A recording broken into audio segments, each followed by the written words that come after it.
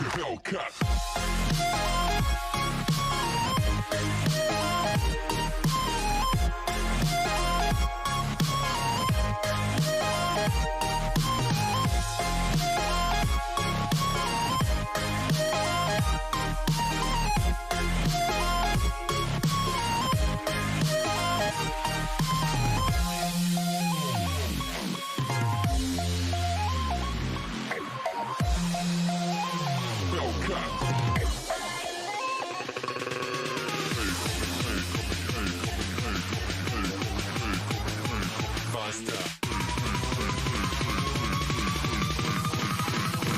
Like a Hellcat.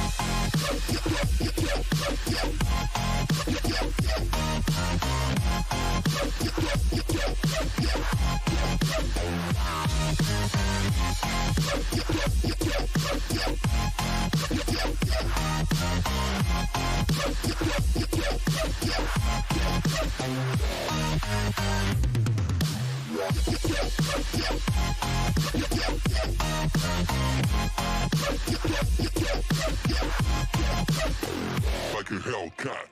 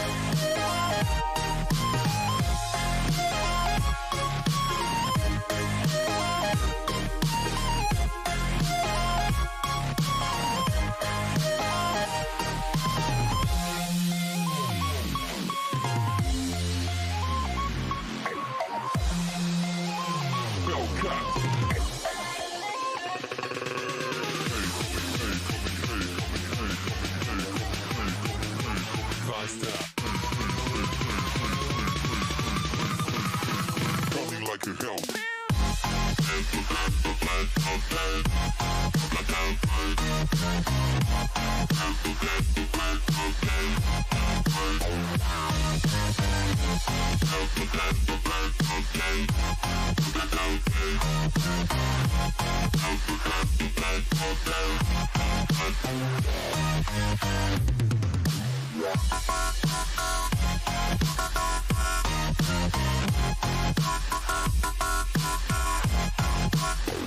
Like a Hellcat.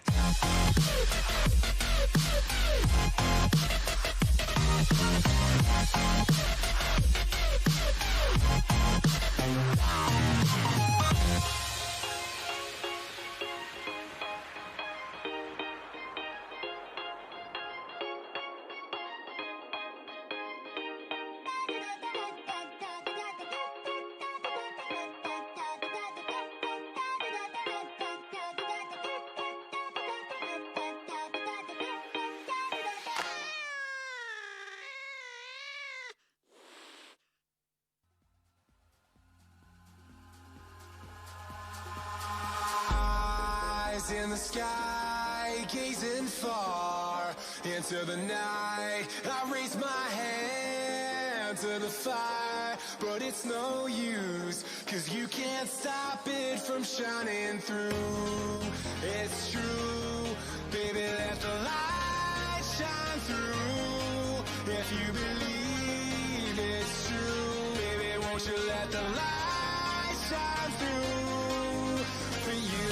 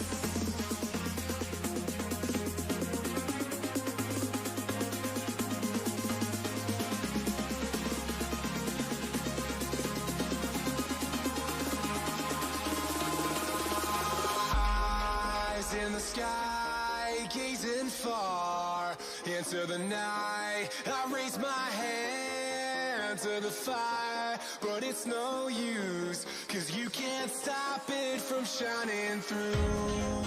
It's true, baby, let the light shine through. If you believe it's true, baby, won't you let the light shine through for you, for you, for you, for you, for you,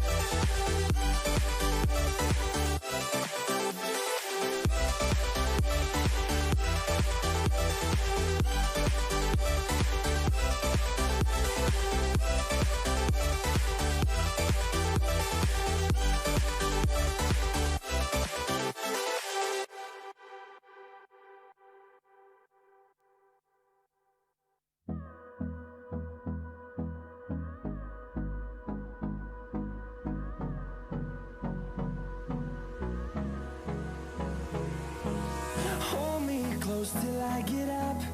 Time is barely on our side.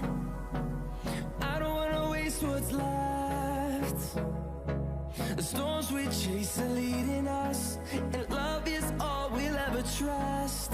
Yeah, no, I don't wanna waste what's left. And on we'll go, through the wastelands, through the highways, till my shadow turns to sun rays. And on we'll go, through the wastelands, through the highways, and on we'll go.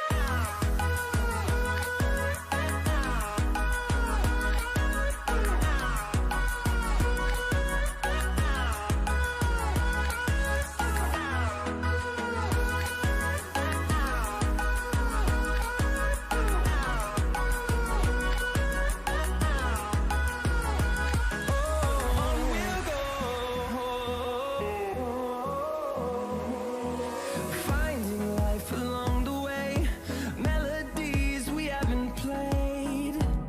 No, I don't want no rest. Echoing around these walls, fighting to create a song. I don't wanna miss a beat. And on we'll go.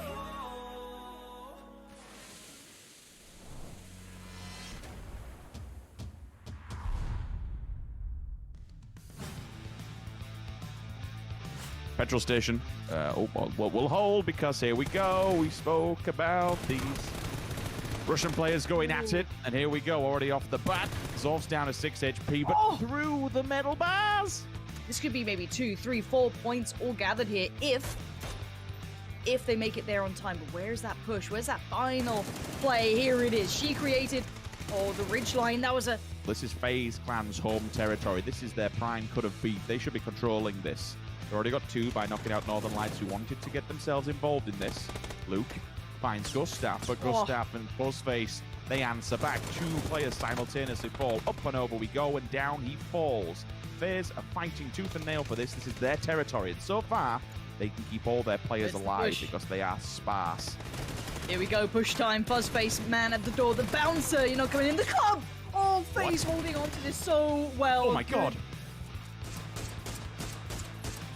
For me, that's an angle. So the one thing I was looking at is that Fate has been pushing. Fate wants to get red zone right now, and it's a smart and aggressive play. It's dangerous, but when you had 3 players alive beside you, it was fine. Ooh.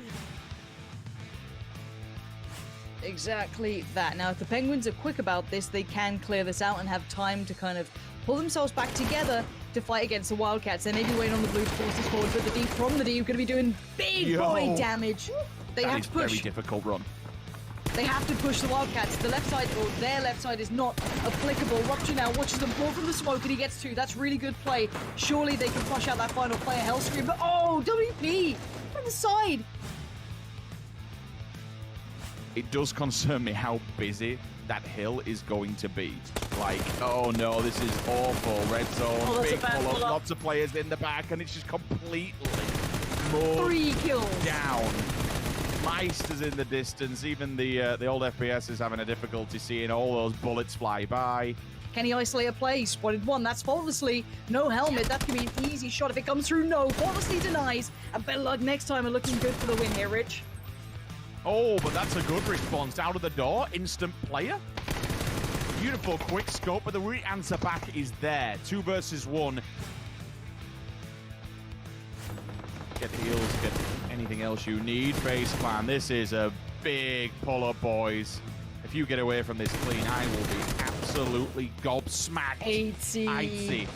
Out of the car and instant to the face of Nailup. You might chase that. You might then apply that pressure right back to him, but now we're seeing rotations from the Besiktas. They've left the compound and they're going on the light swing. This now applies so much more pressure to that western side. Kissing well and truly ready to receive. Good sprays. Look at these connections. This is perfect. Perfect play. And yeah, goodbye vehicles, goodbye chance in this. But there are weaknesses in this. That's a bit of a big play knocks him through the window, but there is a response at least. If you close that door and maybe work off the back of it, hell, just shoot the bugger out and shoot through it. I'm okay for it. He tries to come around as Tico, but unfortunately does get backhanded. Lethal nades down. A massacre for FaZe. Oh, no. This could be a big problem. One nade, one peek. Danny Mon is right there. Sprays in. Tag on Fuzzface. There's the frag. Takes him down. One man still alive. Uber has to save the day, but he can't quite do it quick enough. And how are they standing? Uber goes down and FaZe are white. Bug-related memes and comments we can make, but honestly, I think it's just, Danimon. Oh, no. Make it easier for Party Beat will do it. Here we go. Right. Game on. 3 versus 1. You've built everything up so far. Do it. Even just pull another Party frag. Beetle. 7 He's got is 14 good, I smokes. believe. Put them all down. Confuse him. He's got 7 kills. Put all your smokes down. Come on. Oh, Melman. Did Melman spot him? He did. Let's find out now. Yes, he's got a good idea. Oh, don't you ruin it. He's...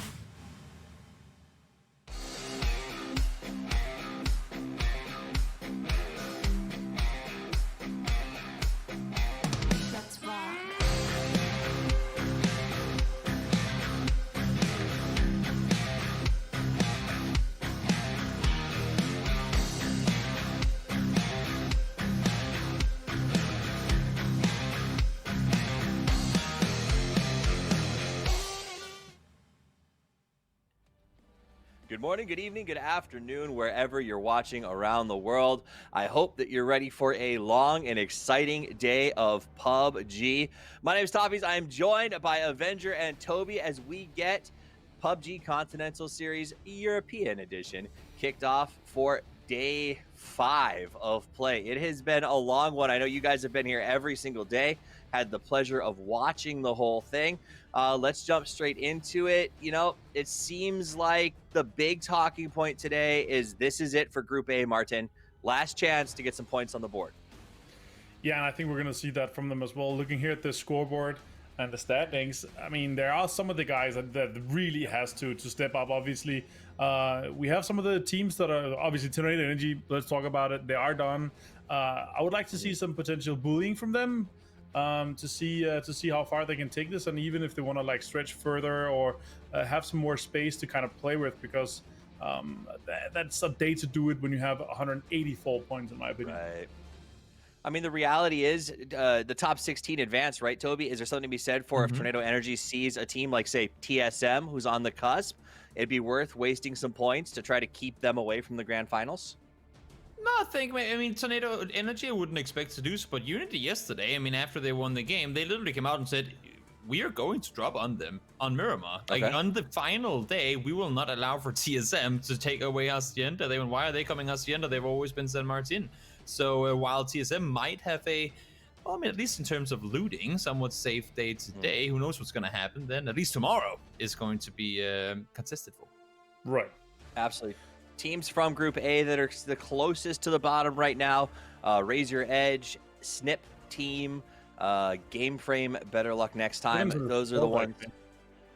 Say what's that? It's actually really interesting because it's actually 7th till 12th that are the 6 teams on the bottom of the left leader side of the leaderboard, and they're extremely close. We're talking 9 points difference, and we're talking about a hypothetical cutoff of 120.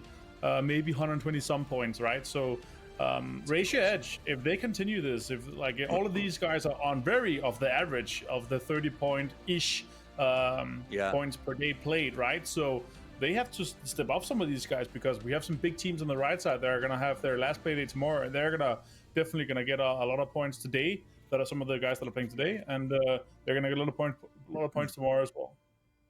So to reiterate, 7 through 12 is Group A. They do not get to play tomorrow, so they have to put their points on the board today.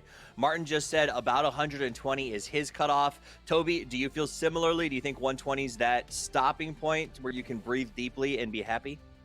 Yeah, it's gonna. I mean, yes, 120 will probably be safe. I think it depends a lot on how many points the likes of Tornado Energy, Liquid, and FaZe Clan, who are already guaranteed, can go out and kind of steal away from some of the teams that actually need them. If they go farming all day long, then obviously that point gap will be lower. But I would say 120, you're safe. 115, you should be all right. 110, you're sitting and watching the games tomorrow, and you're your fingers crossed, probably not even wanting to watch the last game. Right. That's fair. So if you're an A and you can get over 120 today, maybe it's all margaritas and mimosas as you put your legs up and get to watch tomorrow's games. If you're below that, a little more stress. But that's the thing, is you never want in this situation, Martin, to leave your destiny in the hands of the people playing tomorrow, right? No, You want that exactly. margarita and mimosa. You don't want to be stressed out. Honestly, I want to bring out the champagne and say, you know what, 125, 130, then you're done for, and then you're sitting there being happy. But 120 will be my. That's where I think, because that's where we had it on the charity group stage. That's where I think it'll be around. I wouldn't feel 100% safe, but I will say that's where the hypothetical cutoff is for the top thing. But I think it's going to be extremely close. We're talking a couple of points, maybe even 1 point that where it's going to be at. So these guys need to aim for. I actually got asked yesterday what I thought from one of the guys playing today, what I thought the safe would be, and I said 130, you're going to be 100% safe. 120 is where I think top 16 will be ish cut off. So anywhere below that, that's where you start changing out the mimosas with hard liquor, because you wanna drink away the sorrows already, maybe, you know. Now let's talk about comparisons. So yesterday you guys saw AB play for the second time, and go back to those points. This is the second time we'll be seeing AC play each other, and it seems like some of these teams do thrive a little bit better in different lobby combinations. I believe Tempest, last time we saw them play at AC, picked up 69 points overall and had a very good day in terms of that lobby. But you put Tempest in the BC lobby and they only got 12 on that day of play. So as you look at today's teams that are playing, which ones are you most excited about? Which ones are you most worried about? We'll start with you, Toby. I mean, the fact that Tempest went literally clean sweeping on Miramar, that tells me that they should be able to, at least within that group of 16 teams, if not win every game, then I mean, at least they've done something to find their way to late game success, so they should be able to get the late games with it. I want to see them be more aggressive though, because as you said just now, I mean, they had I guess you can say below optimal final day of the first round of the group stages, and the games they had to follow up after those 3 wins weren't great either. So despite their 3 wins, they aren't really safe just yet. So I want to see them go out, get the wins, get at least top placements, and get kills with it both on Miramar and on Erangel. Martin? Well, I think now talking about Tempest, like the amount of points they had, as we talked about, they in 9 points, was it we said, Toby? They had more points in the first game. Like, they need to step up to make sure. Like, I talked a bit and played a bit of the clip, and happy birthday to him of course today, but he was just laughing it off. So I'm not worried or concerned about Tempest per se. I wouldn't be worried about Tempest. I'll tell you who I am a little bit worried about. Better luck next time. The Nuclear Penguins are both teams. It's our last day to play, but last time groups A and C met, they both picked up 19 points sort of respectively for each team. That's, if you're looking at that number, that 120 cutoff that we want to try to get to for mimosas and margarita time, that's not going to cut the mustard. So if you're one of those teams, you now have a historical record, Toby, of your performance in this group. What do you do mentally to fix that? Like, I guess you've had VODs, but what else can you do? I mean, 19's got to get in your head a little bit as you start this out. Yeah, and especially when you look at the teams you're up against today. Today is not the day where I guess we can say some of the lower seeded teams, it's not the day where they can go out and farm the points they need. TSM, Tempest, Tornado Energy, Omag, and Liquid FaZe Clan. I mean, you don't just go up against them and go, oh, let's just get some free points. They're pretty easy to come by. No, they're not. They're going to be hard fought all the way through. When we talked about A versus C last time around, we talked about this as being more of the control group. It's like less of the Wild West gunslinging. And I think for a team like Nuclear Penguins, for a team like Bedlock next time, they need to fight the safe points. So as much as I want to see Tempest and the teams like them go out and just start fragging out early, the teams that might not win that up-close battle, they need to secure the placement points to then start fragging out if frags are going to be available later on in the game. Now, you said you can't just go out and push around teams like Omakin, for instance. Here's my question, though, Martin. Who's been pushing them around? Because with 60 points on the board, and honestly, in both of the groups they've played in, mediocre results, what's going on with this team? This is a team that, pedigree-wise, should be performing really well, and I can't quite put my finger on it. Actually, I think it's because the recent change or deciding that they want to go 100% with GMT calling now. Before, I think there were multiple on kind of it was both Paige, but also a lot of the other guys were also vocal. But I think Gypsy's going to be 100% calling from now on. That's why they got to kind of get 100% control of it and make sure that's what they want to go for going forward. Because you also got you gotta get used to it, especially being as a vocal player as Paige, because he's used to being able to, you know, co-IGL or IGL, especially him being in a position where he's almost one of the front guys, and he wants to be able to, you know, make a call based on the information that is available to him. So I think it's been shaky because of some IGL changes, and I think we're going to see them step up today for sure. And there's another interesting change to mention. We won't talk too much about it, but it is worth noting for those of you who are watching at home.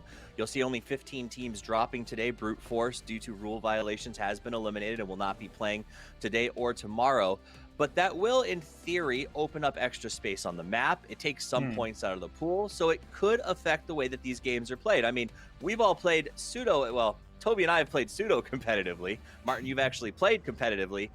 4 less players on a map in sort of a 5th or 6th circle can make a pretty big difference in terms of rotations and things like that. So I'm curious to see how that affects some of these teams as they play today. But I want you guys to know they're not here. If you see 15, it's not that a team didn't load. It is just simply what it is. All right, as we prepare for the games, everyone's in the lobby. We're going to get this thing kicked off very soon. I want to talk to you about your predictions for the day. We'll start off with Toby. Who do you think steps up and just hits the ball out of the park, completely crushes it, and turns up today?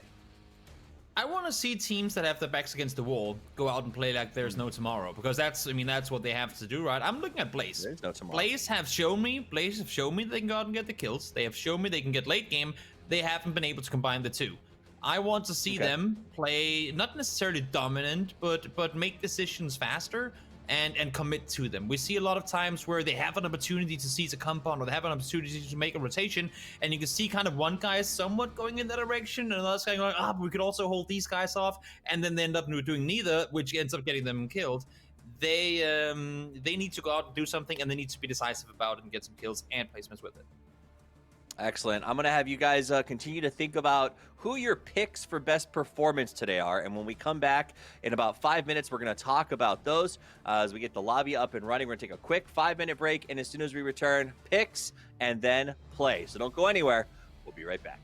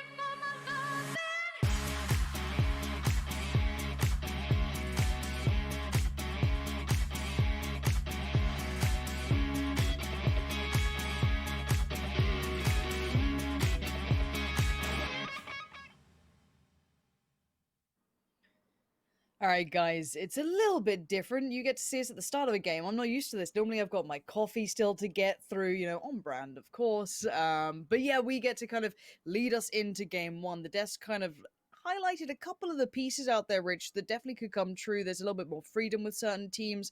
Some are looking, obviously, to solidify those points. Which storyline kind of speaks to you the most here? Which one's catching your eye the most? For me, it's a storyline combined with teams themselves. This is Group A versus Group C. So A are now moving into their second day of the second week. This is their last final 6 games. For everyone else, they've still got another 6 after this. They've still got tomorrow, which will be B versus C. But for Group A, it's kind of that do or die scenario, right? You are going, unfortunately, come Sunday, going to be sat there twiddling your thumbs, wondering, have I done enough? Have I made it? This is really the time to stamp your ground. This is the time to make up enough points to make sure that you have secured yourself a seat on that bus towards the grand finals. Baring was kind of prefacing around the 120-point mark, 130. You're going to be good. You're going to be looking good. Until everything's all said and done, we can't guarantee a final number, but 130 is looking solid. 120, looking extremely well. Anything below that, sub 110, hell, even sub 100, if you're below the treble digits today, once Group A is done, there's a very strong possibility that you will not be qualifying for the grand finals. And the one thing I do miss is Steve's notorious throws to us. It does mean we get to start the game up nice and quick. There was a quick little remake of the start there, hence why we're as we are. But yes, I do miss the, beautiful, poetic throws from Steve. I'm sure we'll have something lined up afterwards. And I mean, it does mean that I have to work on my throws back to the desk. But normally it's just a little bit of flame for James. Sadly, I can't do that. But we do get to look at this lobby. And this, I need to kind of reset my mind to how this lobby went last time we saw this. It was Tempest kind of having a tear, right? This was the big one for these boys. So we'll see if they can replicate that sort of form. But I think some of these teams have definitely gotten a little bit more used to these lobbies now. Difficult playing path to kick things off. It's not the most easy of things. I mean, we have seen North to South planes quite regular, but in doing so, they'll be more centralized, which gives you a straight down the spine. You can kind of go left or right to wherever you want to feel safe and comfortable. But given that it's more aiming to a more easternly path, and even starting quite easternly itself, it becomes a little bit more rough, and this is why we see the whole of the West completely dead and empty. That circle's really good for it. It's trailing that way, so a lot of the pack is already over that way, and they'll be able to get an easy rotate inside. Someone like Raise Your Edge, they're not going to have so much of a difficulty. It is a little bit easy that ENCE isn't in that lobby because they'll be having a field there quite literally here, given their positions they like to loot around on this map. They're very sparse, they're very open. It's workable terrain. They're a team that has been playing a lot slower towards that later stage of the game, but because they're not here, it's more open now, so teams can kind of run through that with a bit more grace and a bit more ease. Bears up towards the north, no Na'Vi, so there's safety up there. That's definitely a team that's going to be put out of position with this one, but again, all said and done, Circle, it's quite comfortable. I'm more concerned for any teams up in the north, Lauren, that think, okay, it's nice and safe here. We'll take that long northern road somewhere around Torre Nuada, maybe even Campo Militar if they really want to swing it that far. They need to remember where this flight path was, right? You need to have a whole picture in your mind to think where teams could be camping or at least even late looting on the edge of the white. Yeah, you're bang on. And also, good afternoon, good morning, good evening to you guys in chat. It's good to catch up with you again. It's nice to see all the... It's always fun for me. I always get to see, Batulins is chilling out in chat. I love the fact that, I've worked in a lot of different esports. Not many of the pros will just hang out and chat and just, enjoy the games. Obviously, looking at the competition, as Northern Lights is not playing today, sitting very comfortably in 5th spot. Well played to Batulins and the boys. But again, it's something you saw. I remember seeing the Liquid guys in here when they weren't playing. I mean, these people, obviously watch the games from a professional standpoint, but it's cool to see them hanging out. So, pick his brain about where he gets his robes from. ask away. But more importantly, it's a really nice community feel. So it's been a good couple of days in a row, so it's nice to have you all here back with us. And we'll see if any early rotations get caught out. In this lobby, my eyes tend to look towards the likes of TSM, to Liquid, to FaZe. FaZe definitely swung up, right? We were waiting to see that kind of like, okay, when's FaZe gonna stop messing around? And we started to see a little bit of that. I think it was just yesterday, wasn't it? I believe so, yeah, if memory serves me correct. I've had a rough night's sleep. The days I'm are not gonna blurring lie. into one. Yeah, at the moment, like, with I all didn't the, sleep much either. It's oof. I'm not It's a gonna bit too lie. Like, warm. I'm quite surprised how, and we spoke about this actually off camera. Like, how many 6 games? It's quite exhausting. And last night, unfortunately, it was about 3 a.m. I heard some rustling on the camera, and I looked over, and we reckon, me and my wife think that my son's probably going to be a sleepwalker when he gets older. No. Yeah, he does this thing where he sits up in bed and he kind of like plays with his fingers as if he's like looking for something or got something in his hand. And there's been a few times I've heard him talking to himself, and I think, good God, what's that noise? Look over, and he's set up. Last night, I got the scare of my life. He was up at the camera. I saw these 2 big beady eyes, and he's going, No, yeah, he's just dude, going, I'd be out. I'm like, oh no, he's awake. He wasn't asleep. Like, if he's asleep, it's easy to put him back down. You just lay him on the pillow, give him his little blanket, and he goes off again. He's all right. 3 a.m., talking, wide awake, brought him in the bedroom. 5 a.m. finally drops off again. I'm like, oh no, it's going to be a bad day. And when I've got the doctors at 8 o'clock as well, I'm like, no, it's going to be a rough one. And then we run out of coffee. Today has been a crap day. No. I'm getting That's the a rant over and done disaster. with now. It's Get it out of been the way. terrible, but PUBG's here and I'm happy. We need it. Like, this is the one thing I do appreciate. The audience seems to be slightly older and oof. Zico, calm down. I'm talking still. You're not meant to be doing exciting things this early on. Easy, Tiger. Calm it down. Nalup's like, all right, well, I guess I'm not peeking that window again. But it's the one bonus of like the PUBG audience being slightly older. I feel like when I talk to chat, I feel like I'm talking to someone like around my age. Like, we can grumble about being tired and having like backaches for no reason. It's nice. It's it makes me feel like I've got people around me. Regardless, my aches and pains aside, I slept like 3 hours in chunks apparently at this point. I've got this new habit of enjoying lore videos. I've now watched the Skyrim or Elder Scrolls lore videos about all the different races and how they came to be. Oh, it's very exciting. But it does put me to sleep. It's excellent. Who needs audiobooks? I just learn about every single piece of lore in every single game. Now, for this one so far, we actually haven't seen any losses on rotations. Normally, as I said, we will waffle and talk nonsense until we see a little bit of action. And now, as the teams are starting to come into all those more central areas, starting to peacock a little, starting to get these tags through like that is, we start to pay attention here. And Clearbit's certainly going to be on notice. Ew. Your Uber is here and it's dangerous. This is a spicy pickup. And out we go. See if they make it out alive. Pretty deadly for Tempest. I mean, they probably didn't want this sort of attention early on. I feel like you're not really hoping for that. But I mean, I guess they are in a 2-2. Whether or not they wanted to be or they were just caught on the way joining up together. But I mean, this is a little tricky. A lot of the teams will be fighting for that similar area. You know, you mentioned it earlier, that Ents area. There's that very famous Ents compound they always played out well from. So for me, this area is quite tricky in the fact that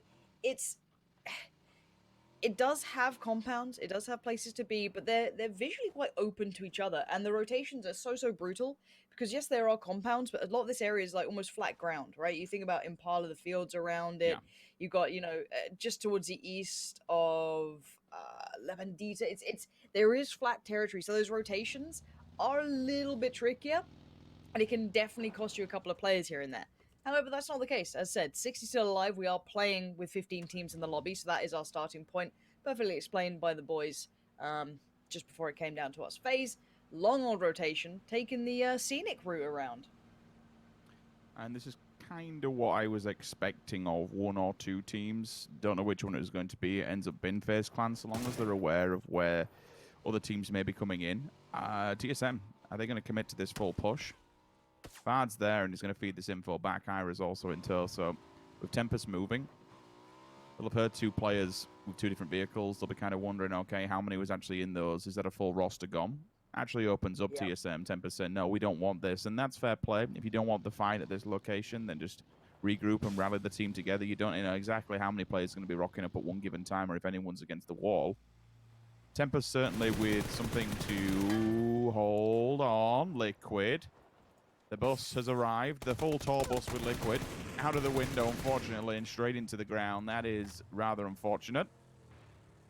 Liquid take it clean. Apocalypse, first victim here on our first game of today. Now, for this circle in particular, oh, it has just updated. I'll hold my tongue for all but a second. I'm going to say this circle I actually kind of like because there's variation options. If it does go only to give us a bit of a more westernly approach, it opens up an awful lot of area and an awful lot of ground. I want to bring that up so the audience can see where it's actually hit.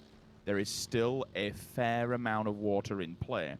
Now, many of these circles, for these ones, we've kind of look at this and we think, all right, it's standard, you know, it's the Impala Fields, la la la la la. We've seen it time and time again, but not necessarily. Holding a good proportion of the map towards the northern edge makes it a lot more difficult to guess where it's going to be. Where Raise Your Edge are between them and AA, for me, is a phenomenal spot. That main road, we've spoken about that scenario and that potential hit. That's a beautiful shot. Oh my word, Ivers. 2 of them. So did he hit the driver as... All right, well, they've just been banged to dead to rights between them. They're holding 2 inside Impala and then 2 outside. That's actually a smash and grab. A really solid play and a really good read of information working in tandem. TSM's also falling.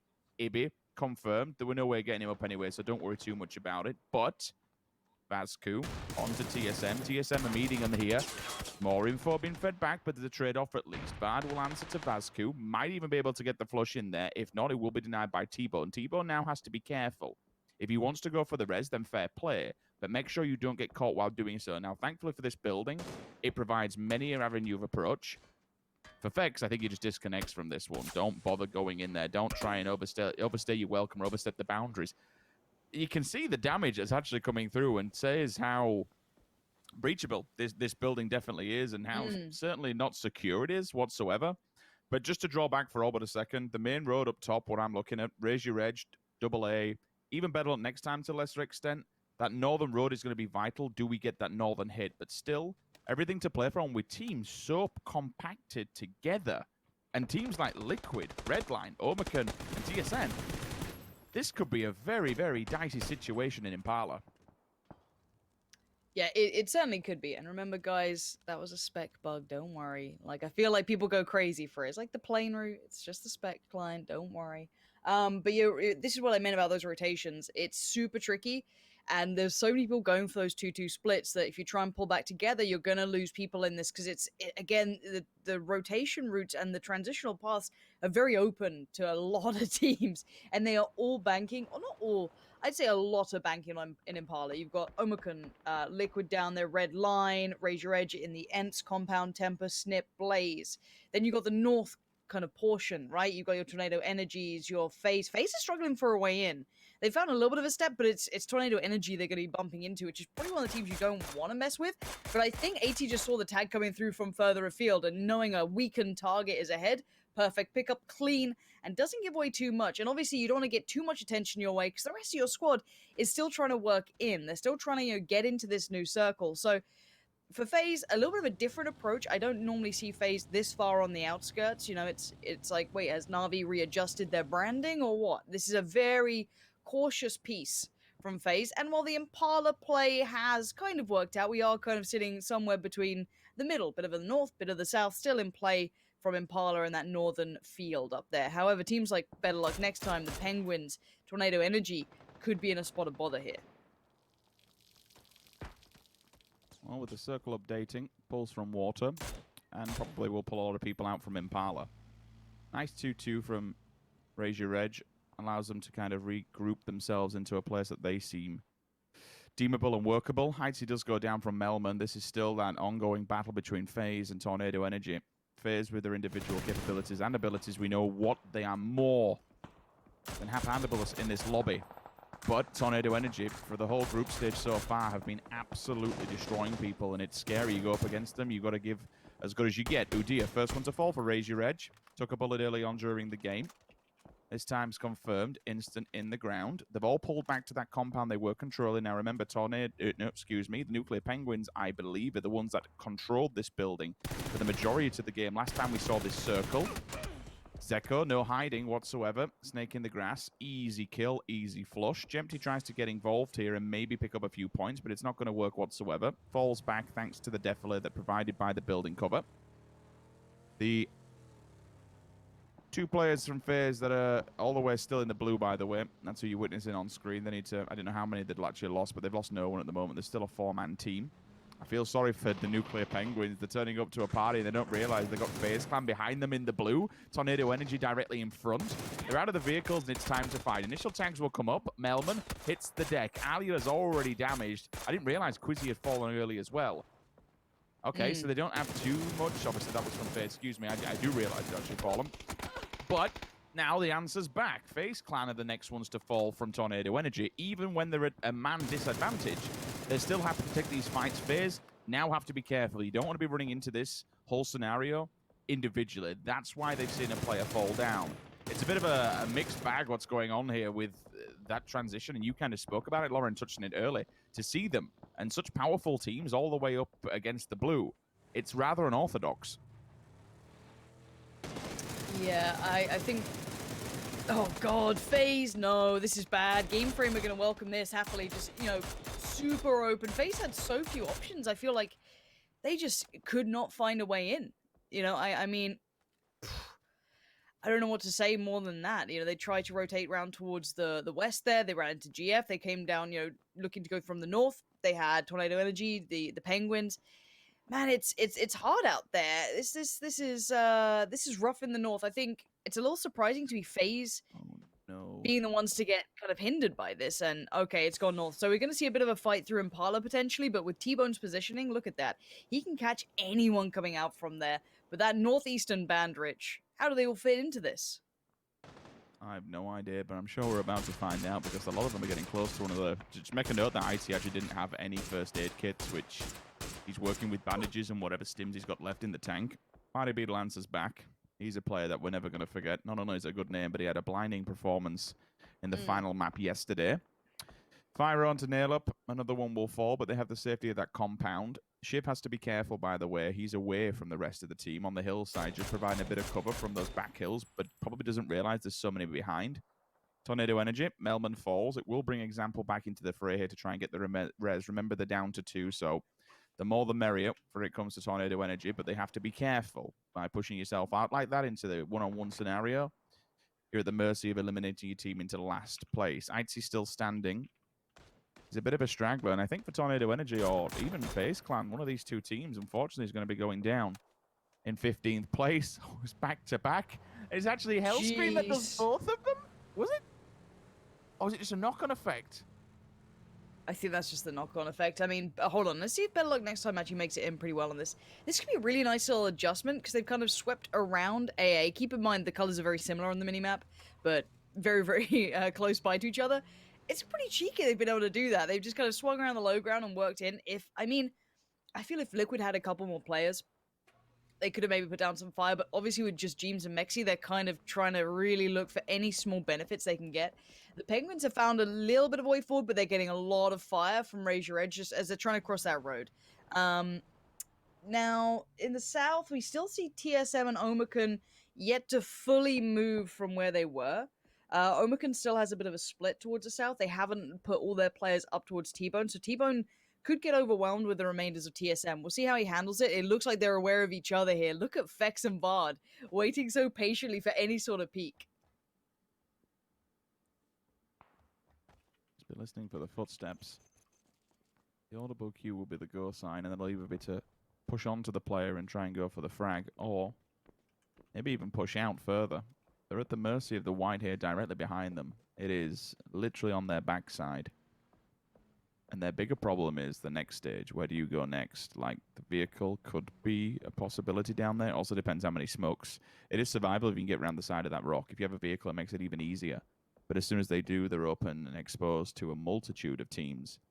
Now, for Omicron, pushing out like that and fanning out so much, could be problematic. They may not realize that TSM is still behind enemy lines, and if so, that will be just awful. If they stepped out at the right time when there was 1 or 2 knocked, even mid-res, you're going to lose 2 players straight off the bat. WP comfortable all the way on the west on their own, no problems whatsoever. Still, it's this northeast side. You have Team Liquid just crunched between Better Luck Next Time on your left and Nuclear Penguins on your right. Like, yeah, for Mexi and Jimbo, it's just kind of keep your head down or you're going to lose it. Goosey, he's the first one to find the first combatant, Team Liquid. Liquid. And now the mortar shells begin. Look at that, bombarded. How is this, right? How are we see? Okay, so, you know, we had 15 teams in the lobby right now. How is Liquid down to just Jeems? How is FaZe already out? What is going on in these lobbies? TSM might be next as well on the chopping block, considering Omakun's just died there, pushed towards them. Belloc next time an AA are clashing in the northeast, looking for a little bit of fight towards each other. Jeems gets the best of Goose. Now, I have to see who else comes out the victor in this. The thing is, I've got a feel GF and Raise Your Edge are about to clash, and they're probably potentially the winners of that northeastern scrap, because all the teams fighting out here right now on the main screen, they're nowhere near that new circle. They have to run such a big gauntlet. And Party Beetle, my main man, the guy who entertains, doing well, up with a nice little shot towards Monkey. You're seeing Jeems there, desperate to stay alive, but with so much attention from so many angles, it's getting very, very tricky. And so many barrels up against you, seeing Fex finding T-Bone, so Omakun aren't without their own bit of a response going on down by the exit of the main town. And, well, Hellscream goes, and we see Liquid going down in 13th. We've lost FaZe. All the big names, you know, coming into this tournament, you know, the best of the best, 3rd and 4th currently, already out. So today's group is going to be rough for some of these boys. Kind of scary to even follow on with that, with the Omakun losing players. Raise Your Edge, gone 12. TSM are down to 1 player. Fex is just standing, and they know his exact position. Omakun have just lost a boatload of players. They may only be down to Page, losing, I think, 3 in less than 30 seconds. That's pretty bad. Better luck next time. That's exactly what they'll be living up to that name, unfortunately. Bogger with a good nade onto Party Beetle. That gives him information where that GF are going to be lurking. Might go sniffing, see if he can get any more, but has to be careful of Snip's position. If they can take the higher ground, they'll be provided vision, and more importantly, information, who's lurking down there. Fex will fall. All these big brand names. Like, first 5 to die. Sub 10 place. If this is setting up the story for today, like, this is going to be another wacky and wonderful day. And just basically how we have to question it. Like, you know, it'll come to a point, Lauren, we're just kind of, okay, well, we'll just play by play everything. You can't analyze madness and chaos, and this is what some of these teams are doing, because they're very, very aggressive. Sometimes there's just no answer to it. You buckle that with how the circles have been playing out for us. I don't know. This is just... Look, it's fun. All I know, we've got some party buses just slowly taking their time. Party Beetles and party buses. I'm happy. Tempest still have 4 here, and my mind rolls back constantly to, you know, them playing well in this lobby, them also, you know, playing well in this side of the map. They had that, you know, Impala moments that definitely kind of stood out to us. And then also, I think, goddamn, we could see more of Tommel. You know, that's all I really want in this, is just Tommel cam. You know, just to see how he's feeling. He's got Jason Statham posters and like blankets in his room. Like, the guy is made to be on camera. You gotta win this, Tempest. Just get it done. Let's get a little snappy about it. Let's look at who we else. Good English, Lauren. Wow, we really are starting slow. Who else is left up right now? WP out towards the west. Snip low towards the north, with GF around the back of them, and wow, out of nowhere, 3 swift kills, and it's gonna leave it down to Croman, who's just been decimated. GF, 10 kills. Arb just went off in that. That was nuts. Good timing, good positioning. Catching him completely unawares, and the spray was exactly what you wanted. That removes a big threat from the northeast, and Tempest are pushing on that. But so's the Penguins. The Penguins are getting a little interested. Redline holding back Lipson for Blaze down in the south, and WP is starting to look towards the center circle. You can't boast enough how good that was and how much of an important frag. To be able to pick those up, it's points, but more importantly, it's ground, it's space, it's safety, and workable terrain that you'll be able to use. You do have Tempest now, with all these shots and all these names in the kill feed. For them, that's 3 points being taken away. It's potential points that are left in front of them that are damaged. We can't forget about the nuclear penguins that could have a knock-on effect to this. Straight away. Tico. Zorf steps out. He steps down. It's rather unfortunate. Hits him with the scar in the face. He'll be out for now. For Tempest, it's like, okay, they're losing players. We need to get involved here. Maybe try and pick up these frags before they get taken away from us. They've only got one, which, all right, a win would be phenomenal. Denies the flush. We'll see if we can get the res on there. The instant smokes are out, but the Penguins are already over the hill. They might be able to see this. If they can, it would be brutal for Tempest when they've had 4 players up to all this time. To only to pick 2 frags before getting murdered. Redline hitting where they can. For me, though, that's a bit dangerous. Any frags that are going to land in front of them is going to be just devastating. Clip has been resuscitated. Him and Tommel can work off the back of it. Wookie Bookie pandas for all but a moment as he does take a small shot. QBE. Smoke walls up. Res is available. Nuclear Penguins, like this team for me just keeps getting better and better and better. The confidence that you can see amongst their movement and amongst their shot, like, it's on point. I mean, it's gone from just kind of like this, like, not a meme, I just thought the name was cool. Oh, Paige is out of there. Do a little spin, do a little dance, you're done for. Dead in the ground, Micah gets that. WP looking pretty good in this. They're holding the south side well, and they've kind of gone ahead of Red Line. Red Line weren't able to move up as freely, and you can see, you know, Himan up there, you can see Nixty's up there. They've got a really nice line of sight. They've got a nice bit of vision, and they can just kind of hold back Red Line. This proves a problem for Red Line. Yes, Red Line could go east, potentially, and kind of swing lower ground, but then you still got Pixel, and again, the fear of the unknown, you know, the better the devil you know sometimes. Now, at this point, we've got to look at what Tempest are doing as well. They're setting up to potentially fight the Penguins, because the Penguins are moving their way, and they've become more and more of a threat, so I kind of like this. I kind of like what they're up to. We'll see. Himan has found Michael. This is kind of, I don't say expected, but you could see the positioning coming through. Redline have not been as proactive. And, you know, Rich, you love to say it. It's the Wookiee with the bolt, right? It is. It's the big boy with the big gun. Let's see if we can make anything work with it. It's a lot harder given his position because of the Penguins behind. He sees one of these, that'd be a cracking shot. It'll give Tempest something to fold on. Thankfully, the Nuclear Penguins have actually avoided them. They've gone more towards the northern edge, and they'll play the space rather than play for frags. Quick nade in. That is in. Good God, if it had been just a little bit further back. That'd have been an easy kill. Heman onto Wookiee. Here we go. That is a sick shot. Lands it, knocks him. Now he's out of place. The smokes will be there.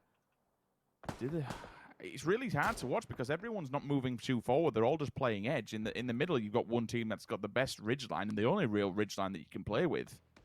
Red line, there's a lot of work to do. That's an open run. Big open field on which way you like. Zorf, he's getting a bit tasty here.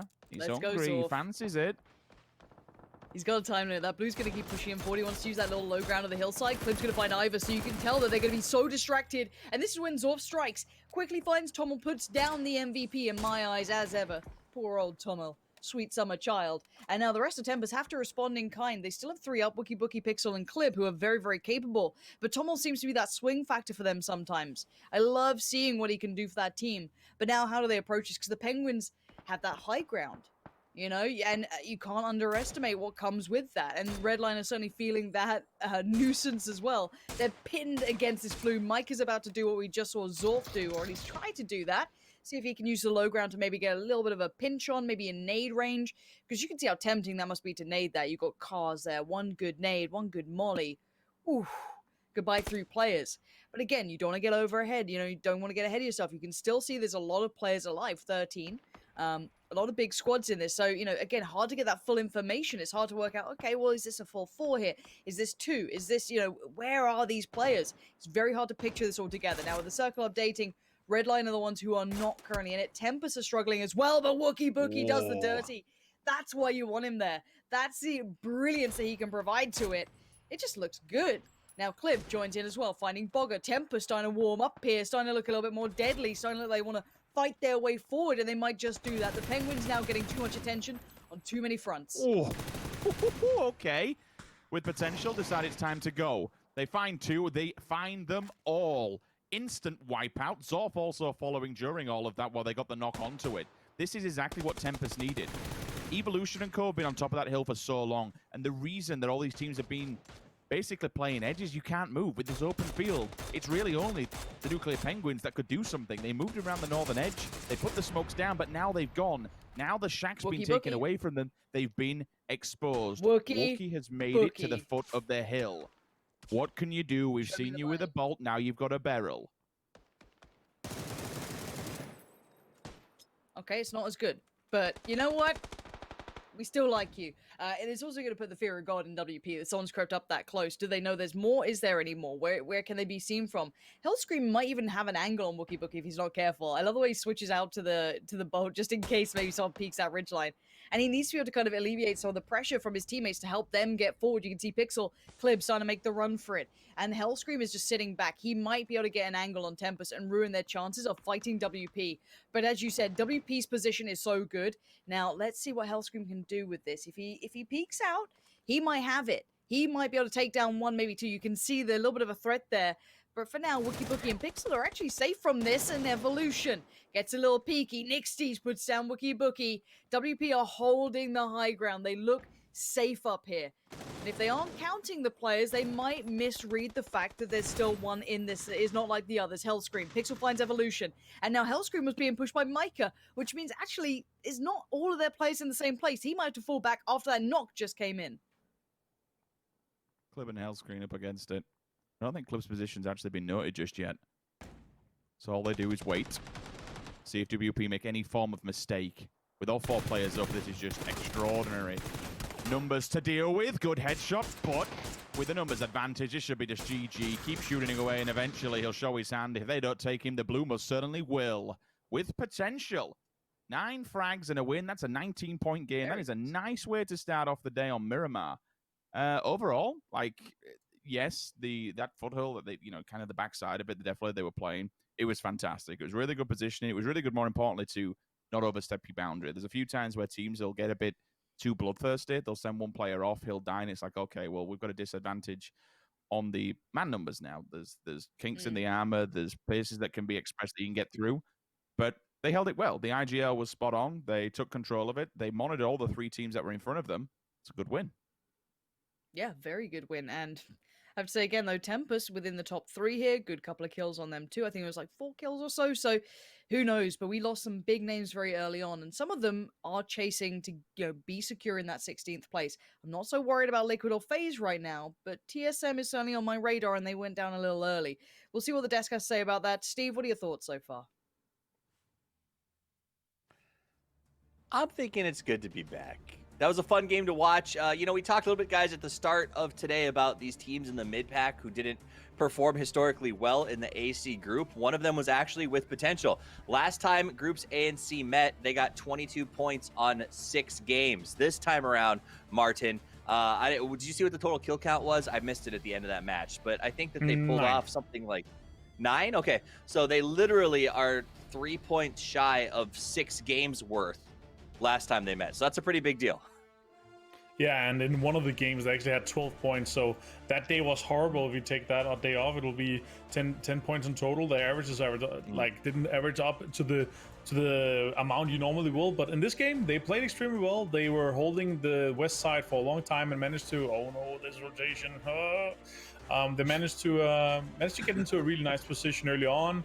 I managed to hold it down extremely well, keeping 4 guys alive for a long time and putting the pressure on the right time and the right position. So overall, with potential, looking to have qualified by the end of the day. Very nice play by them. And yeah, you're right. That might actually give them that sort of 120 bump that they need. On the opposite side of that, Toby, you heard Pansy talking about some of the favorites, or not even favorites, teams that we thought would be a lot better coming in to PCS1 go out early again. Yeah, I mean, there were some, I don't want to say surprising shifts, because overall, I feel like if I can predict circles, then the players have to be able to predict them too. And for the most part, it went pretty much as planned. At least the circles did, but where most teams were positioned didn't. There was a lot bigger of a concentration of teams up towards the north. So when you saw, for example, FaZe Clan they were rotating super slow all the way north around and thought, okay, we might get some room up here if we time it right. they were like caught in between, I think, 5 or 6 teams at one point when they tried to rotate in. That's why you see them 11th place, just 2 kills. They were in a tough position when they came in. And the same thing kind of happened for the other teams too. They got caught up early in areas of the map where I don't necessarily think they would have expected other teams to be. All right, so the Nuclear Penguins with potential, Game Frame, and Tempest, all teams that were, I believe, sitting between 7th and 14th coming into today, have really good first games. Now, I wouldn't necessarily say Tempest was really, really good, but it was still pretty good. 4 kills, not too shabby. And these are going to be a pretty big deal for them as they prepare to move towards tomorrow. Keep in mind, guys, that this is the last appearance of A. So those teams that are, like, say, the Nuclear Penguins, for instance, they need to have a good day today. And so we talked about earlier, Martin, seems like they're stepping up, particularly with potential, the Nuclear Penguins and Game Frame, all A group teams who have to start strong, they do so. Yeah, and it's 90 plus points teams that are now getting 19, 13, and they're off to a great start. I know. I mean, I think they know. Obviously, they are fully aware, but they're really showing up here on the last day of game play for them. So it's super nice to see that they're able to do so. I was surprised to be able to see Game Frame getting away with that many kills. So it was really good for them. They're one of the teams that I don't think too many think too much of just yet. But they're really here to show that they belong here. So that's very nice to see. They've been... Game Frame's a good talking point as we kind of look at the damage leaders and stuff right now, because they haven't had high expectations. People haven't talked about them a lot, but they've been consistent. If you go over their past performance, they're getting between about 20 to 35, I think, per day of play in their respective groups. They're keeping numbers.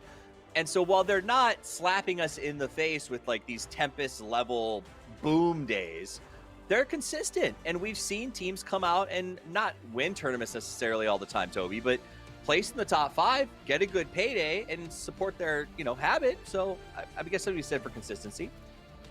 Yeah, I mean, I'd say consistency on their part is good too. Would I want to see that average number maybe be bumped up by 1.5 or 2 points per game? Yes, because I mean, if they get 30 points per game or per day, then that's still going to leave them at the 120 by the end of it, right? So that's where we were saying, oh, you might be and you might not be. So that's, I mean, an average like that is not gonna get them to the top of any grand final events. They need more than that if they want to get up there. But for sure, for a team that has had very little footing in like the top level of European competitive PUBG, I think that's a very good showing from them. So let's take a look at the standings real quick. Tornado Energy still up on top at 185, despite sort of quietly being in that one. Tempest does gain a position as they rise just a little bit. With potential, though, moves to 4th place at 117 and comes very close to what Martin has projected as sort of the margaritas and mimosas stage, where a couple more points, a little bit of consistency going forward, them, the Penguins, both of those teams should be qualified for the next round. A reminder, guys, as you look at this leaderboard, the real sticky point is right over there between 14 and 18, because the top 16 teams move on to the $200,000 grand final. This is just the group stage. Yes, Martin, there's money on the line, but it's not the same amount of money that you're going to get if you make top 16, right? No, there's a different amount of money for 24th to 17th, and then you start bumping up, and then it becomes very fun if you end up in the top 4. So you have to get started now to get into that. But I'm looking at the right side of the leaderboard. We have some teams that are playing now. We have actually none of the teams on the right side is there like on their last day. So those guys, they have only played 13 matches. So they're, I don't want to call too much on that. But on the left side though, Ratio Edge, they need to step up. Yeah. 90 points with 5 to go. They need to step up considering everybody else that has their last day is literally ahead of them. Well, and I think it comes down to Raise Your Edge is also, like, if Better Luck Next Time doesn't quite make it, right, because they're done today, everybody goes, well, better luck next time, get some points, it'll be fine. Raise Your Edge is a team that was invited to be here. They're made up of a very high-quality pedigree. They've got Crimson as their sort of manager representative. He's a great sort of corner man. So teams like that, we expect them to be very comfortably on their last day of play, probably in the top 8, if not 5 already. And that's got to be frustrating. So what do you do if you're Raise Your Edge, Toby? You got a couple of seconds to tell me, how do they fix this? Communication is everything. You gotta know where you have your teammates, you gotta know where you have your opponents too, and it seems like when it gets chaotic, they kind of just throw the balls in the air and expect their teammates to grab them, and it's not always the communication is there for them to be able to do so. They get stressed out in situations where maybe they shouldn't have, and I want to see them be able to turn that around. Well, the only thing that beats chaos is communication. And let's head over to the kings of communication, the dynamic duo bringing you all the action in our second match of the day in the desert. It is none other than Simsy. Let's just go with Simsy. Pansy and the Sims. Sims, the Sims, Simsy. What is up, buddy? No.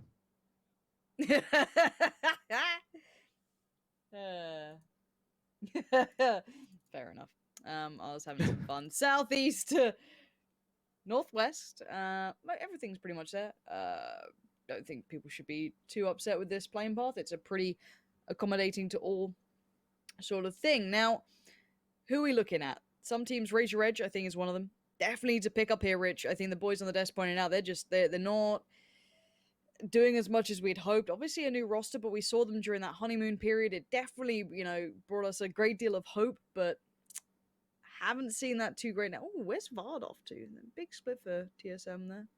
Maybe over at It Graveyard kinda for now. concerns me See if how there's any split. We looked at them from, DreamHack, and I know we're going back a fair bit. It's a good few weeks now, but we looked at them thinking, oh god, yeah, this is a solid roster. There's some really good positive signs of life here. There was Monkey doing the interviews, like, yep, playing up to nail up, rush and push kind of more aggro play. Things are working. We've got a few little bits and bats that we need to fix in Erangel. Fair play. Then came the Charity Invitational, where it came down to the very final game, and if we'd have seen a few more decent games out of Unity, they'd have jumped them, and they would have been the only team that didn't make it, basically, from who was invited towards it. They're kind of in this same point now, and it's kind of worrying when we look towards this group as a whole. 23 points in total after round 7, and when you've got teams that are, well, pretty much double them. Tempest is an anomaly with 78 just because they had 3 wins in a row. And even when we go back to Miramar again, they're in 3rd position, right? It's points every single time with 4 frags to boot. But it's just not, it's not really good. They've not had a top 3 finish within this group thus far. Overall standings, where do they kind of sit as 12th? Yeah, it's worrying, and we're getting towards that point where we're like, Ents, Raise Your Edge, what's going on? Navi's kind of the one for me where thus far, I know they're not in this lobby today, but we're like, whoa, what happened, boys? Yeah, what's going on? I feel like that's an anomaly. Enemy spotted. Tell me you've seen that meme. It's just Yep, I have. Enemy spotted. Enemy spotted. It's great. It's brilliant. To anyone who's not seen that meme, sorry. You should just Google it. It's good. It's like 3 seconds of your life that you'll commit to it. But it is something that's just a little out of the ordinary. I think Na'Vi might be struggling with these different teams in the lobby. They haven't been able to play their same game style that they've been honestly very comfortable with for such a long time too. I mean, and that's the bit that confuses me, because they've applied this game style to many lobbies. It's not like it's just the the PEL sort of approach where it's just, we only could apply this against the X amount of teams we play in. But I don't know what's hindering them from being able to do it. If it's specific teams, if it's simply their playstyle is being hampered by not being able to predict some of these lesser known teams that they haven't had to play against so much. So I do feel as though we'll see a swing up from Na'Vi. I do just worry. I mean, out of all the teams down there, Na'Vi's one that I don't worry as much about. I feel like they can pick it up if they need to. But, when I look at someone like Ents, I worry that they don't have that next gear to shift into. Even though they do always seem to just scrape through in the final day, I'm a bit worried about that. This could be an early pull-up. My word, they are just... These cars are just flying in. They are not stopping anytime soon. Yeah, WP full on sending. Quizzy has kind of peeled away from his... Oh, his buddy. And Oh. backseat, bye-bye. Evolution, nice try there. And from first to last, it could genuinely happen. Well, they've had to commit to it, given the open ground they've already moved against. There was a certain point, I think you call it the equilibrium, where it's like, okay, do we run away from this or do we have to take it head on? They've had to take it head on, and now they disconnect. But unfortunately, it's going to be with casualties. There could be even more. There's a player in there, sub 50% HP. More blood comes out the back, both of them extremely weakened, and oh my god, he's still hitting them. He's tagged the back tire as well. That is devastating. First place, almost bowing out in 16th. The problem is the vehicle's knackered, the players are already tanked up, and now they've got another team to deal with. Headshot comes through, 63 HP, and a ball of flames, or we could say goes out blazing, quite literally. Lazar picks them up, and 5 minutes. They've left the lobby. Well, that's a 0 to 0 if I've ever seen one. Maybe they just need a break. You know what I mean? They're like, oh, we played pretty late last game. I need to make a sandwich. I'll go make some lunch. We'll come back next game, don't worry. 5 minutes, a full team wipe. That's pretty wild. Let's look at these rotations, because a couple of the teams are getting quite close by. You know, Tornado Energy getting a lot of attention early on. They've just managed to get out of one fight, and now they're right in another. Alia there, already going to be finding Fate, down to 8 HP, and picked up by Alia. These angles, these aren't close, man. These are pretty wild. These are pretty far. Alia's doing well to find Fate and getting the flush. This is a big performance to start off with. This is comfy. This is looking good. This is looking pretty deadly overall. FaZe this time opting for a far western approach. Not surprising considering their drop spot. They can swing around towards the north, but AA aren't too far away, and 8C will be behind maybe 2 or 3 of these players. So this could be interesting. It looks like FaZe has pulled up, and Dreamful, you might have just spotted that. Bit of a blunder. Hitting the rock. It allows Gustav to get a few shots on. And again, Bonk. it's okay surviving, but you're just kind of hoping that no one's ahead of you, because you turn up, sub 30, 40%.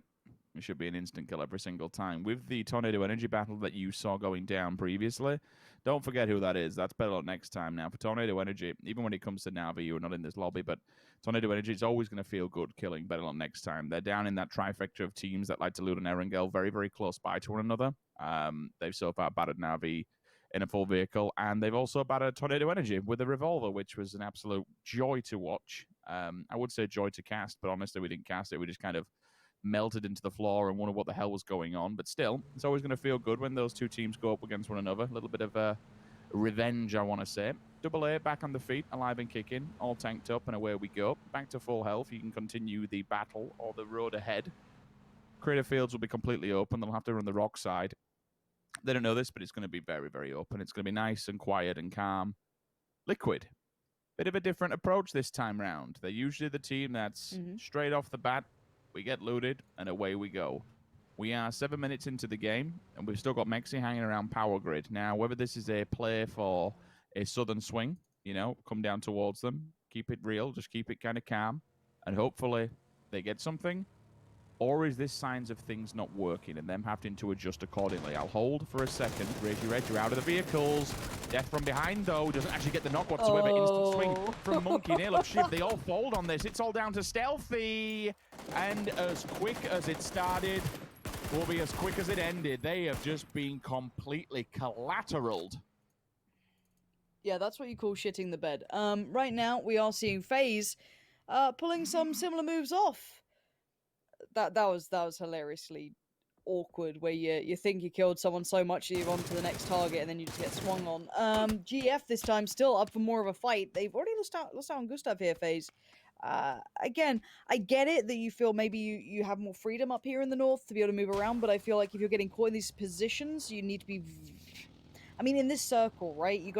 I gotta feel like that's a bit of an issue if you're getting caught off like this. Let's watch this one back.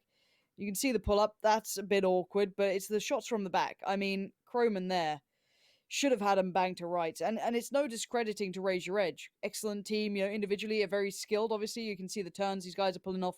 But if a player's got their back to you, you shouldn't be missing that much. No matter what. I mean, it can happen. It always feels like the sitters are the hardest to land, but gotta do a bit more than that. New circle.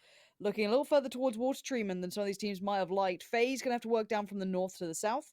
You've got Liquid kind of pulling up very close towards Blaze and Omicron, so this could be quite fun. Could be. Vehicle flip, they'll take the buggy. Never a big fan of being on the back of that thing. Very exposed. Jimbo, deeper inside the circle. We mentioned Team Liquid going off on their own a little bit. Jim seems to be doing this. I've got to call it as it is, Lauren. There is many a time that we see Jimbo going down early game. It happened a day or two ago, probably around the same area, to be honest with you. I mean, it's always better to lose one man than the entire team. I'll always stand by that. But like, yeah, going in the open where there's no real place, no hard cover. I'm all for scouting. I'm all for that. You know, good scouting equals good rotations. Good survivability equals late game. But when you're going out into open areas like that, I mean, I'm not a pro player, but it seems to be a factor that is of Liquid not being able to make it to the late game with 4 players alive. I mean, I think back to the days of when we first saw the real scout take the lead. Jempty on FaZe Clan always been the one that just bombed it in on the bike, but his survivor skills, he did pretty damn good. You know, he was the one that kind of set the bar for being able to scout for G-Core back in the day and really set that bar up. Yeah, we shall see if any more members of FaZe Clan fall, or lo and behold, it's Mexi just holding the baton on his own in Circle 4. I mean, he can do it, can the guy? I'll give him credit where it's due. He's got a cracking shot on him. Circle, pretty steady away, to be honest with you. TSM, centralized, raise your edge, move more towards water treatment, give them something to work with. FaZe Clan have to come down from the safety of the crater eventually. Where they want to set up shop is a different question altogether, I suppose. To the left of Team Liquid, those compounds are going to be open if ITC can scout it properly. Even the main road, they could pull a 2-2, which gives them a foothold into the circle on the main road, and also a foothold on a priority compound more towards the south. I don't know. It's all quiet on the Western Front. We'll have to see where this one shifts to. Good time for teams to be setting up, like something like Raise Your Edge here, because they know the safety. I'm okay with this. You've got the Defler that you can play off of. You've got the water treatment sink, so you can kind of fall back. But they're just trying to find what's the best avenue approach for this next circle when it pops. It's going to be quite telling, isn't it? I mean, you got to feel like TSM's looking pretty good. I'd like to see TSM do well here. A nice end game from them. They've got 4 alive, pretty good position. A little unfortunate for Liquid. I think you're right to highlight it. I want to love Liquid. You know, I want to see them back to their form where they're formidable, but you're right, it does seem a little hit and miss sometimes, and I want to see them back on that high level they can reach. Again, they're in 3rd place. Do I need to be as critical of them as I am? Probably not. But they are a very good team, so it's like when you don't see them doing that all the time, you're like, or give themselves the best chance for it. For now, though, let's see where that circle heads. Ooh, north of San Martin. So moving away from water treatment, TSM's position was certainly not bad. I look at Liquid now as I was talking about them, and this is kind of a hard plateau to hold when you have 4 players. Now, when you have 3, you're going to spread yourself a little thin. Tempest could try and exploit this if they want to. They should get vision on it as well. Keep in mind, Mexi's out in the open. I hate the 4 times on anything like this. Any 7.62 looking rifle. Absolutely detest it. Can we get a hammer scope yet, please, PUBG? That'd be nice. But yeah, for now, Wookie Bookie and the boys. Ibby's above this. If Ibby kind of senses this is something that's happening, here's something, he could do some work here. But again, he's out on a limb. And there's the first bit of contact. Ibby, does he play off this, solo? Does he play cautiously now? How does he want to approach this? I think he's just going to hold, which I'm kind of okay with. Circle 3 moving into a decent place, at least. You've still got time to do it. It's a relatively safe area. And you said with being a man down anyway, you don't want to just be running off and dying. It will be hard. We have seen, I think it was DA who, not so long back in the charity, just completely collapsed up there when one team pushed onto them. It's not easily defendable for multiple teams. If you can get inside of it and let them come to you, then yeah, you're sitting pretty. It's a decent run. Got another 1:30. And then the blue will be here. And we'll be moving on to a new, hopefully better pastures for some of these rosters. The northern edge of the circle looking a little bit tight-knit. Tornado Energy 2-2. Better luck next time, AA. Pretty much toe-to-toe. GF just trying to find a place to call home at the moment. It's something. I don't really like it, but it's something. Just a bit of a dip for now. You'll be able to lay down behind the vehicle. But in doing so, you attract attention. The vehicles make a lot of noise. They can be heard. The audible can be heard quite some distance. It's a big old thing in the middle of a sandy area. Of course it's going to ring an alarm bell. Right. Monkey I'm will looking find towards and that top band, Rich. Because that's There's a getting lot in busy there. now. As soon as Raise Your Edge come Yeah. over, that's going to put TSM like in that mindset of, okay, well, how do we control this? Obviously, we don't want to give them the ridgeline for free, but also if we push out of where we are, you know, Blaze can see us, Omakan can see us, and the Penguins, sure, they're kind of slotting in, but you can see it ain't much, right? As you said, you're proning down, trying to use any bit of cover available. Better luck next time. Crammed in. Tornado Energy, bold in a 2-2 split. That's pretty nice. They can kind of be the gatekeepers, the guardians of that northern approach. Looking at FaZe, big portion of the map towards the west. They've kind of taken over a nice spot, actually. You know, if they had 4, I'd be really, really pleased with the spot they'd actually taken up there. Now, Raise Your Edge have managed to get their final player over. Monkey has managed to join the others. Let's see where this goes to. South or north? A little bit northeast on this. Okay. Blaze, you know, real strong position. You can see Raise Your Edge instantly wanting to get towards TSM. Now, TSM only have 2 players here.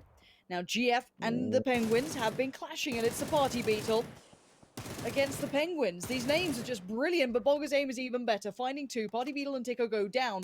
You've got Bogger now holding the lines, getting these flushes, getting everything going. And Arb, last time around, did get a good couple of kills as well. Going to spot out better luck next time. It gets busy in the north now, Rich.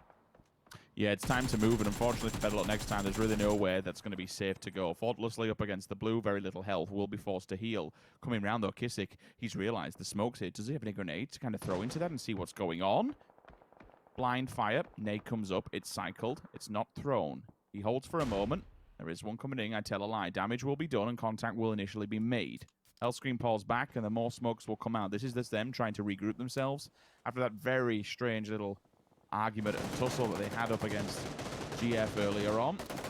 Shooting off the back of the vehicle. Melman's making good work of it, to be honest with you. It causes them enough distraction that Melman can get it. Excuse me, Alia can get involved here with the Mark 14, but he has been flushed in the middle of the road. Being so open, you would have expected that. Dream for you down. Smokes are up. Still, Kissick. Response there. It's been allowed by TNP, been able to rally themselves back into this, get back up to full HP, and then assess the situation at hand. Quick blind fire through the smoke, see if we can get a quick tag. You won't know until he goes down, unfortunately, but nevertheless, more tags are coming through, and that's from his own team. You can see the green figure, which suggests and tells you that it's come from the Nuclear Penguins, so that information is fed back. Kissick is knocked and confirmed. Comes down to Arctics now. The last stand outside of the safety net, not inside the circle. The Nuclear Penguins can kind of sweep on this, to be honest with you, and it might do them a favor if they do push this, given the fact that Arctics and Arb are lone rangers over here. Arb, over peak, 762, not going to be good enough this time round. Arctics, be careful how you play it. Don't want to get shot here for no reason. It's a good trade-off. You don't get the point, but at least you get the capabilities to keep on going. For how long, I don't know. You know, just given Tornado Energy's a place on the map and given that he's still outside of the white. If he's got no smokes, he's all kinds of buggers. Raise Your Edge. Full 4-man stack. Flash nades are out. We'll see if we can get the pop push. It's one of those buildings where you have to kind of clear the middle. Molly. Oh, he's tagged him. These days with mollies, you have to do too much. You got to get a heal off there, Miracoot. Got to be careful, bud. Iro's there, and with the smoke in place, thank you, observers, for highlighting how hard to see that is. Raise Your Edge making it very hard work for them. TSM are kind of pinned in here, and Blaze can see the other side. Blaze have been kind of firing off shots. I think TSM might have tried to maybe move around the compound a little bit, and then, well, couldn't move. Monkey's making a bit of a go for it, using the outside area, trying to find another angle to apply pressure. It's good, but it does mean it's a risky position. If he goes down, the revive is less likely, and he might get the attention of Blaze. I'm not sure if they can see the angle he's working with, but these two players are now out on an island. Miraku and Iroh, it might be just damage time. You might just have to try and, get the flushes, get the kills, do what you can, because you're not going to live peacefully with your new neighbors of Raise Your Edge. Now, Fex and Vard can't help him out, and I want to highlight Liquid taking this compound. They must have spotted that Blaze moved the other two players away from here into the bigger compound towards the east, and they slotted in perfectly. It's managed to avoid FaZe, it's managed to avoid Tempest, and all of this, and Raise Your Edge still looking like they're ready to go here, but are they actually going to push around this corner? It's a very risky push to be had. It is, but to make it through the hallway was half the battle, right? With it being a bottleneck, if they can get Monkey around the opposing side of the door, then they're really in the money. But you'll be able to hear the footsteps. Here we go then. One. Not going to be good enough on the stairs. Instant trade back. Beautiful push in from Raise Your Edge. Yes, they have 2 knocked, but no one gets flushed. There's no time in order for them to do it. Oh god, look Good, at FaZe on the solid mini-map read, right now. good, solid push. Yeah, FaZe have just kind of bombed it center, right? And honestly, I think they may even die there. One solid nade will just kind of... Are you here? The spirit I love it. has taken over. I mean, I was get a it. full Take DA up.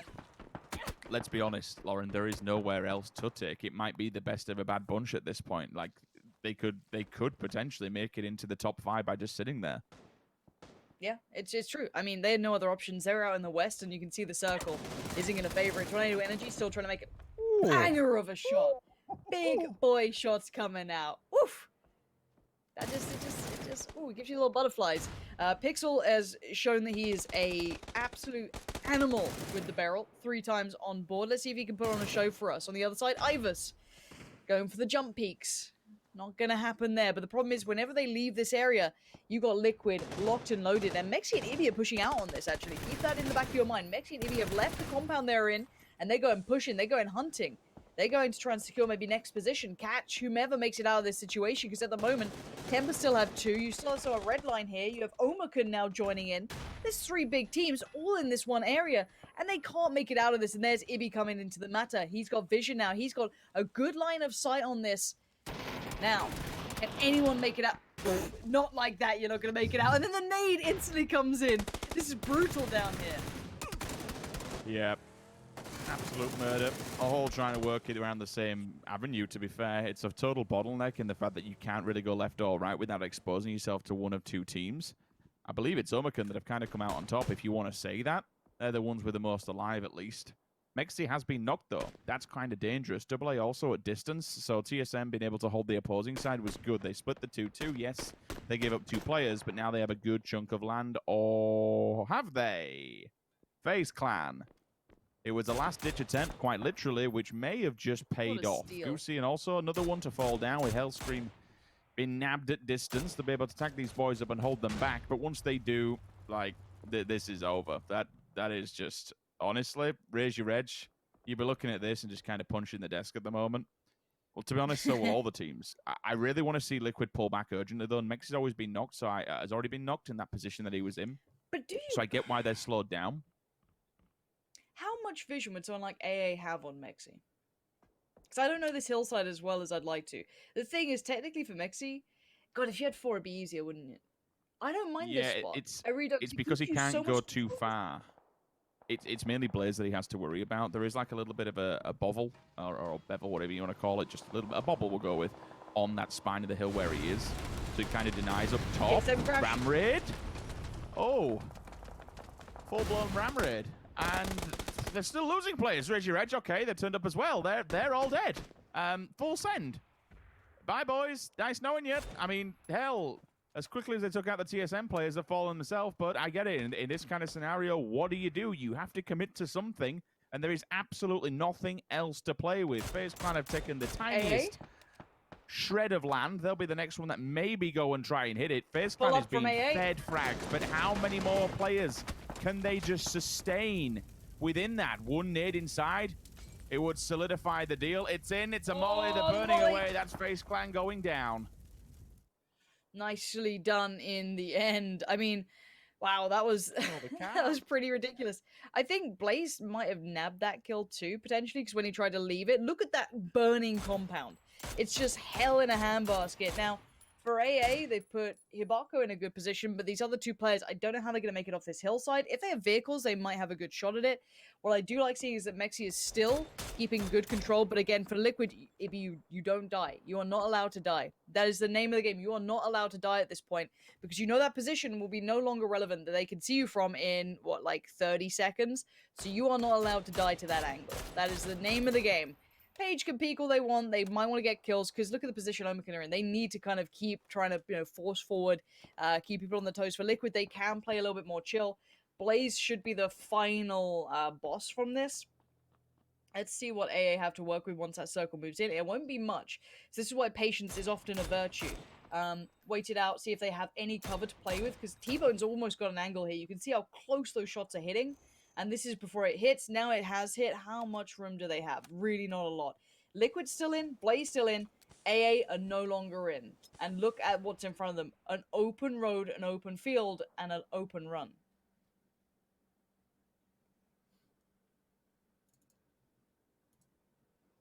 Blaze just fortified up at the moment. Even backed up by that main hangar in front of them. It has windows up top that you can stand on. Like a little inside office blocks that you can just stand and work within and look outside, protect your body. Yep, you are just a little peeking head.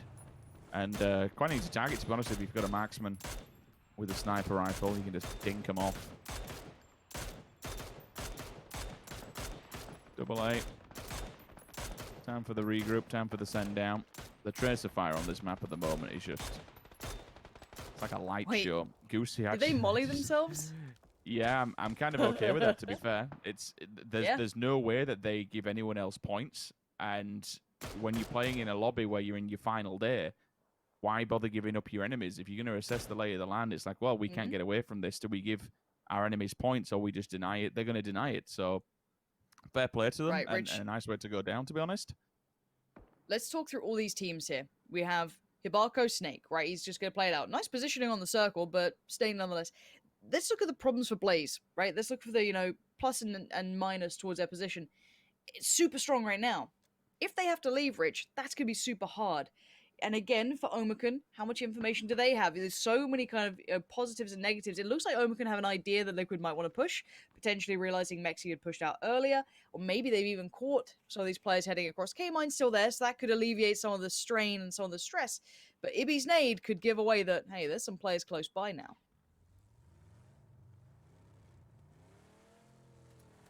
We'll see. Vehicle noises most certainly a telltale sign that it is something lurking in the distance. It's Page, instant kill.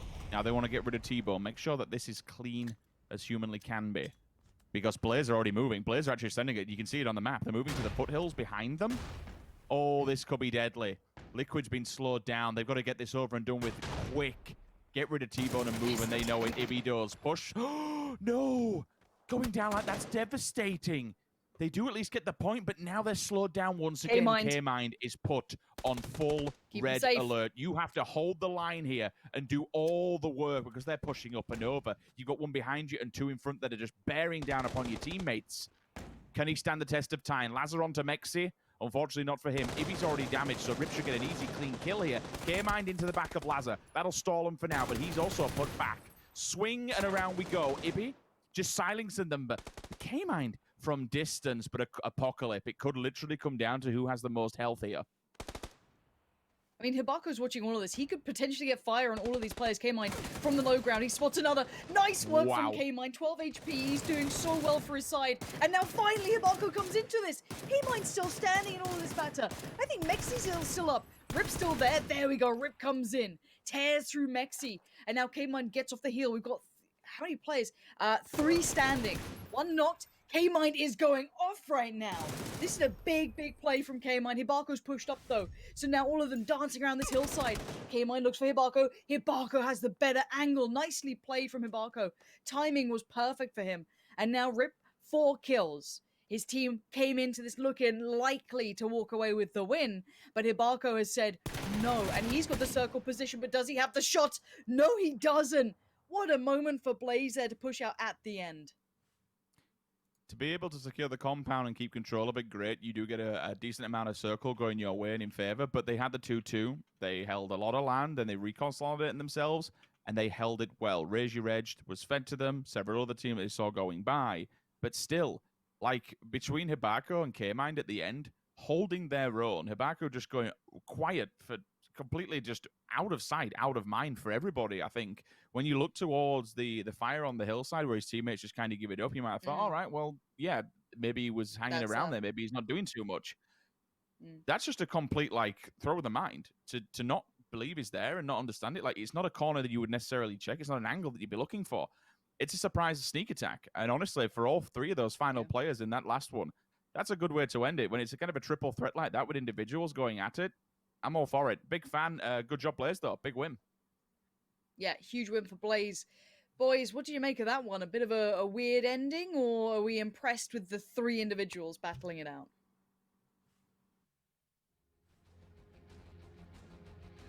Oh, you're muted, Toughies. Toughies is muted.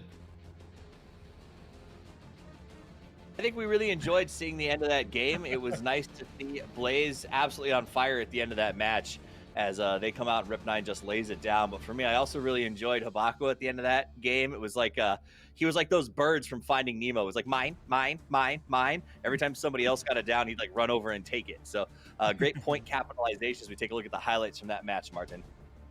Yeah, this one had all of us laughing with potential. They tried to pull up onto the Energy just off a great game for themselves. So they're like, yeah, we're just going to pull up and get some kills and get in without the 120-point mark. But nope. So the Energy, they strike back and then they go straight to Blaze. And they set them afire, of course. This is also another, which is kind of typical for me now that you have some situations where I've completely forgot this actually. They got 4 kills in the beginning, Raise Your Edge, and that should have started a great game for them. But they hesitated a bit, and the 2-2 send with the bikes actually was unfortunate, straight into Blaze as well, which ended up winning the game. Toby? Yeah, I mean, we talk about do or die time, right? The teams that we're seeing absolutely YOLO across the map for kills are the ones in desperate need for points.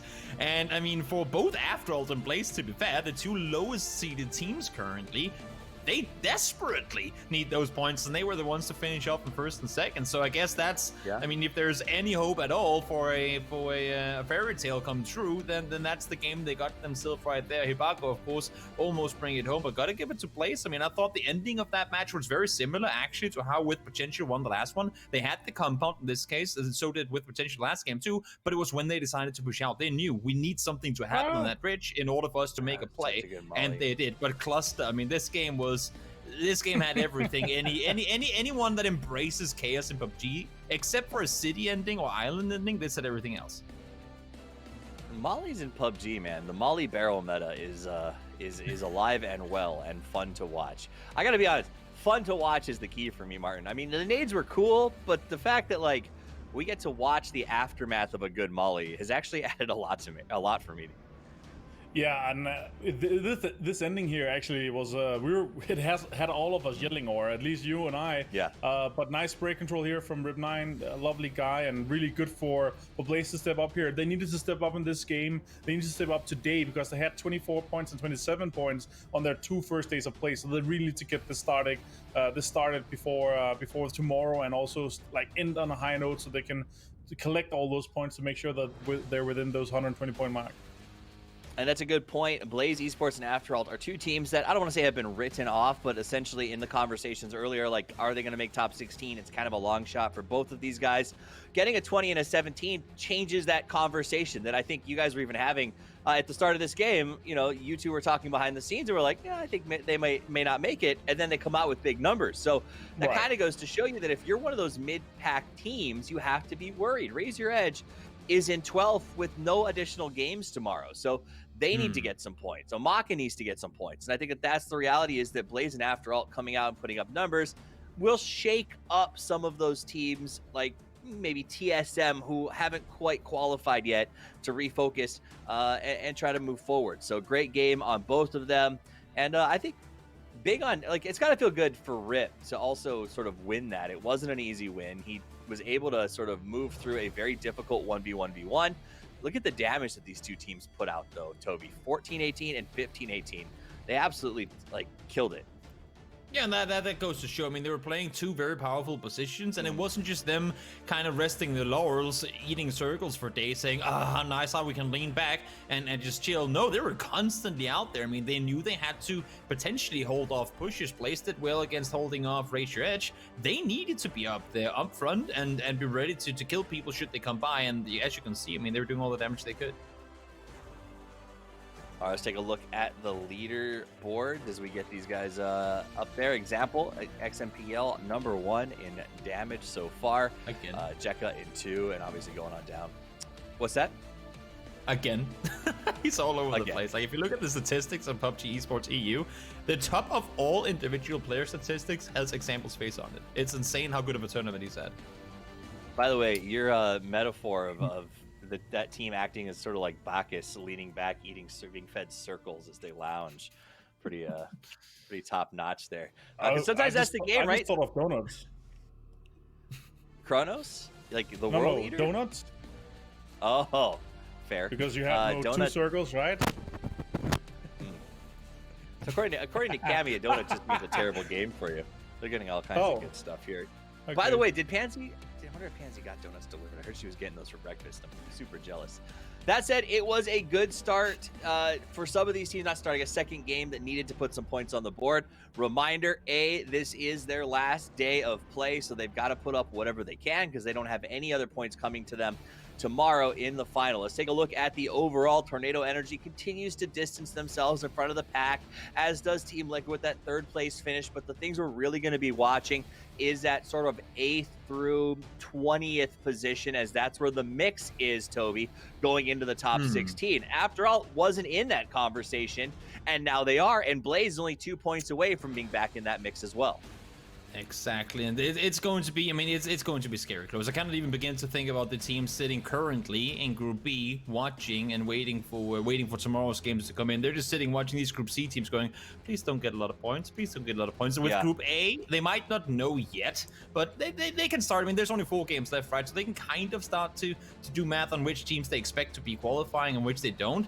With Group C, if some of those teams start racking up today for the Group B teams to then have to fight from behind, that's going to be extremely difficult. Yeah, I mean, I guess there is an advantage, right, Martin, for like being Besiktas and Quantum, where you can sit there and you can go, okay, 9 points, that's doable, and you can kind of plan your day tomorrow. But there's also got to be, is there a disadvantage to, I guess, having to have that make it or break it number when you show up to work tomorrow? I've asked so many times, and I've asked the teams and the players so many times, because I think that's like psychology behind that is so interesting. And every time I've gotten an answer from that, I think I said this in charity as well. The teams always figure out all the pros about their play dates.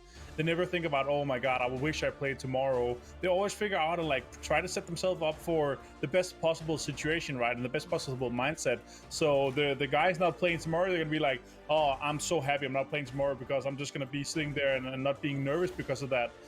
So I think there's, whether your last play day is today or tomorrow, the players will find the best positive mindset out of that, and just be happy they're not playing tomorrow, or be happy they are playing tomorrow. But for me personally, without the bias of what my group would be, I would definitely prefer playing on the last day, because you can add so much more strategies to that, and you can say, okay, you have a team that are potentially hot dropping close to you, or some of the teams how many points. You have to be careful of those. So I think the strategy you can add on that is super interesting, and I would prefer playing on the last day. And then on the opposite side, you've got teams that have essentially already qualified. We saw a little bit of that action earlier when With Potential pulled up on Tornado Energy, right? And they were kind of like, hey, we qualified, let's bully these guys. And then Tornado Energy was like, yeah, we qualified too, suckers, and bullied them back, and ultimately made them run away, which I think Blaze benefited from, as they screamed, haha, free points, and got to kill them.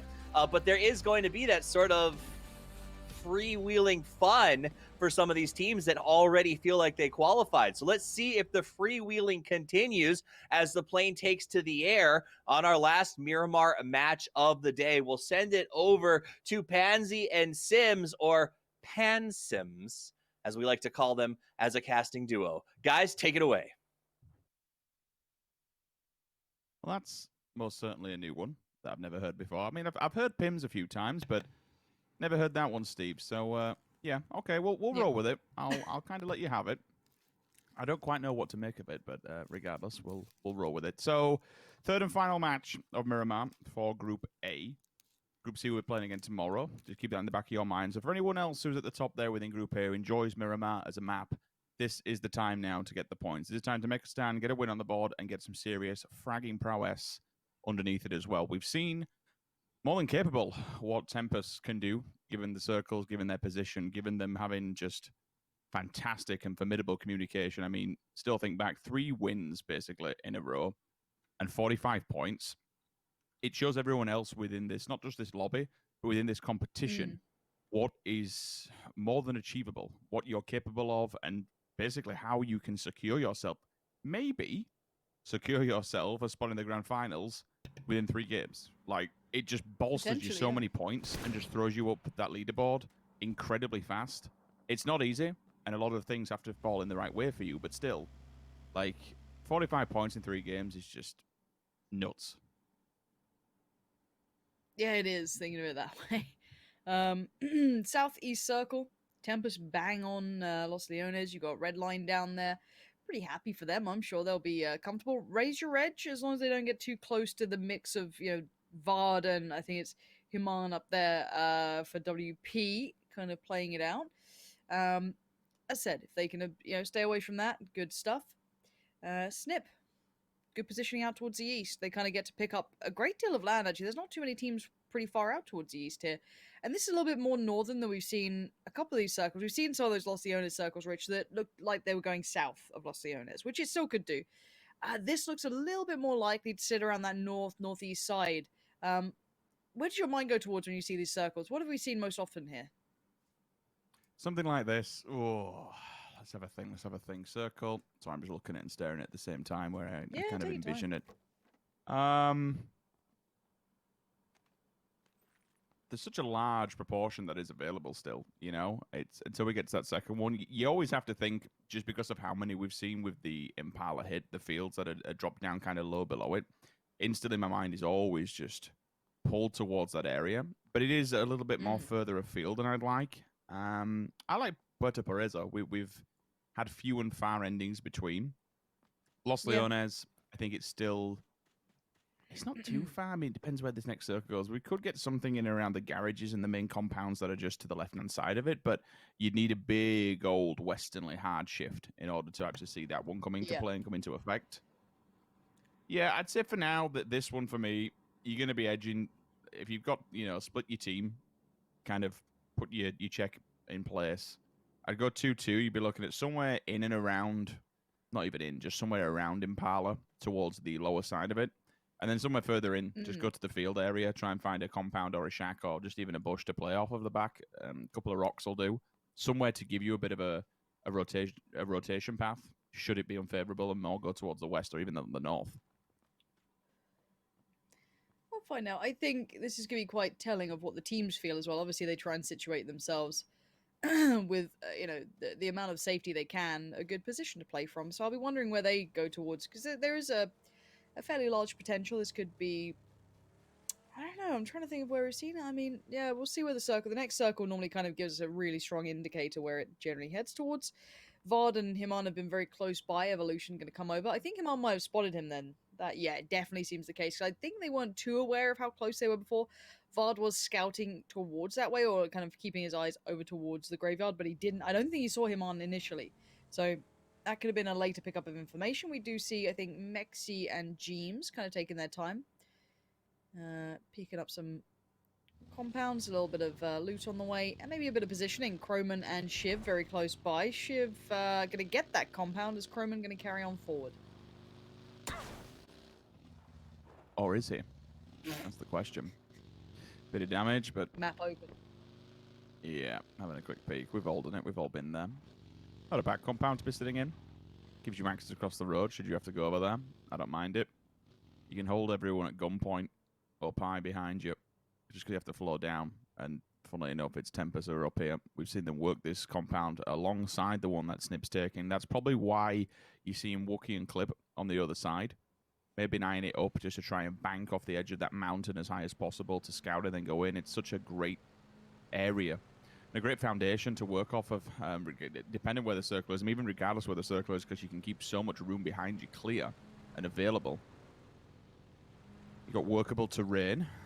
Everyone's obviously moving towards the backside here of Los Leones and still thinking that we're going to get that mid-Impala field kind of ending. Lots of teams, Redline, Tempest. Yeah, it's still I'm still having difficulties, to be fair, kind of picturing this one. There is water in play, obviously, so it cuts off a bit of land and gives you a few tighter scenarios where teams just might kind of bump towards one another, and that's why I like to see things like Clip and Wookie on the foothills, just scouting out, making sure that they don't die on arrival and just pull up and get battered. But yeah, slow and steady. That'll be the telltale signs of this circle for now. Nobody should really be dying. I'd be disappointed if they did.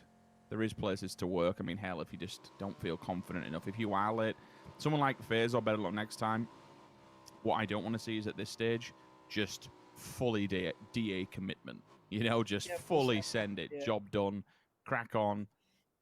Just disregard Los Leones altogether and just go all guns blazing into the center. Everyone's banking on that. You'd anticipate at this time as a good player that teams will be there. So survivability, that's what's going to be key. Feel out the lay of the land. Feel out where players are going to be likely to be held up. And really hope the circle comes your way. This will be, yeah. It could be really, really generic, really standard, really centralized, and which sets us up for a very, very quiet game. Little to no action. Yeah. You'll probably still have your full 15 left teams when we go towards Circle 3. But for now, it's just find a good home, set up shop, realize the situation, see what you want to do next. Pretty much. This is a very free available circle. Just, I mean, the only problem is that Los Leones is a bit of a dead zone. No one's going to bank on it going towards it, but there shouldn't be too many losses early. You're right on that. Yeah, you can obviously see some of these players, but banging out that shot's going to be pretty tricky. I mean, it's a good 200-300 meters. You need to hit a few of them.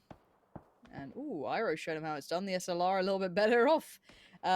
But still, you've got to be a bit cautious of this. As I said, if you're being careful and you're scouting properly, I don't see there being too many problems at this point, if I'm honest.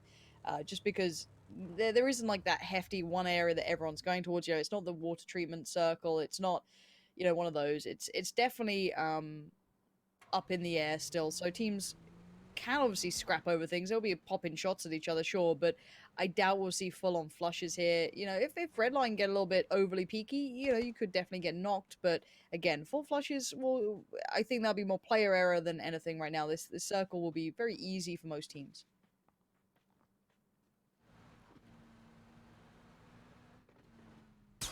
Slow and steady. I'm just excited to see the circle, to be honest. There's nothing really much we can say about this. It's kind of hard to...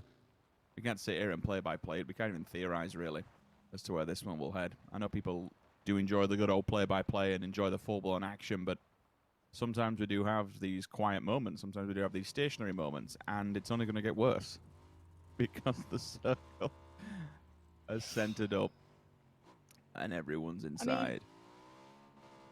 I think there's going to be some tussling for sure. You're going to see people kind of fighting out north side of Los Leones just because the bigger portion of the circle is on that side. Liquid's probably very happy with how this has gone for them. Good area of land. There's loads of compounds. Again, you might see individuals getting picked up if they're, you know, caught off in certain routes. But as you said, most teams are in here. It's when they try and compress a little bit more, if they get a little bit closer. FaZe going to go for the northwest side of Los Leones. The south is Omicans for now. That road is quite a hard split to work around. If you try to, you might get punished. Redline have a big amount of territory they might have to shift away from eventually, but again, you want to hedge your bets as to where that next circle goes. You do tend to feel it will move away from the city, so you're looking at the biggest portion of land away from the city, which is kind of northwest, a little bit of the east involved. The southwest side doesn't seem as likely. It's why you're seeing very few teams down there. Tornado Energy is skirting it, but they're not really committed to it towards that. I want to see where AA go, but they're the last team to get into this new circle.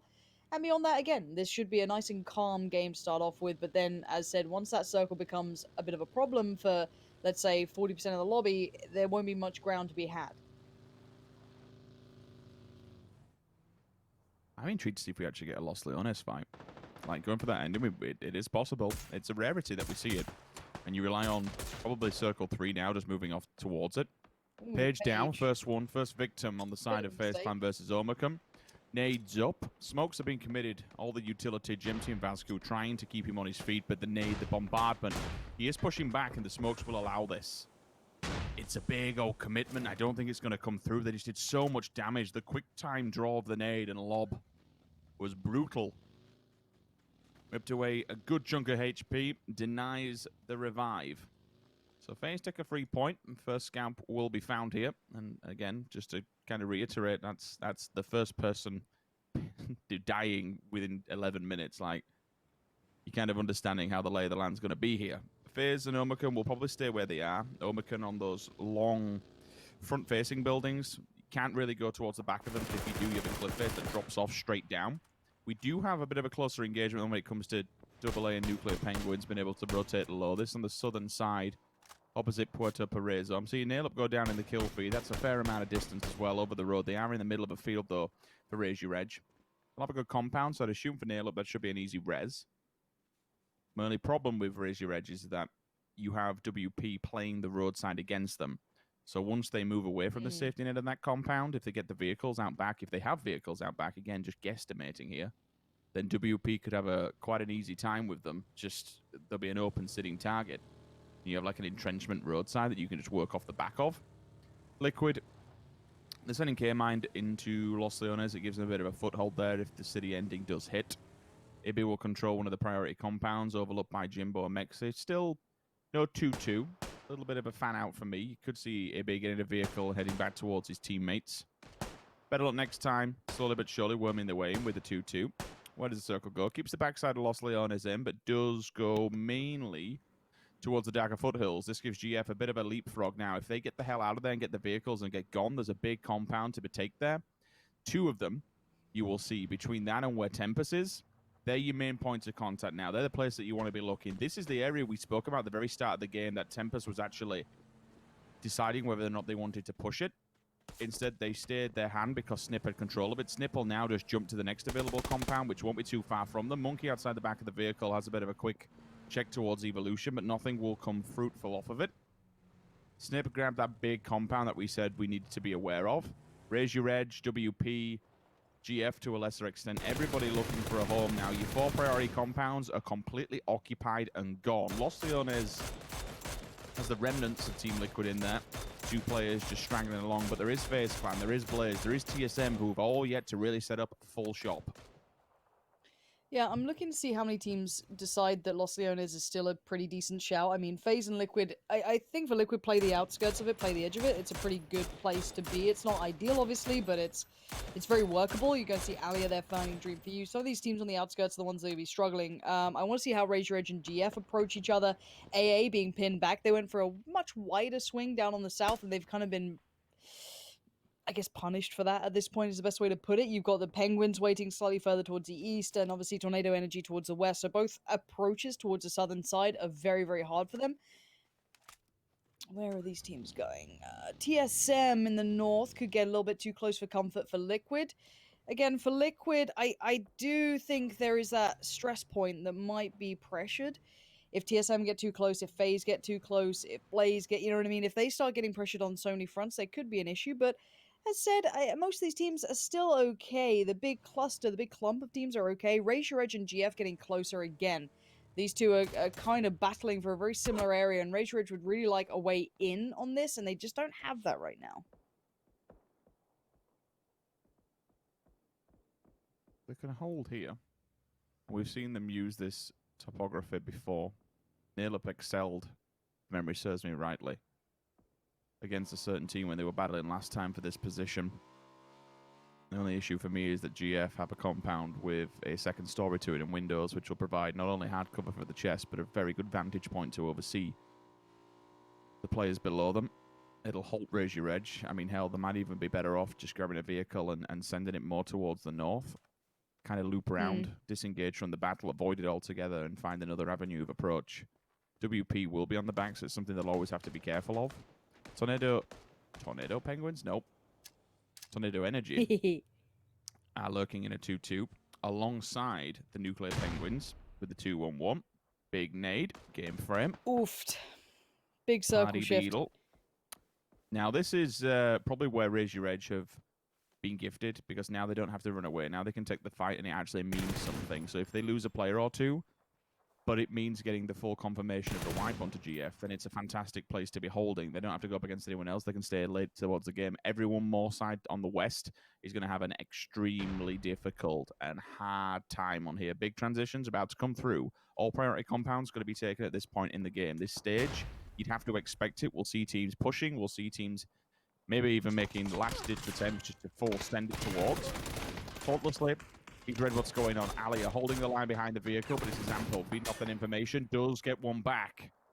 And manages to knock Fate, but it's not without remorse. Kissick straight onto Alia instantly. Flush, not available just yet. For example, in a 2 versus 1, he's a formidable player, don't get me wrong. But the problem is he's getting wrapped upon. From a different angle, Arctics might be able to see him. Jumping outside. AKM, not the greatest gun in the world when we're talking about distance. This fight to me, Rich, is a little bit more interesting just because Tornado Energy are safe, right? Like, that's the thing. They don't have to worry too much. For FaZe and Omicron, you know, still towards the top end, sure, but this run is going to be really, really treacherous. Gemty up top as well, patrolling this kind of, like, rock face. And you got FaZe climbing it up. They definitely heard this on either side. Blaze are trying to work in on the north. That's WP getting down fire. They'll probably get the cars gone. And let's see if Gemty can hold on. The Flash could be really good to buy some time, get maybe some reinforcements, but this terrain is not easy to traverse, so you're going to see people being lost here. And it's actually Pixel to find Ibby. Liquid not having an easy time getting themselves back to a strong position either. Ibby and Mexi were slightly split from the other two, holding that main road east of Los Leones that leads out from there. But yeah, this Omicron FaZe fight is very awkward, very uncomfortable. Blaze, yes, they could maybe work around WP, but then they're going towards Raise Your Edge. There is no good way in for Blaze. This could be done for them. Nailup's been caught off by GF, though, so all the teams on the outskirts, on the edges, are going to be forced to fight here. At least the stims are on, so there's some saving grace, but still, with the tick damage that's about to come through, it's do or die, to be honest. If you need to get the initial knock and then just keep on running.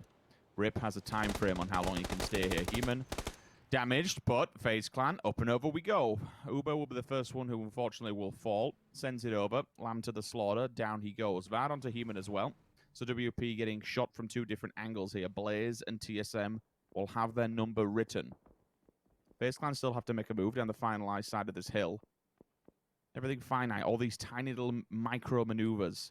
They've got to be careful. You've got Team Liquid lurking in the distance. Yes, it is. Down below. Blaze first one to go out. Rather unfortunate. I'm assuming they were just gate kept by WP's position. Yep. I said be careful of Liquid, and it wasn't actually the player that I thought would get involved. Ibby is confirmed. Wookie Bookie puts him in the ground, picks up the point. QBE onto Arctics, another one where a point will transfer across. Full space, time to fight, being pushed. Up the hill we go. They want to clean this. They want to have none of it. Get rid of FaZe Clan and then use this terrain to work with. Fuzz. Is he inside here? I'd assume so, but it's... Oh no, maybe... Oh, it's actually the opposing. Maybe not. Maybe not. Still got a lot to do. After alt down, Bogarty batters them all. I'm assuming that was a vehicle sign, but assuming. Too busy fixated on the fight in front. Yeah, the Penguins are sweeping through the south. They might find Quizzy. That could be Tornado Energy gone. But again, for Tornado Energy, they are safe. They are almost at 200 points. They're fine.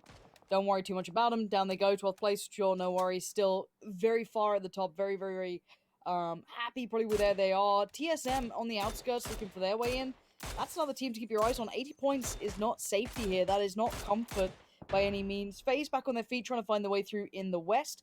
Gonna have to try and work their way down the cliffs while they have Omicron waiting towards the bottom side of them. TSM's first fight will probably be WP's player Micah, but then you got to worry about Tempest having vision on this. And where's Liquid in all this matter?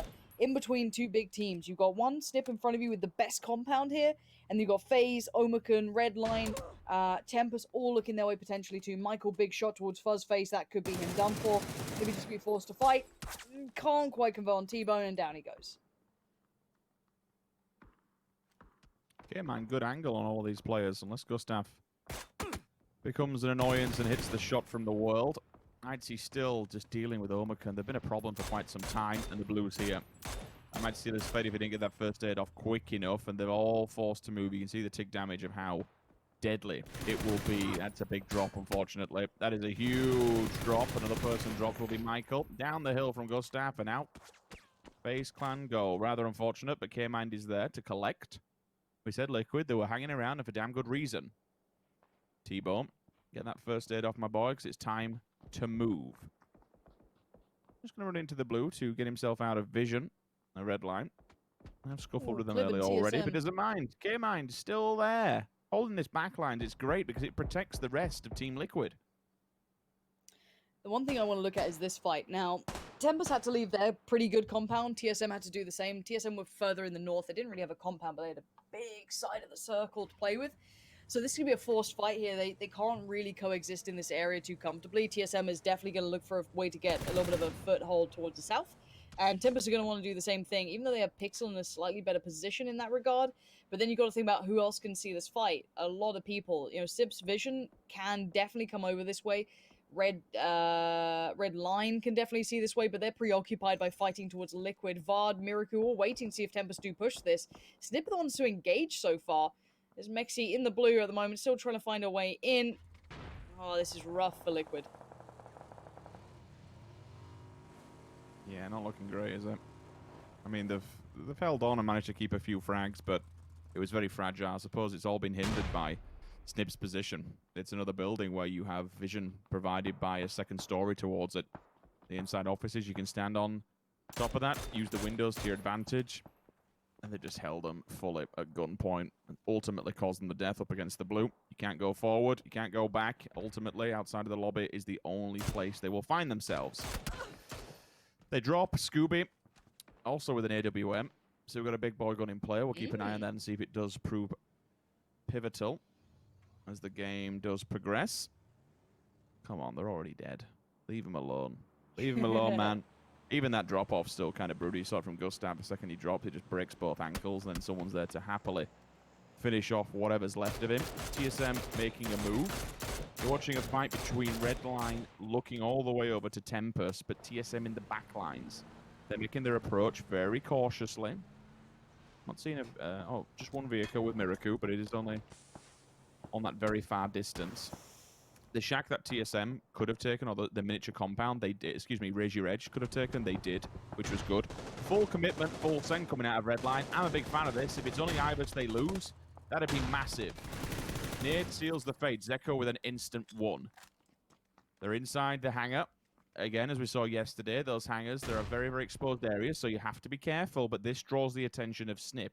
It actually has a knock-on effect and kind of a lesser extent, helps Tempest out. They can now focus fire towards TSM, put up the smoke wall, clue themselves away from vision on the side of Snip, sit down, bunker down, and maybe try and take a single fight rather than hit on 2 different fronts now. I want to see what Tempest do with this. Same with TSM. The problem for TSM is they're further down the hillside. Tempest stayed a little bit higher ground. And Rage have pretty good vision towards TSM. You can see them being pinned here. And now Snip. As soon as TSM walk around one side, you got fire from Snip. As soon as you go to the other side, Rage Your Edge have a bit of vision. And it's no easy way out for TSM. They use their vehicles to kind of get into this position. But now, how do they get out of it? I mean, that's the thing for them. They might be pinned here. And there is no immediate threat to many of these other teams. I like Monkey's little solo position. That's quite nice. And yeah, no one's going to be gifting you much at this point. And TSM know that.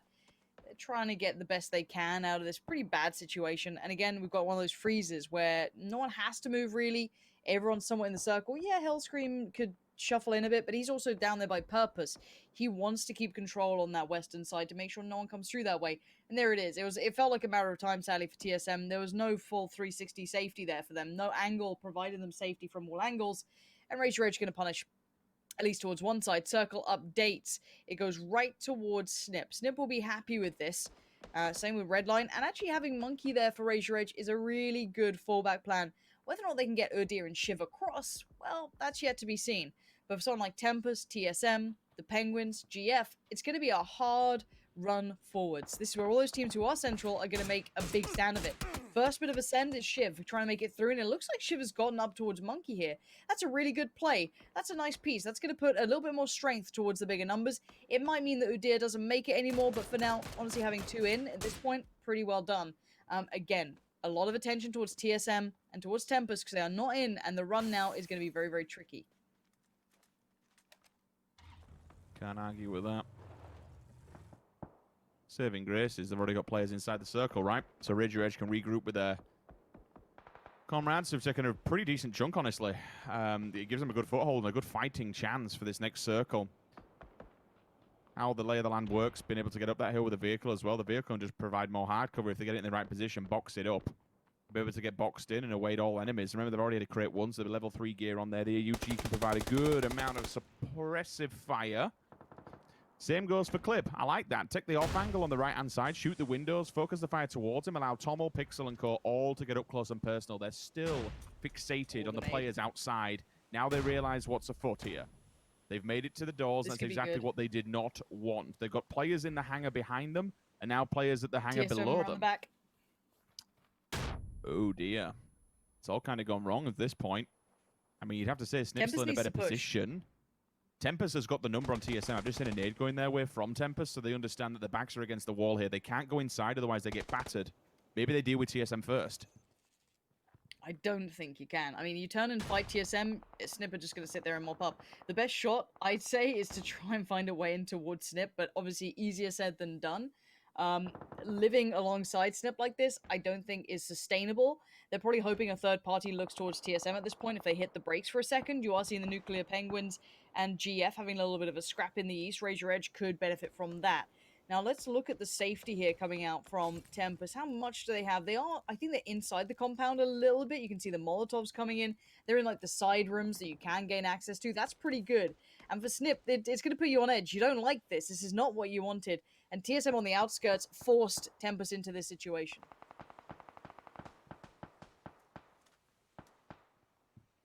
Meanwhile, kill feed, Golf. Let's see what's happening to Raise Your Edge rather, unfortunately. Two of them falling down simultaneously. Nuclear Penguins trying to make something happen. Big push-up. All right, that's decent still. Keep on going. Why the hell not? Raise Your Edge will have fallen, and GF will be the next target on their backs. They're all moving to that one kind of area to maybe bank off of it and move towards TSM, but really, they're on the latter side of the circle. They're on the worst side of the circle. Yes, you have a few dips that you can work with, but it's not really that much. Enemies at the gates, enemies inside the building. Here comes the push. 2 players inside, using these office blocks to their advantage. Clip, flash bangs out. Oh, First one flash was falls, so now the good. second. Arms up in the air, if you can't see. That's going to be the storyline, unfortunately. Third one falls, and my God, it is absolutely picture perfect. The execution is fantastic. It's clean. All 4 players dead. All 4 players standing on the side of Tempest. That is just magnificent to watch.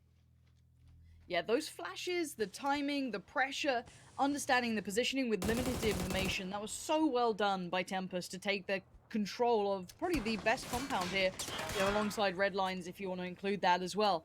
TSM obviously going to be wanting to try and get in on that action, but they're looking for maybe some pickups here. Party Beetle out in the blue, that could be a nice couple of points if they get it. Michael's nade shot across, got Hellscream there at the foot of this hill, and Michael can just patrol it. Nice play from Michael. 4 kills. That's a by big his nade. name. Good few coming from that nuke he just sent down. And TSM can shuffle. Now, the one thing I want to see is, I've seen a lot of endings in this area as well.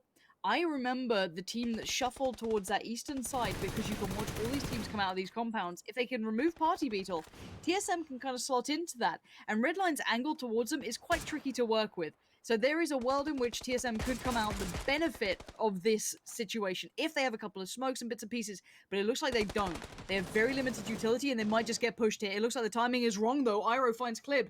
I thought Tempest could have had them all day of the week, but no. You're going to see Vard there on notice and he's already feeling good after the work he's done earlier on, 3 kills by his name. But now here comes Michael, once in on it. They're all focused towards TSM. That is the last thing they wanted, but it's what they're being given. Rather than remove the first obstacle inside the building, they can go full defensive and turn tails onto TSM and maybe do the dirty on them. I'm quite cautious moving up there, but honestly, I don't blame them for how open and exposed this angle that Ira's watching is. Good job from Michael to be able to get into this position. QBE, up close, personal. Dagger in the back. This is bad. This is all kinds of bad. Even worse for TSM. Bard's knocked out Miraku. This is all going the way of Redline currently. They've struck at the right time. TSM's had a blunder knocking the teammates out, all of Tempest. They did so well to get in this building and it's just falling apart. The right time to strike from Redline.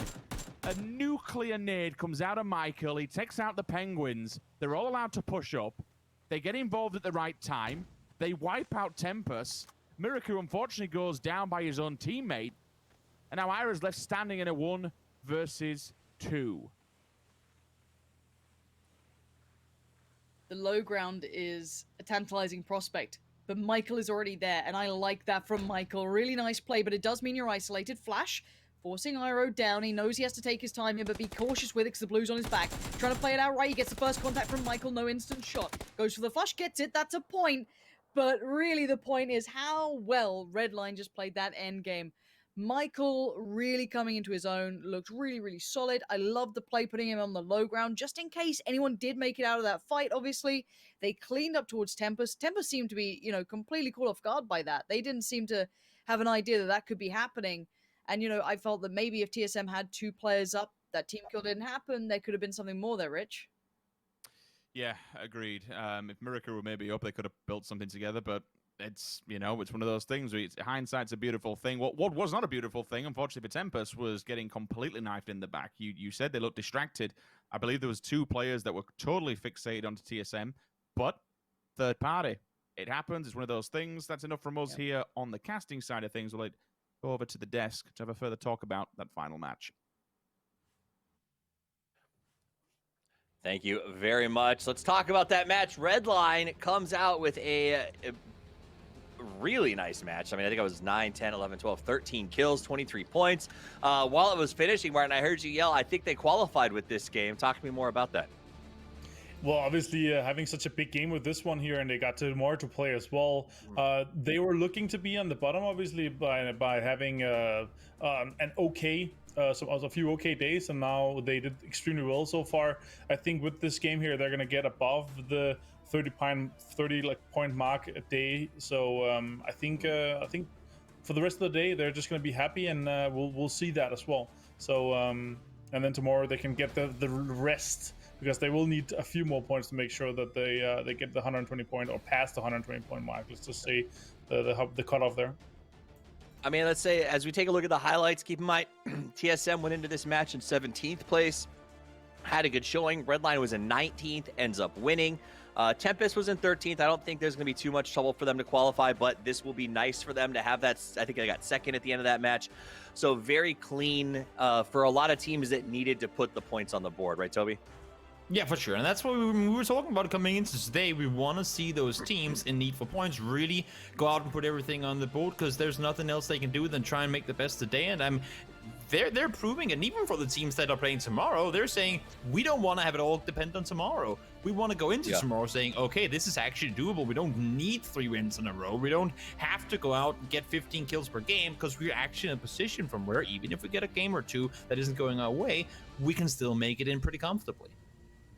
And then also worth noting, other teams that aren't playing tomorrow, right? We saw, actually, let's watch the end of this match, and then we'll talk about that. As you see Iroh coming up over the top of the hill, starts to put in some work, but Redline, I don't know, they were vibing the end of this one, man. That triple nade we saw from Michael was pretty impressive. Yeah. Yeah, it was nice to see. You go. I'll say bottom half of the match results from that one. Blaze from the top to the bottom. And if we get a chance to talk to one of the representatives later, we'll definitely ask about that. Better luck next time. Another team that also has been at the top. They started today at the front, but apparently they believe that they should just keep fighting Tornado Energy for some reason as they keep coming up against them. And both of those teams suffering. This time around, we look at the top half of that board. Redline comes out on top. Tempest right behind them.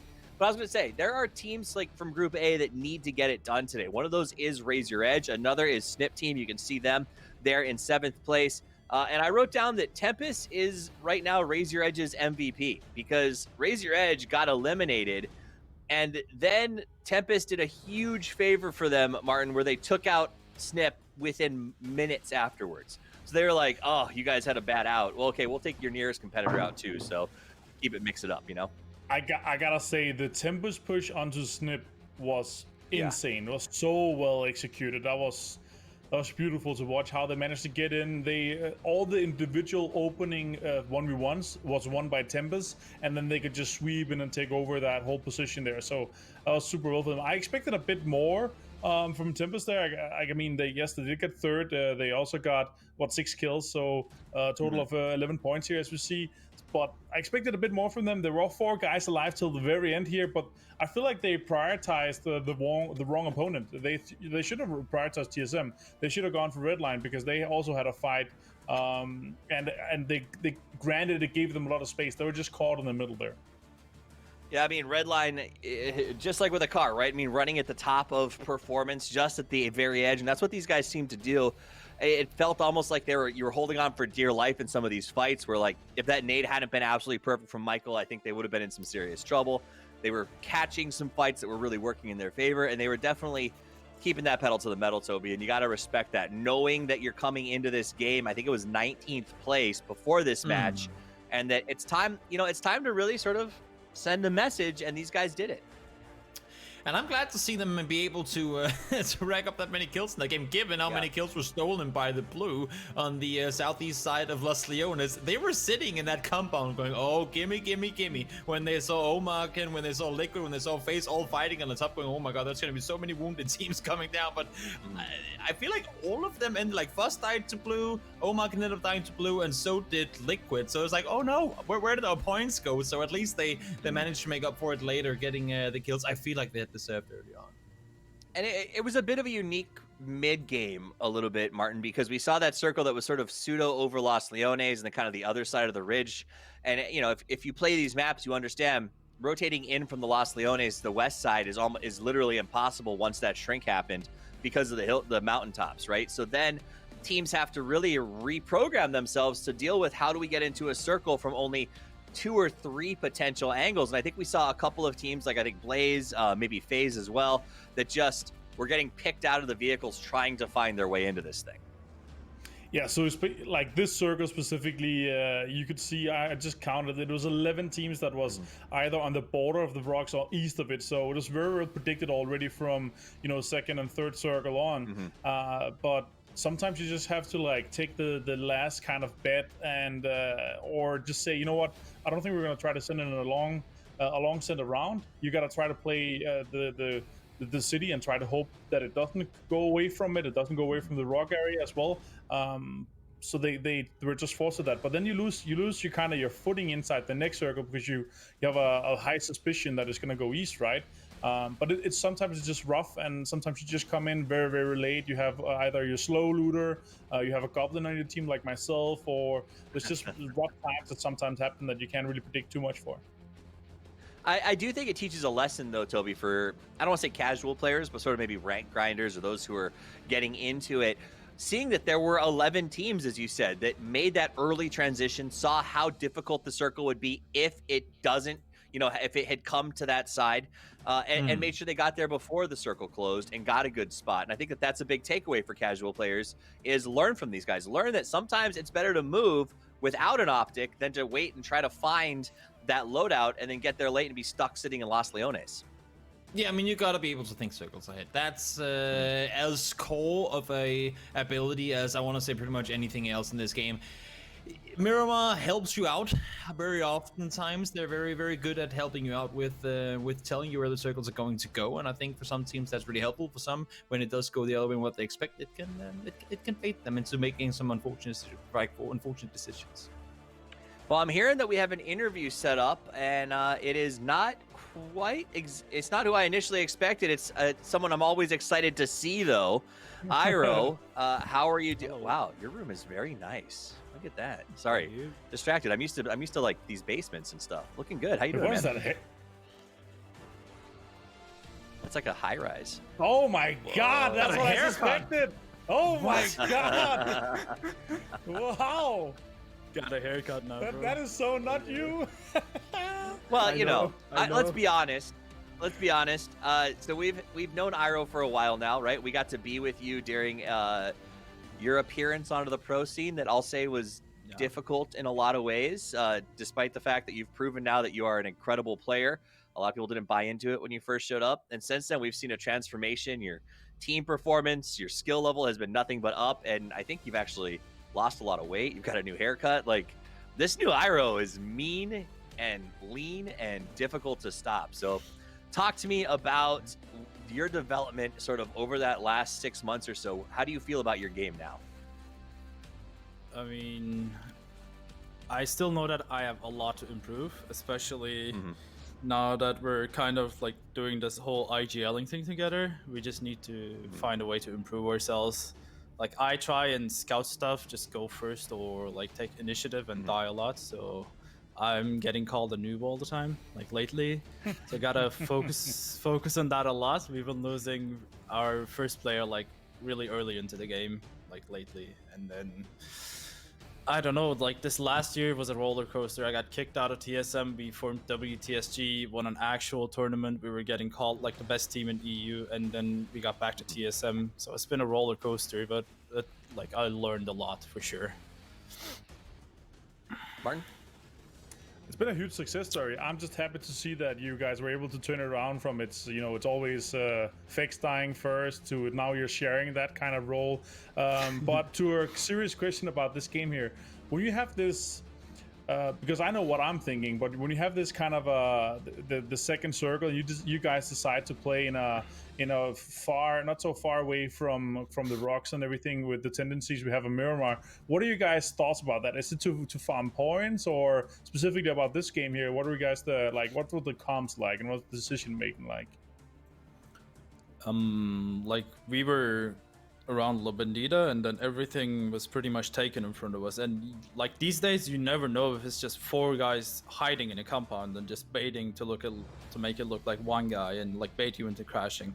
Like we've been coming across with Omakin a lot, as it did happen in first match as well. So we're kind of hesitant to crash compounds and take them early on. So we just try and stay a bit more on the edge if we don't have the circle, and just do the right play if we see the opportunity, as we did, like push up from the north side and get the second place just playing from the edge. But it sometimes doesn't work out, sometimes it does. Like, I don't know, we're still trying to find our game style, I would say.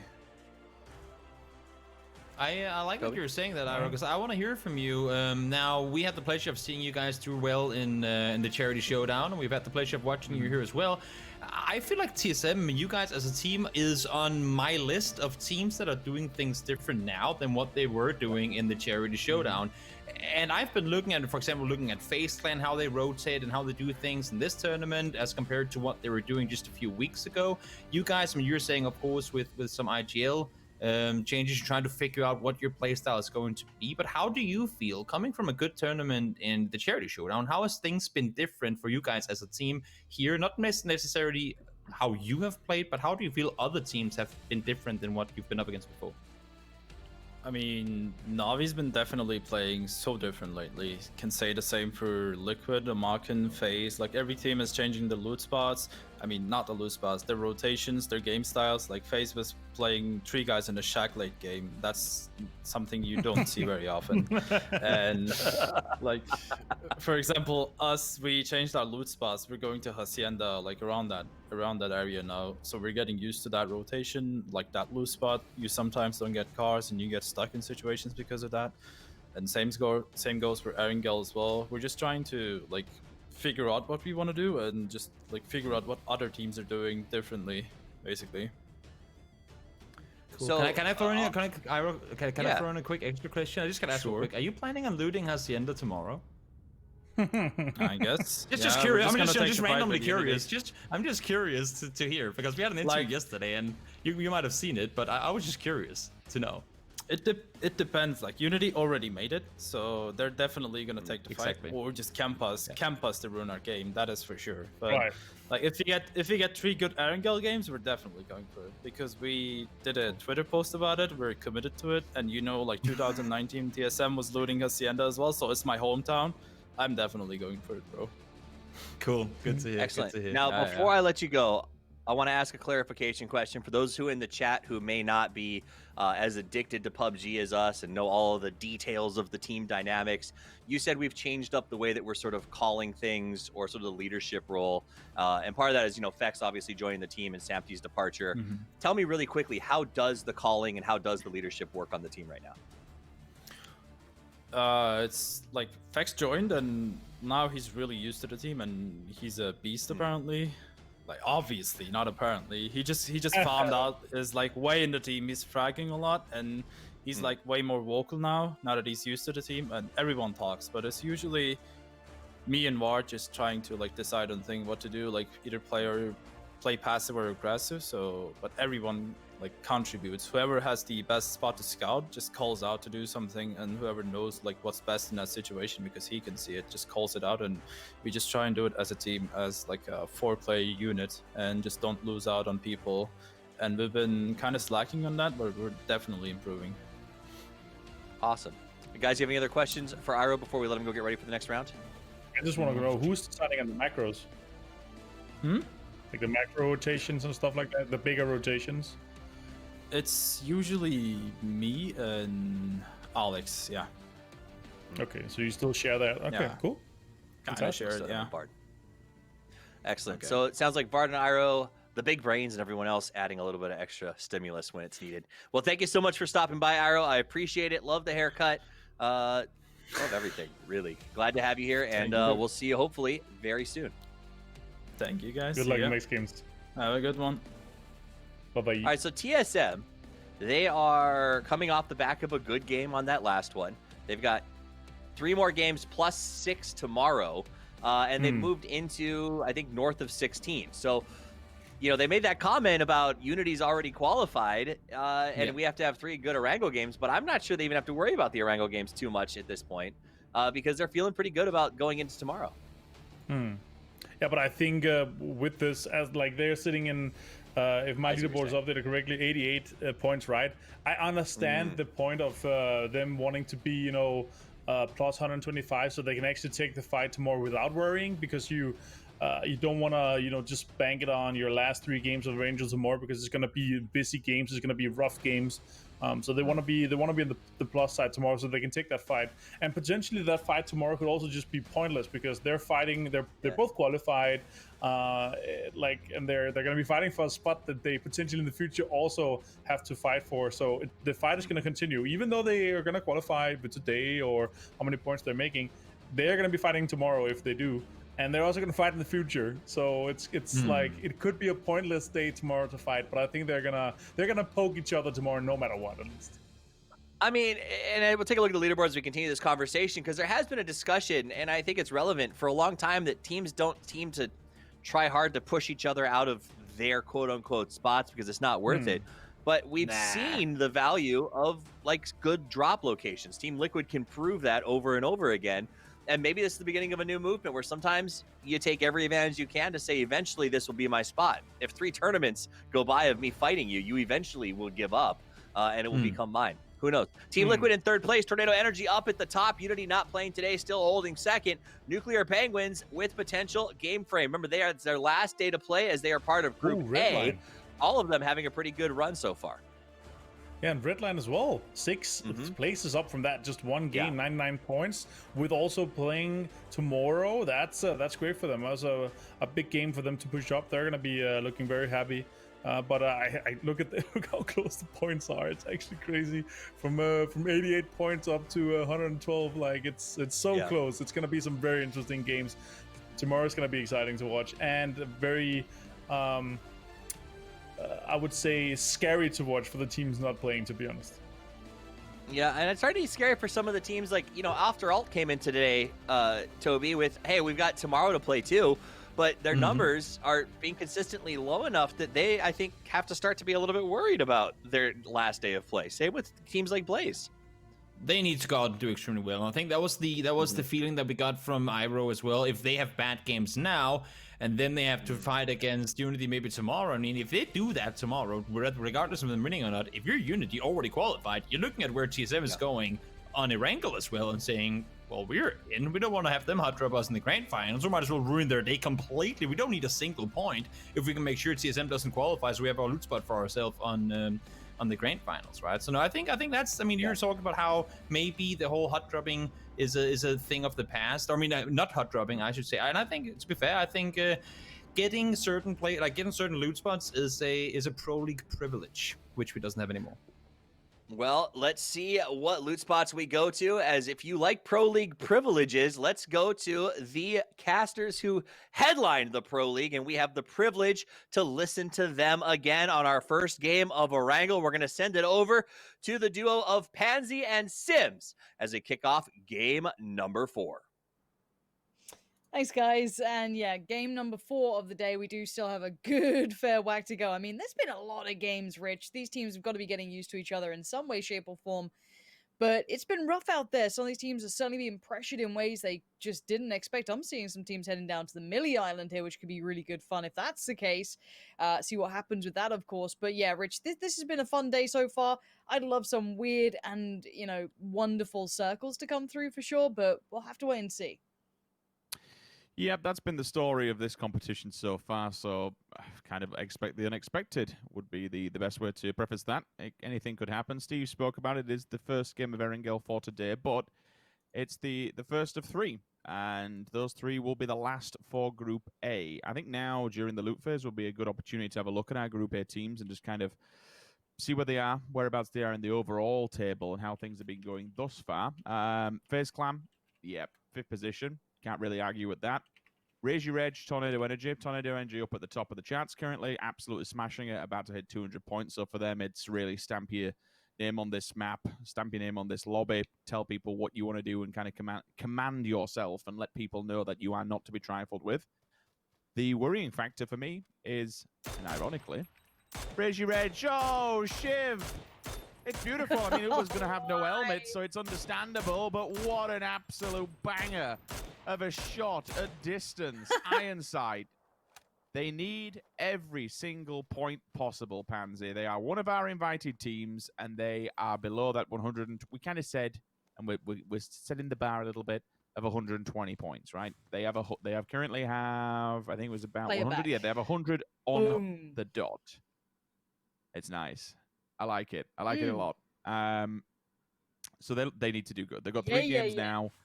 We need at least 10 points per game. And that's just to say, right, it's a done deal. We can sit back tomorrow. We can have a beer. We can have a coffee, whatever. It's sorted. Crashing out in 15th place, 14th place in these games is absolutely not going to cut it. You're right. The bar's been set, that's it. We know what's out there now. FaZe certainly does after a shot like that. Just gonna leave you freaking ringing after a shot like that going through your skull. But yeah, god damn. Can we just appreciate that Tornado Energy has 138 points from kills? What? Pretty wild, right? What? Closest to them is like 88 and 81. Ay, that's nuts. Who's okay. top fragging on that? Hold on. Vard's got a glimpse. Let's see. Nah, nothing gonna come from this. There's 2 players here. They might get, they're up close on this one. Not badly geared for Lipson either. Yeah, it's a 1 vest. It's not perfect, but a decent gun, good helm.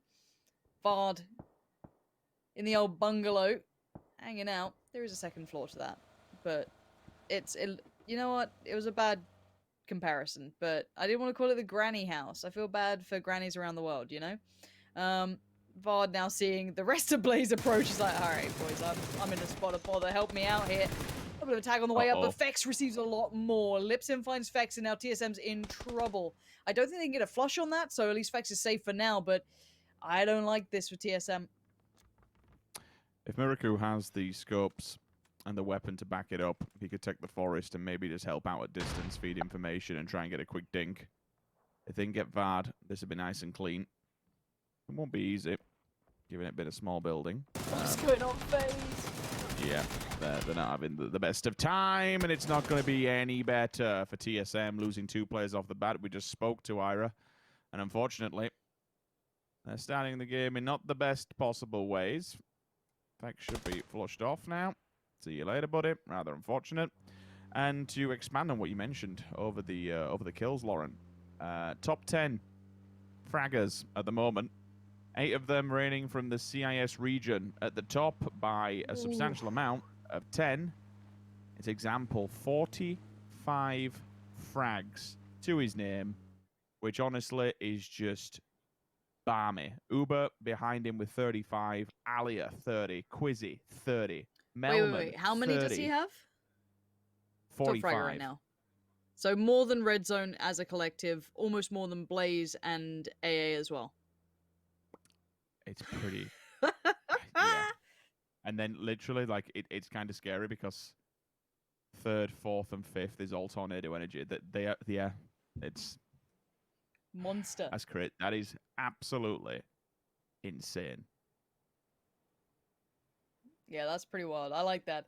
Most of these teams thinking it's going to kind of go around somewhere from like school to shelter. If you imagine a line between that and kind of, do the same thing from Yasnaya's side down towards, I guess, Potato Hill, that sort of cross is where most teams are kind of opting to go towards. You've got Liquid up there, Blaze, TSM, Omicron, all of the gang. They've got the gang back together again. Raise Your Edge, still working their way across the island. FaZe, God knows what's happened to them this game. They're in a bit of a mare. But they'll fix it up. They'll be fine. You know what I mean? Like the thing is, as much as we've been a little bit harsher on teams like your Liquid, your FaZe, they're still within the top 5 currently. They are okay. It's just when you look at these teams have just like they've just like fragged out. They've gone pretty wild. But credit to FaZe and the gang for solidifying where they were, kind of getting a grip on the issues that they were having. Yeah, this isn't the finest game from them so far, but at the end of the day, it's definitely not bad. It's definitely okay at this point.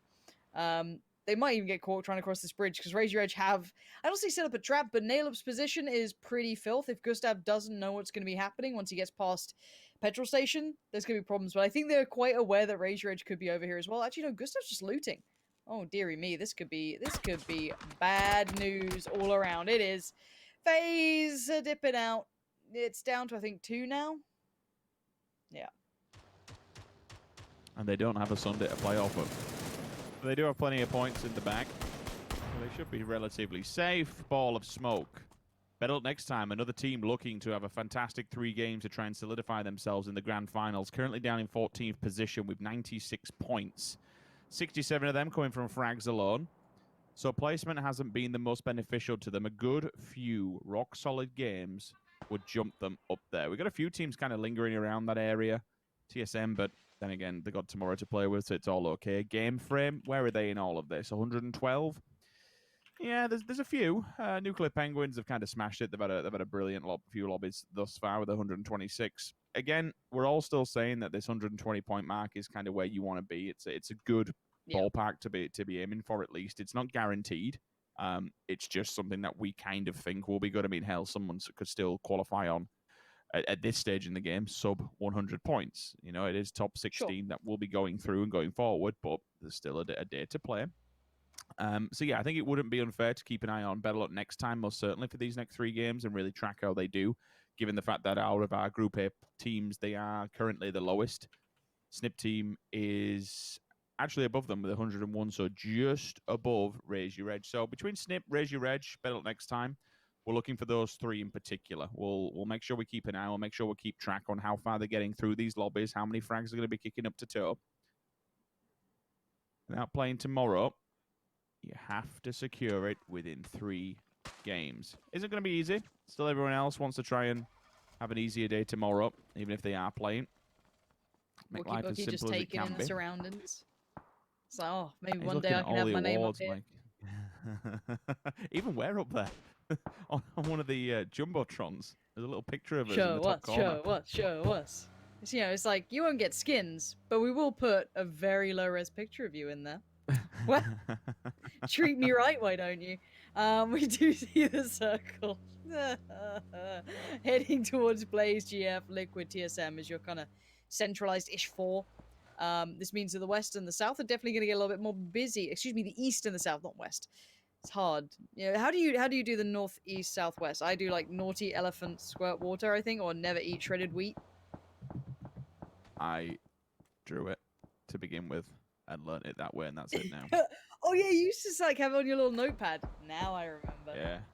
I used to have it all in my notes, so I'd like on each page, I'd have all my notes and teams and stuff. Hold it. Less lessons with Sims and more lessons with Miracoup. What you got in the tank, buddy? That's a nade. Shot 2 through, but nade's down. If it's ticked, it's good. Smokes are available, so you will at least be able to get the res onto Nixties. Oh, if this works, if that banks and gets 2 around that corner, Oh my god. Thankfully, Mika run and so did Evolution. I'll tell you what, he's not making it easy for them in any way, shape, or form. He will be a lone man ban for quite some time. I don't think there's any way that they can get to him without losing players. You can't come across Volcano because Paige is watching. You can't even go upstairs because all of the glass is totally gone. You're exposed on the second floor. They'll have to nade him out or molly him out. Whatever works. You go downstairs and through the door. There is like a little desk that you can hide behind. If is he going to use... There's no way. There's no way he backs it up. Back it up. Surely he doesn't have Back it up. Oh, there's no space. No Give it the way. beans. Give it the beans. What? He shouldn't be able to do that. Get out of there, Miraku. It's the great escape. Look at this guy. Whoa, no. Tekka's found him on the way out. Valiant attempt, Miraku. Not able to do too much with it. And now it's just, you know, free food to look at. God damn. What an Good attempt. effort. I like that, though. I Yeah, respect exactly. it. Can't say Yeah. too much about that. Every single smoke possible and just bombs it out in a vehicle. Yep, fair play. Whatever works. Best of a bad scenario. FaZe Clan in the blue currently, all the way on the eastern bridge. Fair amount of land to traverse. Omicron. Bopping around. Big old split for them towards the northern side. Not really doing too much. No one really close to them. You do have WP across the road, but they're not even gonna bother moving from there. They're central at the moment. TMP, this look is over by Heaven. They'll have to work the way in outside of the white safety for now. Snip can look onwards of this through the fields of Yasnaya. Decent yellow compounds. It'll deny push or approach from TMP. There's no way getting there without being damaged heavily. Who else is outside? Red line. Slow and steady. Wins the race, apparently. They've already got a win under the belt. Doing quite well. We'll be playing again tomorrow, so still time to get this job done. Liquid. Straight out of Pachinki and up at the top of the Potato Hill, or Pachinki Hill, whatever you want to call it. Big old split, though. 4 players all spread out quite largely. 2-2 comes out of Blaze. That's a good set of compounds that denies access for Team Liquid if they want to come off of the back of that. Snip. Instantly onto TMP. We said the Nuclear Penguins had a fair amount of work to do. The furthest into danger at the moment. They do have vehicles. They could rotate this. Hell, you could even take Yasnaya. If you really, really want to stay safe and try and stay alive, hit Yasnaya, take the bridge over the pond, come back down through Rozhok. You wouldn't expect anybody to be sitting in the back of Roz at the moment. If anyone's on the front side of it towards the water tower, then great. You can just take the backside and play the backside, and you're in safety for now. School's open and free. Maybe you want to send a team in there, but you have to be careful in the fact that you always would suspect there is a team alive and kicking. Oh dear, great response, in fact. Heitzig will fall. Ali onto nail up, though, because the damage already been done. They're just swirling around. They're like sharks. They've seen blood in the water. They've smelt it. They've tasted it. And they know that this is open. FaZe Clan free for the taking. They finish them. They complete what they started over on Sosnovka, but this is not a safe place to be. Remember, Raise Your Edge is a team that needs a damn good game, a damn good 3 games, to be honest with you, to confirm their spot in the grand finals. Pull up, pull out. Omicron, good response onto the side of Better Luck Next Time. Another team that we're keeping a track of. It was responded. Only 1 flush came through. Kissick, if he's on the right side of the wall, should be an easy res. Raise Your Edge, they will continue the rotation, but as they do, and if they come in around Pachinki, then unfortunately they will be met with force. Red line. Rather fanned out across all of Pachinki through the flowing fields. You would not expect a team still to be lingering on the outskirts of Pachinki at this stage, and maybe Raise Your Edge just think it's safe and get bang dead to rights on their approach. Could be the matter, could be the case. Yeah, I feel like FaZe, that whole game was just, you know, a tragedy. It can happen. We've seen it. And Tornado Energy. The Fragamans just looking scary. Raise Your Edge pretty far into the blue being spotted there, or at least the 2 of them are being spotted, is a problem, right? Like, their vehicles look a little worse, I'd say the least. Maybe they could nab FaZe's vehicles, potentially, if they're still standing. But they're not in a happy spot here, and sadly for them, backup isn't on the way. Shiv and Monkey can't really do much to help them in that, and Odir being left to the blue for now, Naileup making his move out. Yeah, if Odir's got enough meds to sustain his run all the way over there, he can go and pick up the loot from the dead bodies of FaZe Clan. There should be a couple of bit of meds amongst them, maybe even a few smokes. Naileup will definitely have shouted that there's a vehicle, but Reggie Reg have been having full force, tussling and bustling with many of players so far. Not a great space for them as well. Not a great place at all. No space, no real place. Naileup will meet up with the rest of them. Shiv and Monkey on the edge. Did not go as far as Pachinki, and I'm kind of okay with that. Circle fixates. It hits. It puts that long hillside that flows down from the hill of Potato into effect. Lots of trees, lots of rocks. Not much hard cover from a 360 angle, but still workable terrain. I expect a couple of teams just to kind of commit to it in this kind of force, especially around this area where the plateau and the cabins. This is prime territory now. If you can get all your team in here and just bunker down because you can't be seen. You can just lay down and you're obscured from vision of those apartment blocks. Apartment blocks will also be committed to by 2 teams, maybe even 3 if Better Luck Next Time turn up at the right time. I kind of worry for Better Luck Next Time. They're heading into a lot of teams that have already committed to this area. Oh, TSM. Yeah, apparently the commentator, not even commentator, you know, we won't take that curse. The analysis boys, if you go for an interview, you're going to have a bad game. Poor old Iroh. TSM down in 14th. The curse continues.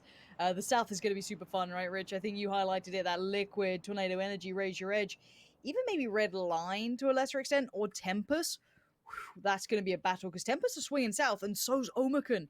We got some big players down here. Jeems, K-Mine, Ibby all leading the way. Monkey, Naileup on the other side. They're going to be any second now. K-Mine watching his back, but the fire comes from the front. Nice work from Jeems to keep his buddy safe. K-Mine's barely alive here, but able to get off a stim, able to get off a little bit of health here, try and get himself back on par, and now a third party. This has to ring alarm bells. They've got to know something's wrong here, because that was not the team they were just fighting. Liquid knows the Tempest are nearby now as well.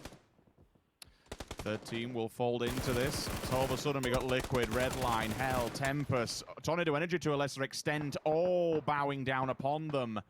And Raise Your Edge, a team that we need good results from. 13th isn't going to cut it. They now have to step it up with only 2 games left. That is looking a little bit sketchy and a little bit worse for wear. K-Mine down and flushed.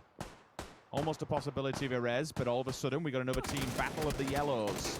Alia goes up against Pixel, loses his fight. Gunman still front and center in the form of Melman, an example. One of the shots came through from Wookie Bookie earlier on, so they give the information away of where their location was. Leaves them exposed coming up this hillside. They could wrap around if they really wanted to be late game and play it late. There is potential. Shots from afar, shots from a distance. Example generally doesn't miss these. Easy for him. Puts another frag on the board. I mean, why not? Hell, you're already smashing every other bugger in the lobby. In this tournament, should I say.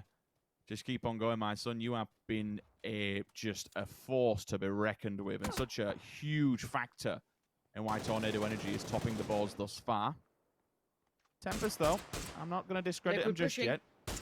They're a decent little team, and yeah, I didn't even notice that. Good call. If Liquid get involved in this, this is a bit of a lifeline, to be honest, for Tempest. But they have to go now. There's only a certain amount of time you can play with this, and when you've got Omicron getting involved from a different angle altogether, but finally Liquid has arrived. And there goes Tornado Energy. Too many fights on too many fronts, too many foes to face off against. Liquid try and make their run, and it's gone no better. They've fallen foul to Tempest, just about making it through with Mexi alive, but by the thinnest of margins. Jeems stands, but for how long? Redline, the last of the party, fashionably late, getting a couple of kills here and there. Michael gets the knock, but the flush goes to T-Bone.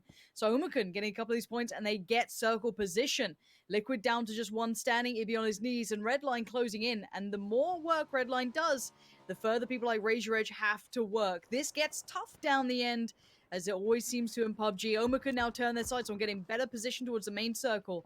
Marv and the gang looking to find those remainders of Liquid who've leapfrogged in front of them to make it a little bit trickier on their run to that circle. Nades go down as the smokes are up. There is a vehicle to use if they want to get quickly ahead of the game. Jeems is trying to make a last stand, and he has a little decent position to do so, but it's getting super busy. He needs support from Ibby. If Ibby lands that nade, forces him onto the weaker side, puts him into an open land. Good shots. Doesn't find the frag. The tag is there, but he's still alive and kicking. He needed that kill. He needed him to fall on his knees.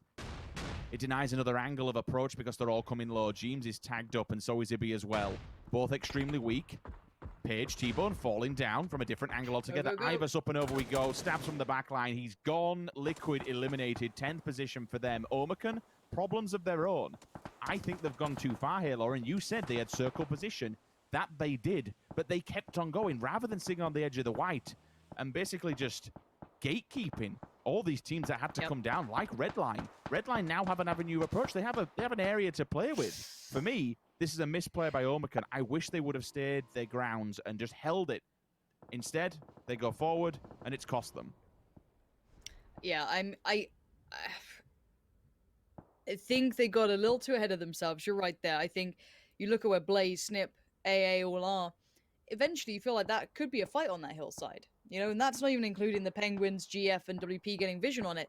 You could have played it late. Well, let's see how it works for Redline. They can be our test subjects in this. Let's see if they hold the hillside and take their time on it. It looks like another engage is about to happen. Snip this time on the receiving end. Stealthy trying to live up to the name, but the nades are coming through thick and fast, and they land perfectly. Goodbye, Snip. Hello, after all. These guys are turning up. Hibako definitely caught our attention in that closeout that he had on Miramar, and they might be looking to do something similar here now again. After all, what about Afterlife? Jesus, that was a lot of nades. Good God. The mortar strike, it does the job. It takes the plateau. And we said that plateau area is a fantastic place to hold. It gives you a good amount of ground you can lay down and just be hidden from all the players that are trying to bullet you from over by either school or the apartment blocks. A couple of vehicles to boot as well, give you some hard cover to work with. Oh my God, the apps are still in. WP have to pull from the school. So I'd suggest doing that quickly. If they have the smoke, so even a vehicle taking out the back at school and hit that one tiny compound, you can then work with it, maybe hit the middle apartment. Yes, you are running into apps, and it's just going to be a bloodbath, to be fair, but it's better than sitting in school and getting basically taken out on the approach towards the apps. There is a way that WP just find that cleanly, to be honest with you. There is an avenue around the backside. There's more danger towards the south, though. I mean, hell, you've basically got the trees to work with. That is if Blaze can hold their tiny, tiny little shack. If they can keep control of it, great. They're going to be happy. Even in this shack, like, it's nice. It's in the circle. You've got 4 walls around you. But because you have that hill just basically at a full 45-degree angle or something ridiculous, you can see inside the windows. WP time to drive. Let's see if they make it there. Already shots coming through. Nixty is lost. Tico gets that. But the main squad looks like they've pulled up. They've made it to at least one of the buildings. One of the side is going to be cut off, though. They can't make it inside just yet. The Nuclear Penguins is watching this with bated breath. Fate's going to find Michael as Redline try and test their options here. Sadly for, you know, these boys. Oh, the nade. Got him with the nade. Oh, you got him with the nade. The nade was so well placed, and now we that. got another push coming in. Yeah, hopefully we get to see that one back again, because Blaze are about to have their fight, their hold, their ground to try and maintain. Rip, first man at the front here, looking towards the edge of that smoke, see if anyone would dare peek their head through. Lazar's caught a glimpse, and that's enough. Quick flush to follow. AA are in danger, and they can't stop running. They got to keep moving, and the fire keeps coming in. Goose doing some pretty good work there, but it looks like it's all for nothing for now, as it's just Goose alive. And there's nothing he can do. He can't stand up, because if he does, there is a small angle that the apartment players can hold. And they'll have him dead to rights. That nade, it's close. It's up in the air. I don't know if he'll be dead until we go back with it, but we will find out. God, from both sides. Oh, it was the different angle. Oh, they boxed him in. Both nades. That's sick. Yeah, both teams. Wow. Great execution. Great communication between both of them to throw them at the same time. It's a bit of a slip from me to be able to not get inside the apartment blocks. I suppose now, in my mind, I understand why, because they had the full team behind them, so they couldn't jump out from around that corner. But good work from both of them, just throwing nades simultaneously to box them in and kill them. Goose at least gets the revive onto Jekka, but his health is looking a little bit sketchy. Again, struggling to stand up here or really do anything too dangerous, because the GS position that they did hold on top of that main apartment, the 2 front standing ones on the roof.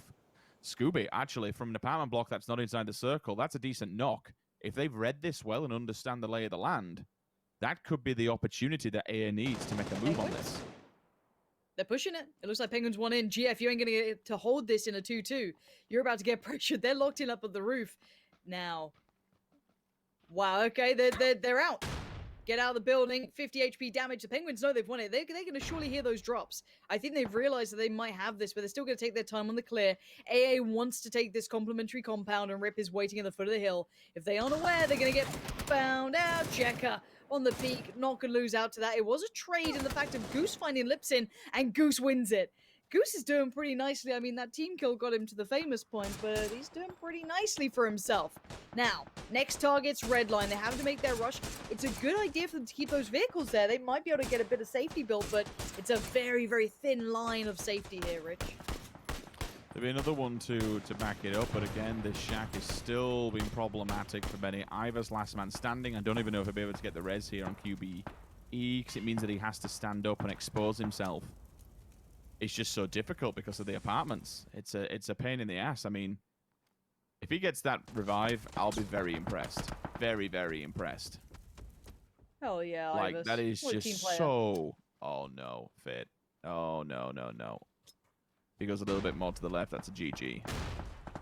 Oh, they've missed it. They've missed it. Faultlessly. How many more have you got? This one might not if it's towards the back. First one lands. That's bounced a little bit further, but it is still in front. My God, they survived it. That is just nuts. I am pretty amazed of they've course. made out from this big nade. AWM just upstairs as well. Big Yeah, nade. why not? Woof. Oh, Hell Scream, that's so good. The nade to push him out from the cover, the follow-up from the Orm, it couldn't be better. Flash to follow, this time, does it make a move? No, probably not, but it's keeping them under wraps. Now, GF is no longer in that circle, Rich. They have to now think of how they want to approach this. They left the apartment that the Penguins took over, so now they have to fight their way back in here, and that's an angle, that's a kill, surely. Goose. Wow, I don't know how Redline is still alive. Lauren, look at GF really quickly. Look at Arbs. He's actually running to the north side of the apartments and trying to find a different angle, either onto the guys on top of it. The only way they do this is to try and fake smoke it, in my opinion. If they can fake smoke the front of the building to draw the attention of the Nuclear Penguins and then maybe run the back. Even if they lose one player on a one-on-one, the rest of them get inside that building. Arbs has been found. What he was trying to build was phenomenal, but unfortunately it's been thrown to the wind. Goose, however, Goosey finds one of them on top of this building. That changes everything. Puts one out for the res and sends the rest on red alert to be looking around for a new player. Scatters them for all but a second. Ivers is by hook or by crook still holding on. I can hear that AWM just firing away. Just a big noise of it. Kind of scary, really. See if we can find another knock coming out from it. Let's not forget that Jempty's still in there, by the way. Chilling. No messing around. Smokes are down. Time to go. Multiple fronts. Big amounts of damage on the side of Goose. Easy cleanup. After all goes down, Hellscream with a tap fire. Nice work from him. Where are the Penguins? Because they have to make the push now. They have to go. The Blues on their back. They've got to make it towards the other side of GF here. Or GF has to push towards the Penguins, excuse me. Party Beetle's already down. Boggo got traded on earlier, I believe. But look how open Game Frame are towards that upside hill. That southern side hill is super, super open for them. And now from Death from above. Nice play from Tico to take that peek. You know, very dangerous, precarious timing for sure. And Game Frame, I think, are now just down to 1 here. The issue then becomes, for the teams leaving those apartments, it's a rough run, if I'm honest here. Now, everyone else can kind of work in off the backs of the cover, but now it's going to be better luck next time, finally getting some attention back towards them. Keep in mind, Omicron still has Gem here, playing very quietly and very patiently for all the others. This is the position they're probably trying to send towards that he's taken over, but he has to move soon. Tico bleeds out. We've got Zorf picking up that. 5 teams, 10 players in Phase 9, Rich. Yeah, it's madness. It's chaos.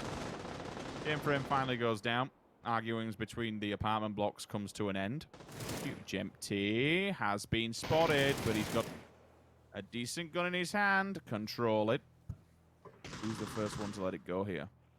Scooby keeps going to the backside. Battle next time lays down and comes out on top. QBE. Pretty decent way to bow out, thankfully. Gets into the top 3 and picks up a frag himself. Now it comes down to Fate. Fate still picking up points. There's only 2 teams in this. It's a 3 versus 1. What else have you got in the tank? Absolutely nothing. The Nuclear Penguins come out on top, 8 frags, 10 points, and they win 18-point game, keeping control of that apartment block. And it wasn't from the very start. If we think about it, they made the approach from the back. They had the worst one.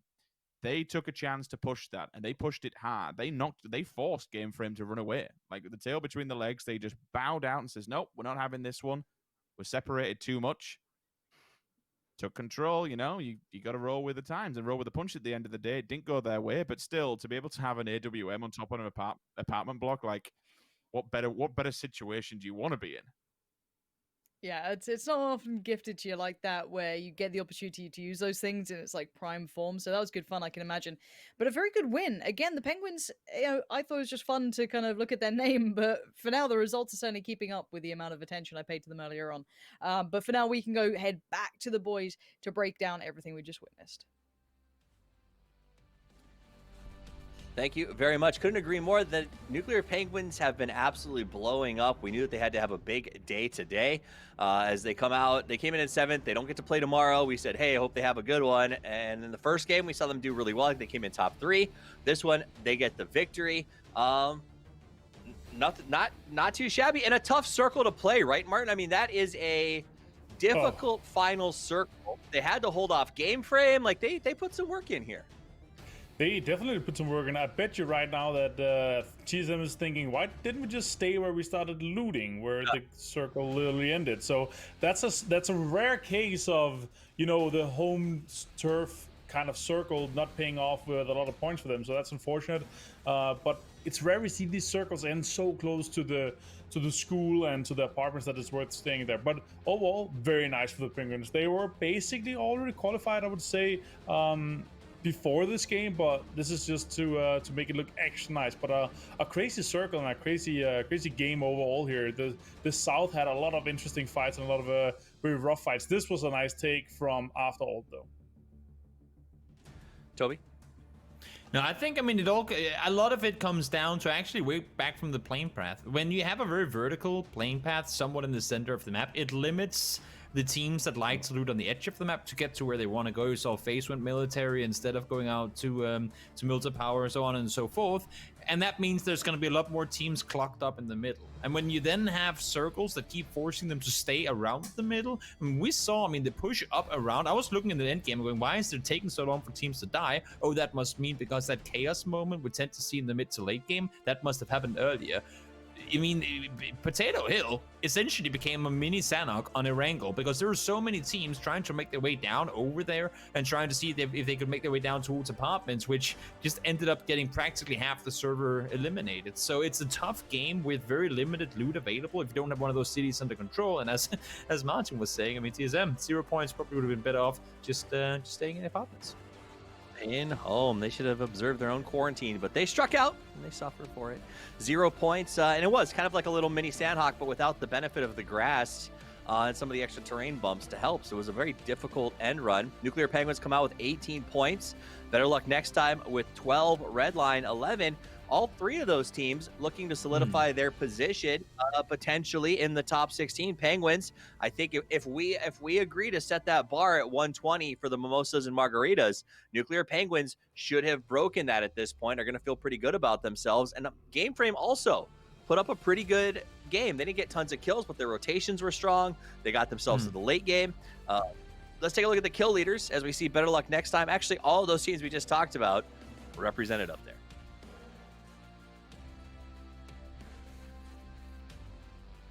I think one of the great things about Penguins in a game like this is that we've talked about Penguins before. I've had the pleasure of seeing them really grow over the last couple of months, and they've always been the team that makes it into the top 16 in group stages, but they never really have a saying when it comes to the grand finals. When the group is set in stone, when you have those 16 teams and the top teams, they really start delivering, it becomes extremely difficult for them to go up against them. But when we see the group of teams we have today playing, we have our FaZe fans, Tornado, Team Liquid, TSM. While they might not have had the biggest impact on this game per se, it's good to see that team now be able to go out and get good performances in lobbies where they are too, because that should give them a lot of confidence coming into, well, what we now know to become the grand finals.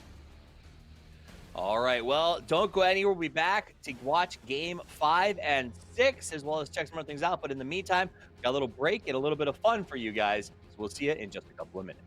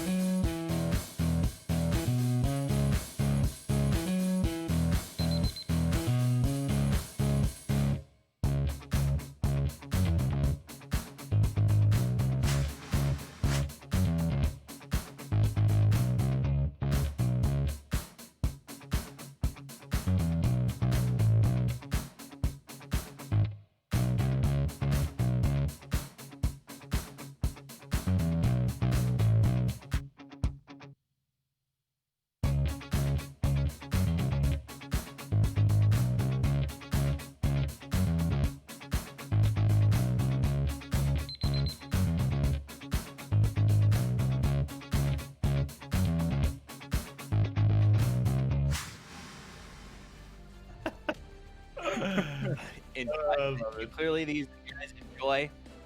That last one was actually pretty good.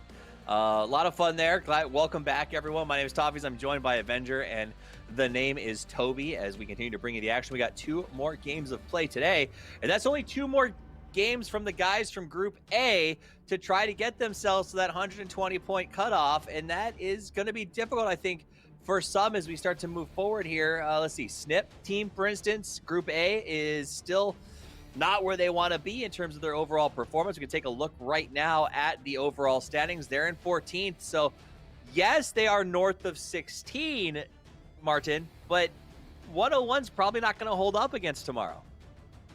It's going to be rough for them, to be honest. I think, yeah, they need to step up. 101 is definitely not going to be enough. I guarantee you that right now. But also because there's a lot of the mid-pack teams that are getting a lot of points.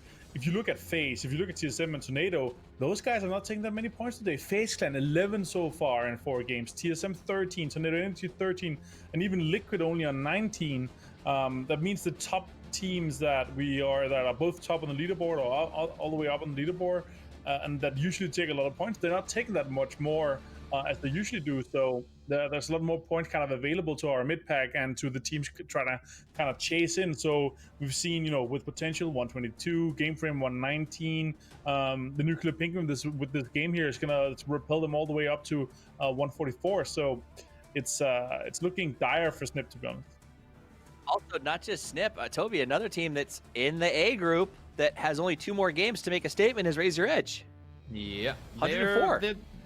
They're looking at, I want to say, at least 10 points per game, and like tracking back, seeing how what they've been able to put up both today, but also over the course of the tournament, there's a lot of room in between those 10+ like point performances. So I don't know. I mean, if you're Udyr and Co sitting in Raise Your Edge right now, you better damn have a good plan for the next 2 games to come. You can't bank everything on northeast of Yasnaya circles, giving you all the points you need. You need to play smart. You need to play really damn smart in these last 2 games if you want to qualify. I think that's the key for those of you watching at home. Better luck next time. Raise Your Edge and Snip team are the 3 that you're going to want to keep an eye on in the next 2 matches. That's their last 2 to play. All of them are at least 10 points below where we think the cutoff will very likely be. And they're going to be sitting there twiddling their thumbs tomorrow. So keep an eye on them, because if they don't step up and put those numbers down, as Toby said, that sort of 10 per average, they're going to be in a stressful position or potentially even knocked out in the first game or 2 tomorrow as those teams look to put up out. So I think that's the thing to watch. Martin, if you are those 3 teams, 2 matches left to go, how do you approach the penultimate game of Erangel? Well, you gotta approach it by not being afraid to take those fights, because 70% of the points from games, they come from kills. Like you cannot back down. I mean, we saw Raise Your Edge, we saw with this kind of pull-up or defense where they've got 4 kills. I want to see more of that. I want to see them put themselves in situations where they can push on third party and get those points, because banking on just getting both lucky, having good migrations, having good macro, and then having some good decision making in the late game where Circus is, you can't bank all on that and just go for those points. So go for the kills. Trophies aren't made of gold. They're made by an extremely rare alloy called guts. Let's see if those 3 teams have the guts to put up and shut up everyone else who speaks out against them. Get those points, enjoy the mimosas, relax, and watch the games tomorrow. But we've got 2 more to watch right now, and we're going to do so with the casting pair of The Sims and Pansy. Thanks, Steve. Thank you, Martin and Toby. Very kind of you. On your name there, Lauren. Pansy. Easy. Hear that? Easy now. Ah. Easy now. Yeah, very exciting. I have to keep myself in check. All right, so starting up in the northeast, southwest we go. FaZe back on the island. It seems like they're kind of leaning towards this pretty heavily these days. Yep. I suppose when it's that far, I mean, it's not without being able to go for it. You can definitely long drop it. You can definitely go find vehicles. But it's whether or not you want to. If you know that there's somewhere that's clear and you know that's somewhere that's safe, it's gonna have gonna loot, and no one else really gonna challenge you for it. Then hell, why not? If you do get a Sosnovka Island ending, then great. You're laughing. You can set up early game. You can chill. You can get all okay. Well, it's not gonna be, but The question is, does anybody camp them? People will know their presence. You know, you'll have been watching. You might not necessarily know it's FaZe Clan if you've been doing homework. I'm sure you can put something together which suggests it's them. If you really want to camp them out, there is a possibility to do so. But do you really want to camp FaZe? I know they're looking a little bit broken, a little bit worse for wear at the moment, but it's still FaZe. It's going to waste your time. The teams that are down there, and Toffee's said it perfectly, the 3 that we want to be watching, there are other teams that still need points for tomorrow. Red Line, no need to take a fine. Go set up, boys. Keep playing your game. You've got tomorrow to play. Don't bother. There's no point in wasting it. Tornado Energy, kind of put them in the same block as Na'Vi, where I don't think they're that inclined to do so. You know, I just don't. You never really see them setting up a bridge encampment purposely to kill somebody off, where the other side, you might see this Unity thing come into play tomorrow. And that's definitely a storyline we'll be watching between them and TSM, see how that unfolds completely. For Tempest, again, they're not really going to camp FaZe. So I think they'll be safe on this one for me. I think they'll be safe. It just depends which way they want to rotate off of this, given its circle, given the position. It's going to be one of those nice chilled out games for these players. I said chilled out. It's more us talking. When we have these games, we have less kind of aggression to roll off the back of. It sounds like we're just jabbering on, but honestly, we're just kind of playing for time at this stage. There's a lot of land. There's not much water. You got your central areas. You got a lot of compounds. Should be pretty simple, right? Yeah, I mean, it's easy for everyone. It doesn't put anyone out of place. No one's going to be, hard fought to find their avenue of approach. Every single way onto this piece of land is accessible. Yeah, FaZe might have a little bit of a harder route than some others, but mostly they're pretty happy where they are. So it should be fine. Have we seen a single Mosin kill? No, we've seen it. I keep calling it out. We've seen it like 3 times. They're still, you know what? Even when you play either both ranked or public, they still feel a little bit rare. It's definitely, not the same level as finding the Kar98. Because hell, you got ranked and they're just bloody everywhere. You walk in and the floors are basically covered in them. Hell, I'm very glad mollies don't take effect on them. Otherwise, if you walk in on a bed of Kar98s, they'd just be spreading all over the place with the fire. Yeah, I've not really seen one yet. Like I said, I like it. We're like a broken record when it comes to bolt action weapons. Of course. It's because they look cool. Like it kills them. It's like, wow. Sounds cool as well. It does. Definitely does. Where are you dropping these days? Where's your preferred drop on Erangel these days? I'm a bit of a weirdo. I like Roshawk or South George. Really? Like South Roshawk? George if I've got a South George I get. South George if I've got a team that I know that knows what they're doing and know they can shoot. Roshawk, I don't know. I kind of like, because I play a lot of duos still. I like, I know there's all the bot Okay, in memes duos and that's stuff okay. like that. I'm a big duos, but I've always been a duos. Since I can think back to God knows how long, every single game I always like playing in 2s. It's just something that I enjoy. It's less chaotic for me and more controlled. Yeah. Roshawk, I like how many levels there are to it, and I think it's sustainable for multiple teams. Even if you drop there with a team of 4. Oh, hold on. Yeah. Hold on. Oh, okay, not coming off of that one. Even if you drop there in a team of 4, you know that there is that safety net that's provided because there's a ton of compounds, there's a ton of cover, and more likely chance a ton of loot that you can actually fight back and you can respond with. And probably about 2 weeks ago, I killed 3 people with a revolver, and they're all geared up, so I was very happy with it while everyone distracted. So that's you just like, yep, this is where I drop now. I just think it's not in this kind of environment. God, no. Absolutely not. It's not sustainable. But in publics, and even in ranked to a lesser extent, I find it more playable if there is a team pushing you.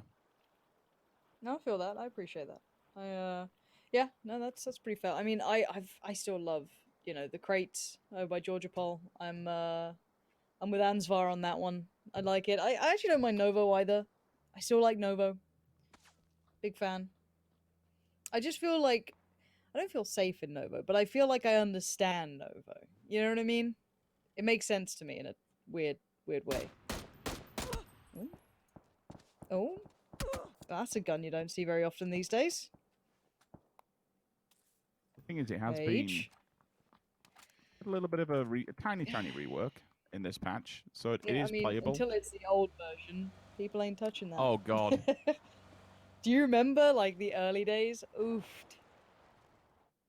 Yeah, 8 times with that thing just getting lasered Yep. over the map. Christ, I remember when we were still casting like teams running that as meta at the time. Mhm. Mm. It was a unique time. It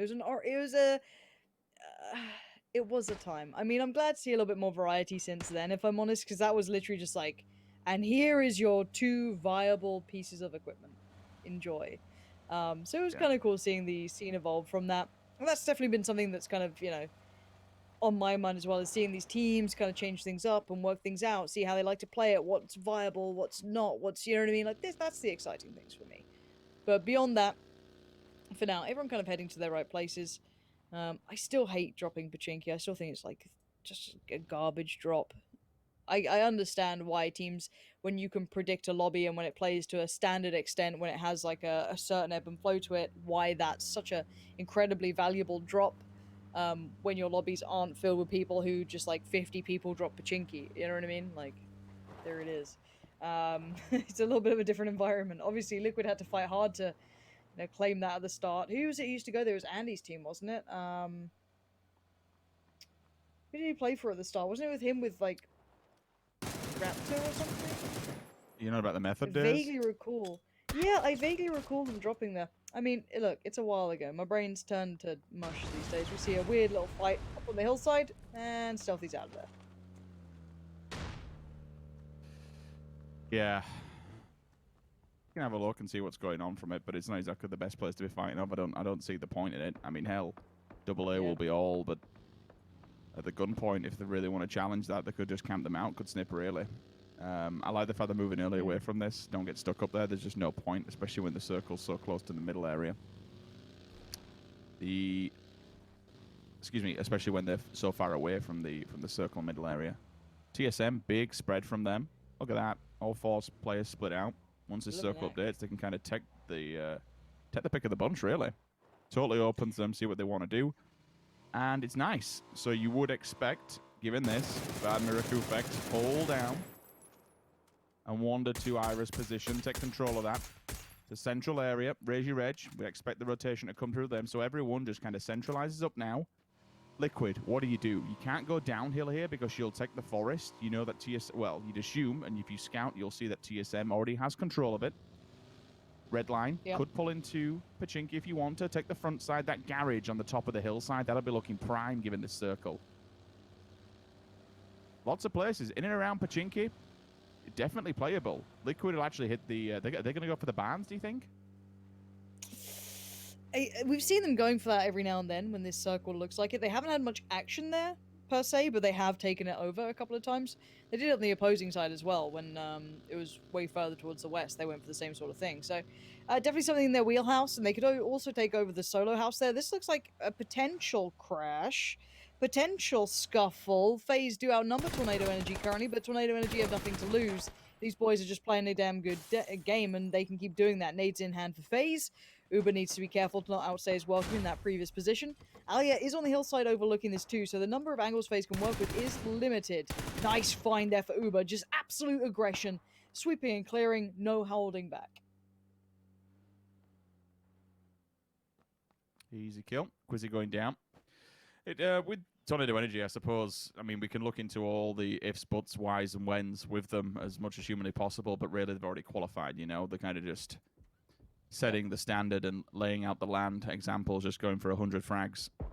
And why not? No, he's not really. Or is he? I mean, there is still not. Are they, remind myself, they got another day to play? No, they don't. So this is their last game. So second to last game, excuse me, which is also followed up by FaZe Clan, Raise Your Edge, Tornado Energy, Better Luck Next Time, Game Frame, Nuclear Penguins with potential snip team. Steve was alluding to the teams at the start of this match who you want to be watching out for. Definitely for me, target painted on Raise Your Edge. Looked difficult during the Charity Invitational. Might be the same where we have a really good last game and they just scrape through. Better Luck Next Time. I'd like to see Better Luck Next Time in the Grand Finals, mainly just because they're not scared to poke at anybody and have a crack at them. Like, I respect that. And it it breaks things up a bit for us as casters and for people watching at home. I don't mind a bit of aggro. I don't mind annoying other teams. It's, yeah, I think it keeps people on the toes in all different formats.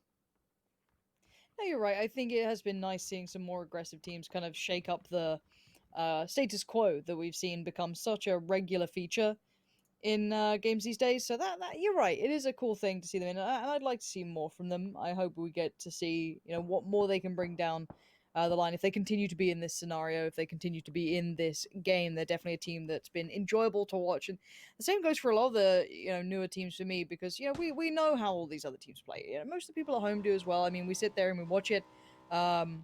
We get to enjoy their playstyle plenty, but it's good to see it put through its paces. There's nothing like seeing a high-end team having to really kind of roll it back, to really kind of bring it back to what made them so good in the first place.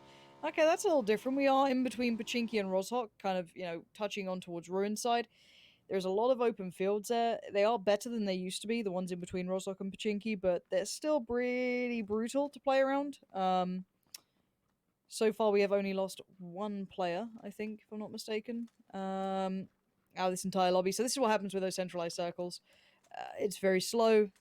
I think that was that Tornado Energy player that... Was it Uber found? I don't remember. It was one of the FaZe players found.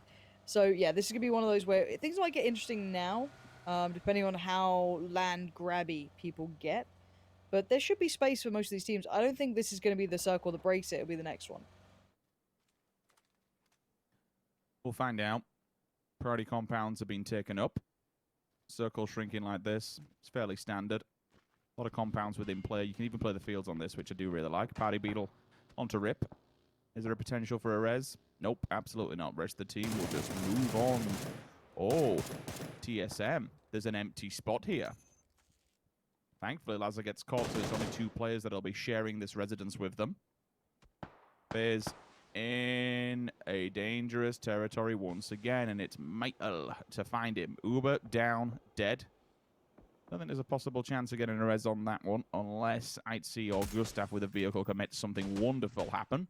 It'll be extremely difficult, and with FaZe falling down also, it just becomes that much more harder. Nuclear Penguins, slow and steady walk. WP's here. Don't forget about that. Tech is also falling to T-Bone from a different angle altogether, so then we have the Jempty. Oh, my lord, there's fights all over the place. Okay, where are we looking then? So that's over by apartment blocks. That's actually inside school. Omicron trying to build something out from the arena side of it. Battle next time have actually injected themselves into the backside of Rozhok here, where we do have WP. Nuclear Penguins have only got one person who's holding that. The Nuclear Penguins have actually pulled back to kind of the outskirts of Rozhok, where you have that small garage compound that moves by water area. I'd see. All right. Probably wasn't expected to be so close here, unless Michael just got rushed in the vehicle and couldn't withstand it. There's no way they're going to try and do this. If he reses Uber, that is just absolutely... God, no. QBE was looking so good. Pull back, Gustav. Abort mission. But yeah, the idea behind it, I love it. To throw the smoke, get in the vehicle and say, you know what? We're not going to leave his comrade behind. That'd have been beautiful to witness. I can't remember if it's Band of Brothers or... It was one of the shows where it's like the sniper when they leave him kind of like alive to see if they can get more people to come in, It's remember that because QB's on like the church, so it's just like that famous like scene. And it almost drew another member of FaZe, and as soon as that started to happen, QB just puts him down anyway, maybe just feeling like the flush was more important. Now this keeps in a great deal of Pochinki. Now the open fields are not as playable as you'd like.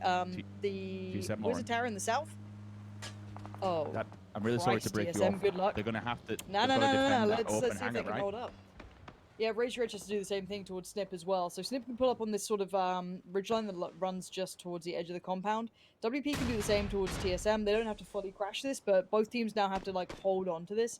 AA can take on that plateau where the weird little tent area is. For example, that's it. That pull up makes you feel nervous things. And it's into Pochinki for some of these teams. We've got 3 teams in Pochinki right now. I mean, why not? If it's playable, you might as well use what you're given, especially given this circle and you move into the fields after this one.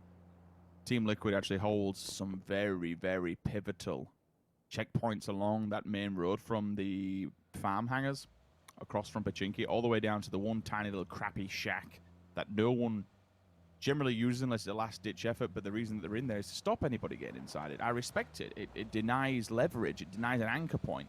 You see a lot of these teams moving and just working within the between the ruins in and about, moving forward from there, and even from school as well. That's because it's allowed to. Given the topography of the fields behind them, it's workable terrain. But there's not much of it. Get stuck in and crack on.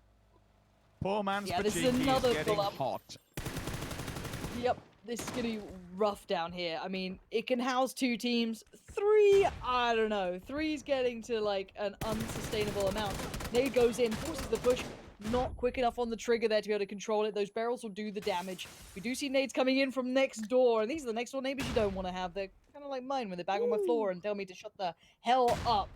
Blaze doing nicely, and more of TSM receiving all the attention here. Lipsin, what a shot. He lays down, doesn't get it. Death Squad comes up the stairs. TSM, sweep and clean. That's the name of the game, and they get it done. We said, WP, that backdoor hanger was going to be the weak spot. Fex is already damaged, so he's laying down. Smokes are up to allow him to get back to his teammates and regroup as a band of brothers. They will have the 4-stack. That is the benefit of it. I was wondering, Croman, he was in that vehicle. I'm thinking, are you just posturing here? You're actually going to send this? Don't get me wrong. It's still a bit sketch with only 2 people on this side of Raise Your Edge holding that. But because the building is a 3-stack, it's just a phenomenal, phenomenal guard tower to watch this ridge line.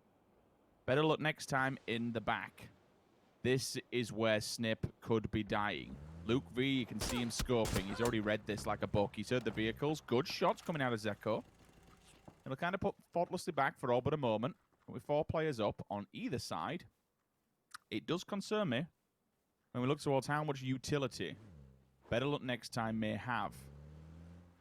Once they commit these lethals, that could be all she wrote.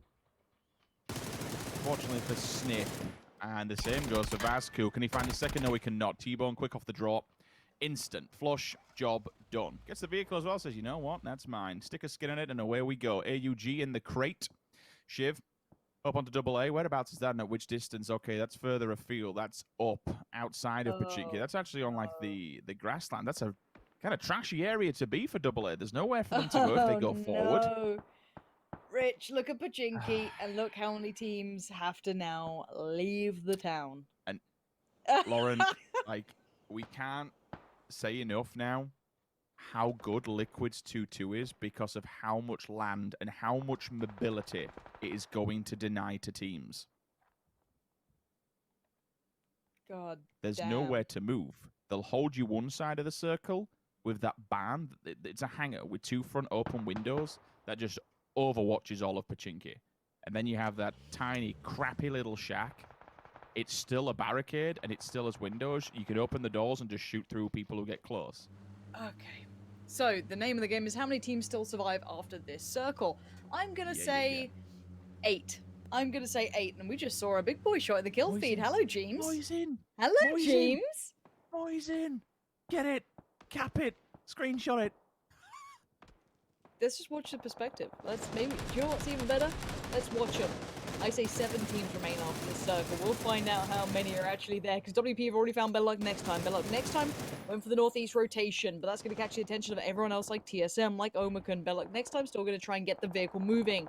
Meanwhile, Liquid has found Tornado Energy trying to shift towards the south. That's Ibby and K-Mine doing well, but that nade feels better. GF going to clear out 2 from AA. That's just on the outskirts of Pachinki, northeast. You can see the little sewer ledge. And now, again, more kills coming in. Raise Your Edge and Snip forced to fight. They have to get past each other, but then waiting further back is AA and GF. Everything here is going to explode. Yeah, it's been pretty sparse so far for kills, but now because so many players alive and so crunched together, it's going to be evil. Udyr and Monkey, 2 players left standing. They might be able to get Nail up, which they do. WP. Nice seat swap. Back and forth, back and forth. He survives it, but for how long? He crosses the road, which puts him in a decent spot to annoy TSM. It might even just distract them enough for the rest of his teammates to get onto this side. Croman onto Raise Your Edge, though. That is huge. That is nasty. That is bad. They were looking for a top 10 placement here, at bare minimum. With Shiv bleeding out as well, that must be 1 player alive in the form of Monkey. If they find him, this is going to put such a strain onto Raise Your Edge. I kind of feel for them at the moment, but you know what? You make your bed, unfortunately you lie in it. Raise Your Edge goes down, 11th place. Red line across the road, away we go. Move on, Dream for You's position. Now all of a sudden, Snip in a good position getting kills. They're at the bottom of the hill. They will be punished, they will be hurt. They're still in this, but not for very long in my opinion, given how many players are actually there. FaZe Clan bows out to the blue. Red line. They've had them pretty much red this entire time. They've been watching, they've been lurking, they've been on the same transitional path. Now the players from Snip begin to bleed out, and that's because of the blue. It's here, it's deadly, and it could be the final straw when we look towards Zeko. Little stairway to heaven, potentially to hell. If you want to wander up there, feel free, have a go, see what you can do. You might be a hero. Vex will fall with potentials eliminated. Good job. Good hold. 4 players left standing and a ton of damage done. That's a nice play from TSM. 8 teams? Who said that? Me. I was right. And it actually might be 7 pretty soon. Oh my god. Zico, how are you getting away with this? Oh, dearie me. That's not nice. You wanted that cleanly, didn't you, Zico? Now you're in trouble. You poked the hornet's nest, and now you're surprised that a lot of people are looking your way and being very cruel about it. Down to 7. Tempest in the east, Liquid, of course, central. GF getting plenty of attention kind of towards the middle. AA trying to work away from this side, but they've got that road to cross. TSM still have 4. That's a big storyline. Omicron with 2 towards the north as well. So Omicron will be the ones to probably see TSM first. But can we just see the man with the Mosin? The man who can? Show me Jeems. Show me Jeems. Show me Jeems. Jeems. Come on. No, not T-Bone. This is... I just want to see. There it is. Oh. We saw it. Get it out. Get it out, Jeems. Rich wants to see it. Get it out. Show me. Show me. Show me. Look, we've spotted it for all but a moment, right? We've seen it in the kill feed at least, so now I'm happy. The bold actions. Oh, this is naughty from T-Bone. Look at this. Yeah, he's working with Paige as well, who can feed him a bit of info uphill. I mean, these two are individually, especially Paige, like what we've seen him do when he's just in the solo scenario. The guy is filth. But T-Bone, he does have a team of 4 directly in front of him. See how this does. Party Beetle! This guy's He my is just a favorite player. beetle under a rock. I am a beetle. Don't Leave me you alone. hurt him. Don't hurt Do him. not step on beetle. Beetle have bullet. Beetle shoot you and get shot back, unfortunately. Party Beetle's great. He's been a fun personality to keep up with. Yeah, T-Bone's kind of turned into like, let me just, be the parasite on the back of this, bigger beast of this TSM right now.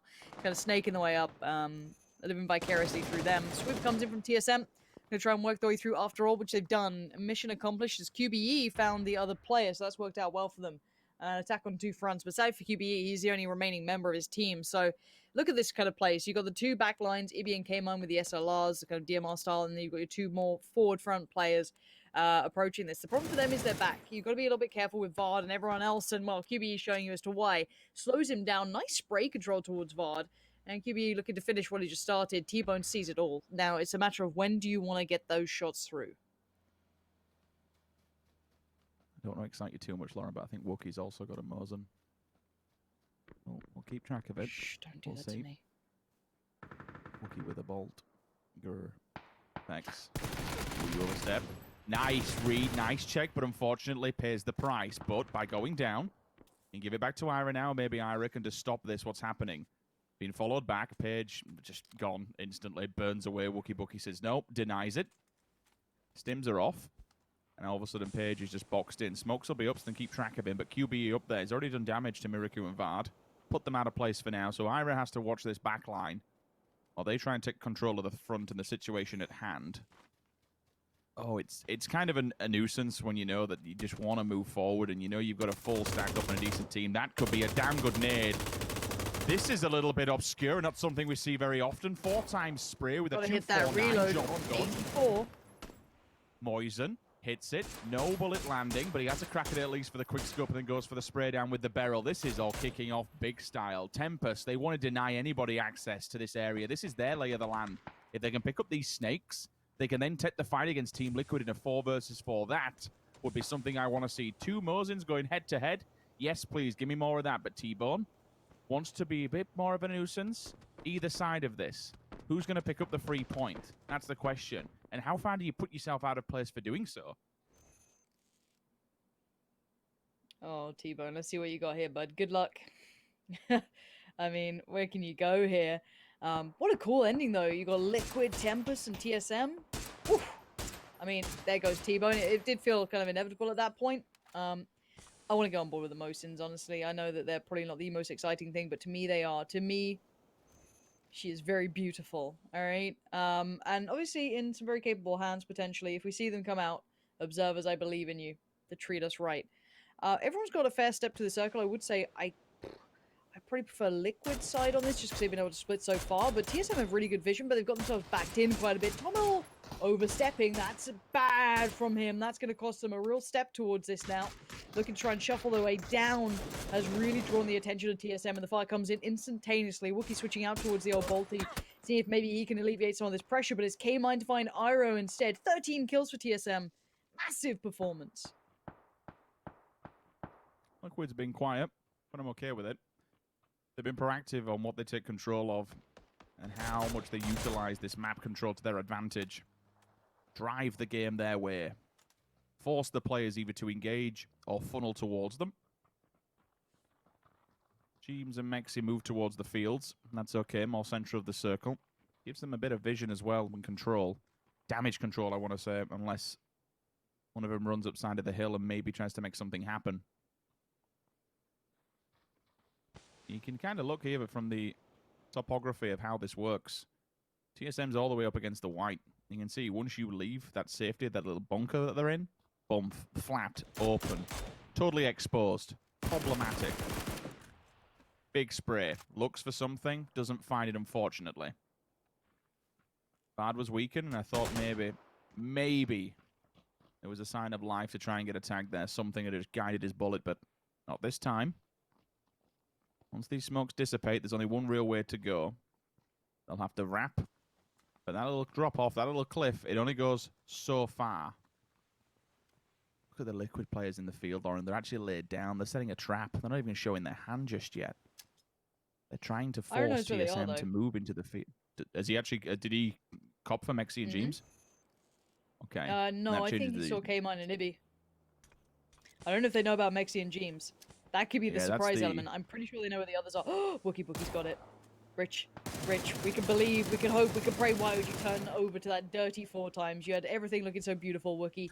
Spraying him wildly, trying to find some sort of connection towards Miracle. It's not going to happen. Now, what does TSM do? They have some information. Now they know that Jeems is. The shot just came through towards them. Line of smokes go up. This is a big ending. 10 players. Some of the best in Europe fighting it out right now. This is nuts. Okay. Liquid do have the advantage of at least having 4 alive here. Obviously, Tempest down to 3. I think TSM is down to 3 as well. So Liquid do hold the cards of numbers, but does that translate beyond that? That's the next big thing. Good tags from Iroh. This man is doing some big damage today. Yeah, that'll just pause them for all but a moment. It means that they're stuck behind the crit. There's nowhere else really to go. Liquid will commit all the smokes, the walls up, but eventually they're going to have to fight. Once this goes, the safety has been removed. The training wheels are off, and it's time to fight. Ibby onto Pixel. Good shot initially. 2 of them, 2-2 split. Try and keep control of this. Sprays through the smoke. Doesn't find anything yet. A little bit of damage done, but Tempest, they need to be aware. TSM's on the hillside. There is a response from either side. Spray down through on the 3 times, and it's more than capable of doing so. This is the go time for Liquid. They have to use this advantage. Tempest goes down. They know that TSM is wounded, but they're kind of on the plateau a little bit. They're hanging back, but now it's time to strike. Don't even bother going for the res. There's 3 of Europe, and you're all versing Iroh. Don't get me wrong, he's a god incarnate. But with 3 players standing, this is Team Liquid's game. Quiet and cautious towards the latter stages. 8 kills in total. And honestly, I'd have been disappointed if they hadn't have won that. They took control from the very start. They grabbed the farm. They grabbed the tiny little shack. And they've been monitoring the situation. They've been denying mobility. They've been denying transitions. Basically just controlled that entire game. They can control the entire circle. Probably the last 2 or 3. You couldn't go from behind them towards Pachinki. I mean, hell, there was no way of doing it just because of the farms that they controlled. Really nice. Really enjoyed that one. And to back up what you said, 3 teams like that in a final circle, you can't ask for any more. No, they all played it very well. Liquid did play it the best of the bunch. Good to see them closing out a nice win there. It was in their backyard, quite literally. But again, you said it. They did it very well. They showed exactly how you should play those sort of situations.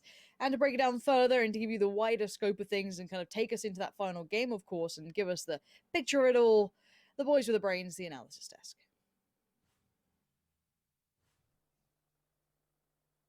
And Toffee's is muted again. Muted again. It's obviously doesn't It know. happened again. There you go. Yeah, no, I know. We're the boys with the brains. We're not necessarily the boys with the voices. It is what it is. Let's talk about that game. Liquid comes out with the big win. Happy for them this time around. TSM gets some good points, but for me, the story is the teams that we said we need to keep an eye on that need to perform well in this game. They just don't come through. We got Raise Your Edge in 11th place with 1 kill. We've got Snip going out in 8th place with only 4 kills. It's just, that was a rough game for those cusp teams. Yeah, and to be honest, 3 of those teams, I think we will see 2 of those be outside the top 16 unless they all 3 pop off here in the last game and they're gonna like up the level of the cutoff point. So for Raise Your Edge, for Snip, and for Better Luck Next Time, whoever of those 3 teams has the better game here in the last one and ends on top of each other, I think that's where the cutoff point will be because math and that's where like we have a set amount of teams where that is going to be below that point, I think. Toby? Yeah, I feel like this last game was an interesting one because it was a polar opposite of what we saw previously. It was a very similar plane, but the thing is, in the game before that ended around apartments, everyone kept murdering each other over potato. That lesson was learned very quickly, and everyone's saying, let's not go up potato because that's where you go to die.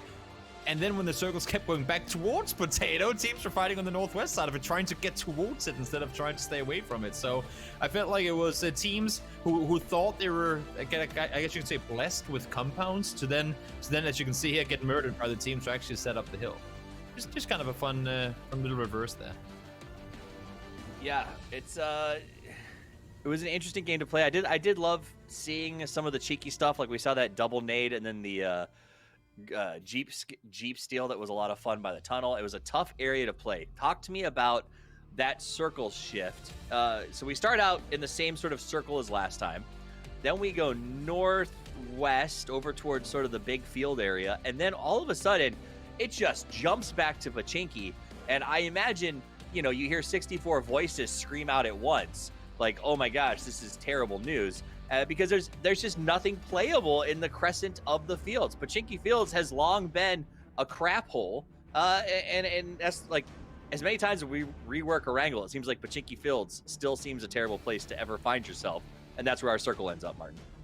Right, and on top of that, I'm actually surprised we don't see more breaches. I guess it's also the timing and like how late it is and people have lost their cars and stuff, but the barns are somewhat easy to breach. Like they are, if you do it on the south side, for example, on the south barn, where there was obviously only 2 Liquid players, you can literally put up 1 car and you're fully defended from the Pochinki side, and then you can focus on breaching the house with your Molotovs, your stun grenades, and you don't really have any big choke points rather than the stairs that is actually kind of broad. You can flash upstairs from outside windows and stuff. So I'm surprised we don't see more breaches, especially on the barns and the areas outside Pochinki that is quite easily breached. So very nice for Liquid to be able to hold it down, though. They're able to get 18 points out of this game. TSM puts up some big numbers as they bounce back from the interview curse, as Pansy likes to say. Last one not so great, but this one they come out big with that second place finish and just a ton of kills at 14. I'll tell you what, though. When we looked at that leaderboard a second ago, Snip was the only team in sort of contention mid-pack to make the left side of the leaderboard. And the person who that's the best news for, honestly, is FaZe Clan. FaZe Clan is only at 128 points with 1 game left to play. Yes, they are in 5th, but if that cutoff is estimated around 120, like you want to have a better padding than that, Toby, going in to watching everyone else play tomorrow. Oh yeah, for sure. I mean, they have had I think I don't want to know the words they want to use about their day-to-day, but they have had a very suboptimal day, especially by I guess what we can at least call FaZe standards. So they're like there's guarantee they're not satisfied. with the way that things have been going today. But no, to touch on what Martin was saying and expecting more people to crash down into Pochinki, or maybe just try and wrap south around the world earlier, I think that goes to show why and how TSM ended up having as many points as they did. Because when you're caught up there with the circle shifting the way that it did, there's, I mean, at least seemingly no way for you to get down there without trying to maneuver like directly in between or through some of those compounds on the northeast side of between school and Pochinki, and that was where TSM were sitting and they were harvesting. I mean, when you're forcing Snip and other teams to play literally dips and fields in phase 2, you know you're going to be in for a rough time. I mean, the reality is I'm not great at math, so I usually don't do this on stream, but FaZe, considered one of the best teams in the world, second place at the World Championships, has gotten 15 points today, Martin. 15. And they're not in a position where you can say, well, they've easily qualified, so they're just kind of doing whatever and having a good time. Like, 15 points. I mean, that puts them literally in the same scoring index as Better Luck Next Time, Snip, and Raise Your Edge, who have 14, 15, and 16 respectively. As you look at the boards, you see they are in 5th place, but it starts to get pretty tight when you talk about they don't get to play any games tomorrow. What else stands out to you on these leaderboards right now, Martin? Well, to wrap up the FaZe talk, obviously they've made a change, and you can't argue to say, you know, yeah, we're saving our strategies for the grand finals. There's no such thing, because we're so deep into the meta right now. It's done already. So I definitely think they're gonna look here in the group stage and say, you know what, this is not satisfying. We're gonna work harder, because they are gonna have a week and a half to get ready for that. But what else stands out to me, I will say the Nuclear Pancakes being on 4th is very impressive to me. I'm happy to see that. Game frame with potential also being this high. They practically already qualified. And then I gotta say I'm somewhat sad to see Raise Your Edge not be higher up, considering they are this direct invite for both PCS 1 and 2. I mean, that is very true. And again, as we go into the final game, Toby, we're going to be watching those 3 teams that are right next to each other, 12th, 13th, and 14th place. Better Luck Next Time, Snip and Raise Your Edge, 108 to 105. A 3-point difference between all 3 of these teams, none of which play tomorrow. This is, to be clear, everyone, their last game in the tournament, Toby. Yeah, we talked coming into last game, we said you got to average 10 points over the last 2. I think it's fair to say neither of them did anything close to that. So now we're talking about, you want to go out here. I mean, if you can win the game, you better damn have the kills to back up whatever placement you're getting, because you need 15 plus points in this game. And if you raise your edge, you're probably looking more at something like 20 if you want to, I guess, be able to watch tomorrow without having to like live in fear. I mean, to a certain extent, it does feel like maybe Raise Your Edge is feeling the pressure, because, Martin, if I look at those 3 names that we keep talking about and sort of having to hit that 120 mark right now, Raise Your Edge is the most pedigreed, the most experienced, the most well-known. The roster makes sense, and yet they've got 14 points today. This doesn't make sense to me when I look at the leaderboard. No, I agree. They need to step up here in the last game to make that. But right now, you might be ratioing thinking, you know what, 15 points, we need to hit that 120 mark. But no, you basically, in my opinion, they just need to beat Snip and Better Luck Next Time. They need 3 more points than those guys, because I think we're going to see 2 of those 3 teams are not going to make it. So the 2 lowest of those teams are not going to make it in terms of what, like, if I'm counting up and I'm counting the 8 teams in the bottom compared to the teams that we think are going to go jump ahead tomorrow. And I think no matter how it goes, I hope that Rai qualifies, but I think it's time for a serious talk between Crimson and everyone else on the team, because the reality is, I mean, Monkey, for instance, has a compound named after him, for crying out loud. Like, these are prolific players that have been around for a very long time and have been playing together as well. And I think it's time for them to sit down to say, what happened? How do we fix it? The upside, I guess, Toby, is you only need top 16 to get by right now. That said, it is time to see if they can do it. Can those mid-pack teams rise up and make a bold statement as we drop into the last map of the day? It is Erangel. The plane says it's going to be a tough one, and the ones who are calling it are none other than Pansy and The Sims. Thanks, Steve, there. Powerful intro this time, and my God, Rich, that plane path. Is gravity different this time around? Like, can it get away from the southern side? Like, what is this? Yeah, it's definitely rough, and it kind of it's the telling tale of what's about to happen. I mean, a fantastic intro by Steve kind of sets us up for what is our final match for this group of Group A. FaZe Clan, Raise Your Edge, Tornado Energy, Better Luck Next Time, Game Frame, Nuclear Penguins with potential snip team. Now, I want to go back to what Martin said. There is a very strong potential and a very real issue that 2 of the bottom teams within that Group A may not be making it through. Dead last within Group A, Raise Your Edge, 105 points. Above them, Snip Team, someone who came through the qualifiers. Next up, Better Luck Next Time, 108 points. So 105, 106, 108. Now, all those 3 are in a terrible, terrible position. So let's kind of look at this and see how things go with those 3. Let's take a look at the map. We'll see where they are now. As well, something I want to remind ourselves, PCS Charity Invitational, Raise Your Edge qualified in their final map. Very last game they won, they came out on top. Actually, no, they didn't. It was denied by TSM. They came second. But still, they won it in their final game by going frag out heavy. They need to do the same again. The circle, it's like a flashback. They had a perfect circle for their final map. They have it now.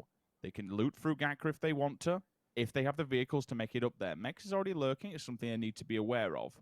Once we come back to, I'll just move over to my map stream. We can take a look and how the other teams that we're looking towards there. So it was, the second one was Snip Team, which dropped down in Primorsk. It'll be in the circle. Won't be too difficult, but they'll have to play off against Redline, who we know are a bit more of a passive and slower team. But if there is potential, if there is an opportunity to sneak a frag or 2, you damn well better believe it that Michael QB, Marvin Ibis will do it. They're a cracking bunch of players. I've been really impressed with them so far.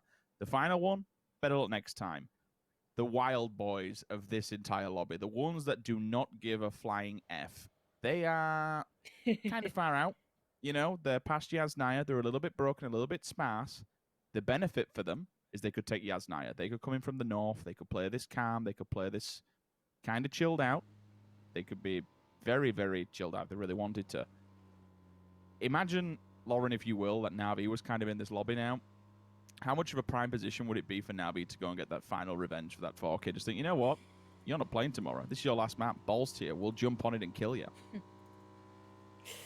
I mean, I don't think Na'Vi would ever do that as a team, but the No, temptation, but right? it's fun to think, isn't it? Like, I know there's a world where I imagine these things happening, and one day this kind of like house of cards of everyone being nice to each other will fall apart, and it will only take like 1 or 2 people to screw it all over.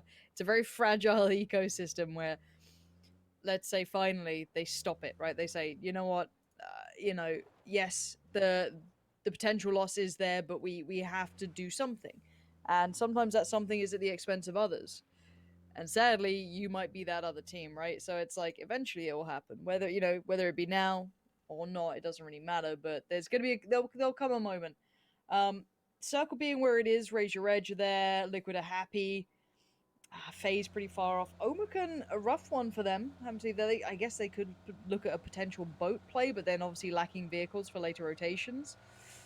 Oosh, this is gonna be a bit of a reach for some of these teams. I've got to ask Lauren. Out of those 3, do you foresee anyone really dropping the ball here, and it all just kind of just been going sideways? Is there anyone when we talk about those 3 teams that you think has potential to just lose all composure and throw it out the window? Maybe. I mean, I know we haven't probably any seen of them enough could of have it, certain right? rosters. Like, yeah, and that's the thing. It's like I don't know how consistent they are over, on a regular basis. That's I don't know how far they can go if they have to be pushed. It's why we always give so much more allowance to these teams that we've seen on such a grander scale. It's why, yes, Na'Vi is very low on the board, but I feel that Na'Vi can still do okay, right? It's because they've shown that they can do it. Tempest are bridge camping, by the way. Just a little heads up, just so you know. Shout out to you, Tempest. You're my kind of team. I appreciate you. They may not stay there for long, and I mean, they were over in Milter. It's not like they've gone far for this. And if it works out, awesome. If not, it is what it is. Tornado Energy are quite close to the bridge as well on the other side. They're over by the petrol station. I wonder how close or far they go. I mean, this is a perfect circle to stick around a little bit by the bridge. So we'll see. And I mean, for Tornado Energy, they've got nothing to lose. They're just going to be a real pain in the ass. The main pack, though, starting to scrap here, Rich. You've got Snip, Raise Your Edge quite close by. I won't just be disappointed. I'll be furious if Raise Your Edge lose a player here. They were gifted the circle. They were inside of it from the start. Yes, granted, they had to get vehicles and they had to go off and do their own little thing. Nice care package, should somebody be able to find it. Get the green machine in place and a couple of knocks from it today. That's what we like to see. Better luck next time, we said. Safety in the north. Exactly what they're going to do. They've already pre-scouted it. Jesus Christ. Artix is central of all this, by the way. I saw him at the cubes. I don't know how he's gone there as well. Yeah, he went and checked 4-stack, so he's called that out and said, all right, that's clear, but he has just gone bomb center, and he's been tagged up pretty damn heavy. That was him on your screen. He has very little HP. This is monstrous. To dive on in, like, that is huge. You can already see it's looted. I'm For him, it's like, amazed. great, boys, turn up Yeah. now. The question is, does I everyone don't know get if the there others clean? would. Does everyone... Yeah, like, can they all make it to that point? That is... Oh, they're bridge camping. Bridge, they're doing it. Oh. Tornado Energy, you're doing it. They're doing it. Why not? They literally Nothing have no left to reason not lose, to. nothing left to lose. They could literally just be a huge pain in the ass. And for Game Frame, let's see how they get around this. Let's see if they can do anything. The old buggy's just hooning it up. Full send. Melman lets him cross. Now they put the hammer down. Tag. No frag. 1 HP left on him, basically. 1 shot. 3 HP. But it's a 1 shot. You get what I mean. But Ali is chasing that too. This is sick. I like Ali this. wants it. Oh my word. And then bear in mind, WP are turning up too now as well. We've got another team as GF are backing away. WP are like, wait, what? Is the bridge closed? Oh, it's, okay. All right, this is, big smile. Big smile on the face. Right? Bridge is under maintenance, boys. Turn around. Get out of there, The boys. Tempest are on the opposing side. They're going to have to boat it. They're literally going to have to boat it. Oh, what a mess. I love it.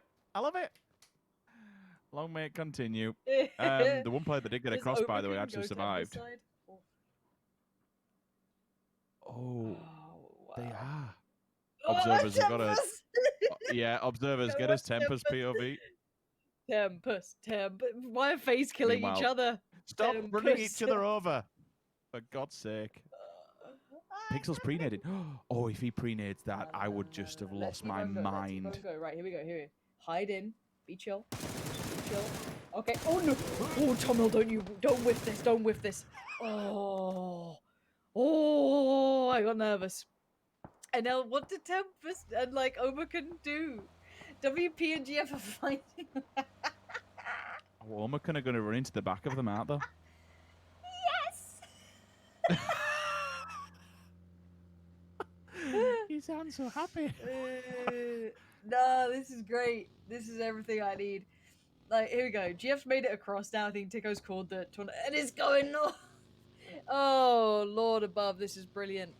Okay, FaZe. Happy with this. They're just plodding in over by Georgia Pole. No worries. Tempest can just wide swing. They can literally follow the main road up if they want, through Rodsark and be okay. TSM laying in wait for anyone who comes across the east. Oh, imagine if Battle next time get away from this and take that compound that Artix took early on. He was in such a phenomenal position. Fate. This is not what we wanted to see. We don't want to see Battle next time dying early. They're the ones who need the points. Artix, this position is phenomenal, though. Raise Your Edge, the team that he's fighting off against is here. They're at the doors, all of them. He was on his own, so my God. But how much damage can he do before falling? They're all inside. Surely not a great deal. Absolutely denied. Good plays from Raise Your Edge. Take control of it. Own it. Did they just... They sent it. Oh, my God, Kissick sent it.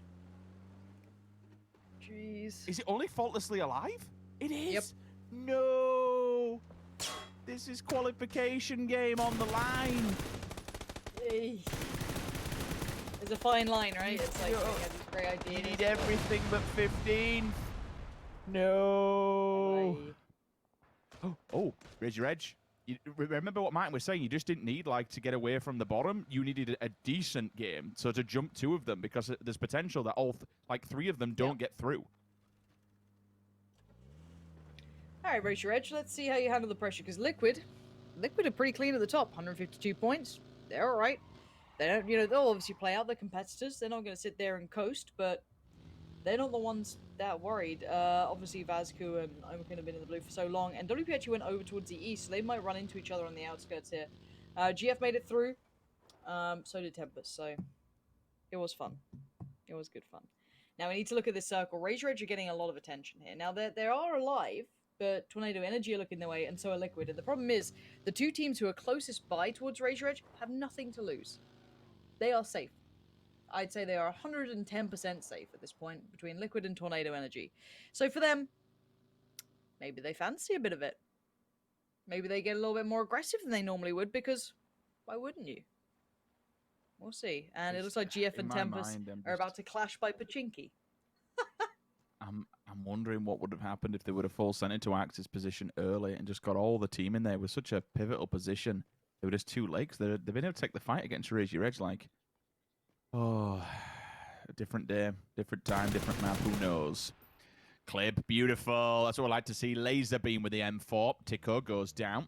Pixel, red alert. Here's the vehicle. Does at least have the barrel, so nah, driving her at this range, I won't expect too much from it. Udyr onto Melman out in the field. That's nice. Remove them from play. More than happy to see that. Even happier to see a Beetle with an AWM. When that comes into play, we shall have some fun. Hopefully get his POV if he does have line of sight onto somebody. Still playing edge at the moment. Still playing cautiously. Remember, they will play tomorrow. So, for them, they don't... Excuse me. No, they won't. This is their final stand, actually. Forgive me for that one. So, with an AWM, that will kind of help them out, especially with the level 3 gear. Finally gets found, but it's up against the white, and they're looking for a southern shift towards them. Where does it go? Kind of sent us up in and around... The 2 teams that were looking to do well in this, Lauren, ironically. Raise Your Edge and Snip, solid compounds. They're not going to move from there. There's no means of doing it whatsoever. The question is, do teams push the advantage? Do teams go for those priority compounds and kick them out? If they kick them out of the lobby now, they could be kicking them out of the competition. I don't see anyone doing it yet. And because of that, I feel you're going to see people like GF, WP, potentially Tempest and Omicron falling first. So they should, I mean, I don't want to say they get safe from that, but they start looking safer. Because these teams, again, don't play like, crazy aggressive. And obviously they don't know Raise Your Edge is in there or Snip is in there. And obviously they also don't want to cost people their tournament runs for the sake of just, messing around or just being aggressive for the crack of it. So again, we'll see what happens with it. Tempest getting some fire from the hillside. Omicron playing this very safe, all the way up towards Northern George. They're going to go for that bridge side. Snip is safe. Raise Your Edge just said safe for now. I don't see many issues coming their way.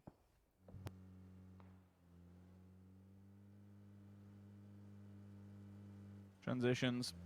Bit of a quiet period. Georgia Paul completely empty, by the way.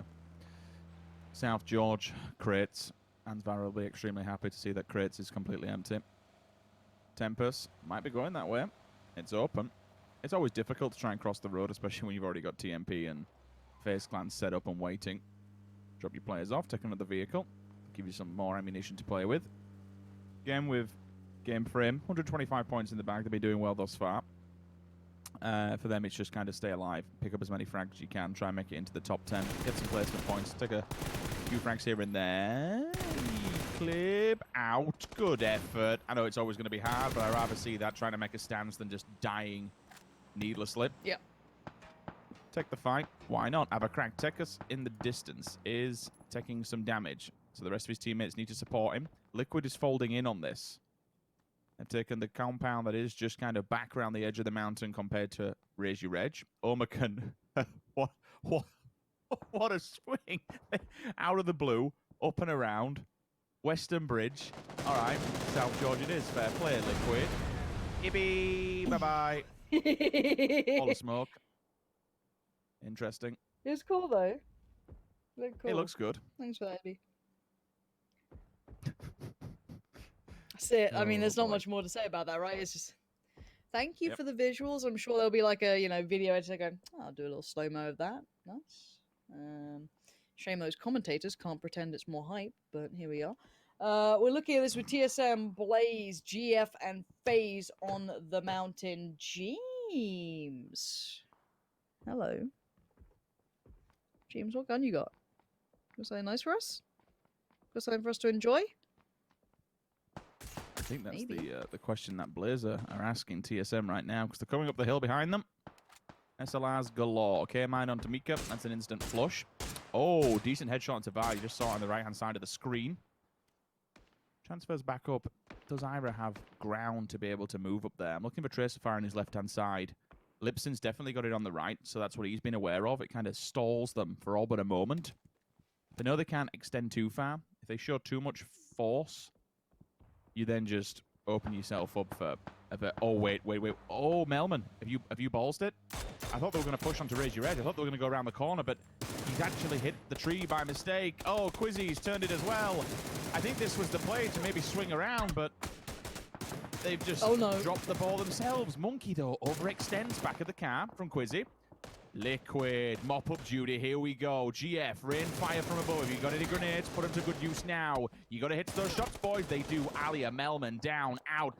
Big wipe. Tornado Energy, your number one in the lobby, destroyed by GF. Good push from them. Good points, more importantly. Razor Edge pushed out of their compound. They've left this to fight against Liquid and WP. Now, I don't mind it, but you think about the risk-reward factor. Maybe they want some more points. Maybe they want some kills. But do you want to do it against Liquid? I think they're going to fall back to their compound now. I don't know what's happening with FaZe. They're just killing themselves and each other. I don't know what's happened. But I hope they're okay. We'll let it go. No, they're not. Uber's not Empty okay. It's very weird. Yeah. Let's see if this nade. That's going to be a burn nade, isn't it? Oh, if it hits, it'll be beautiful. It just tags, but it doesn't matter. The distraction's more than enough for Miraku to strike from the back. Beautiful little play. Response, return fire from Apocalypse, but he is set back. This gives VAR time to build. Get things in motion, swing it up. Double A. You've allowed them into the hospital. The nades won't do too much now. They're already here. There is one back. Oh, will they get them? Oh, the vehicles. Jump, Ivers, run. Get inside. It is. Goosey's actually jumped down as well. The bomb.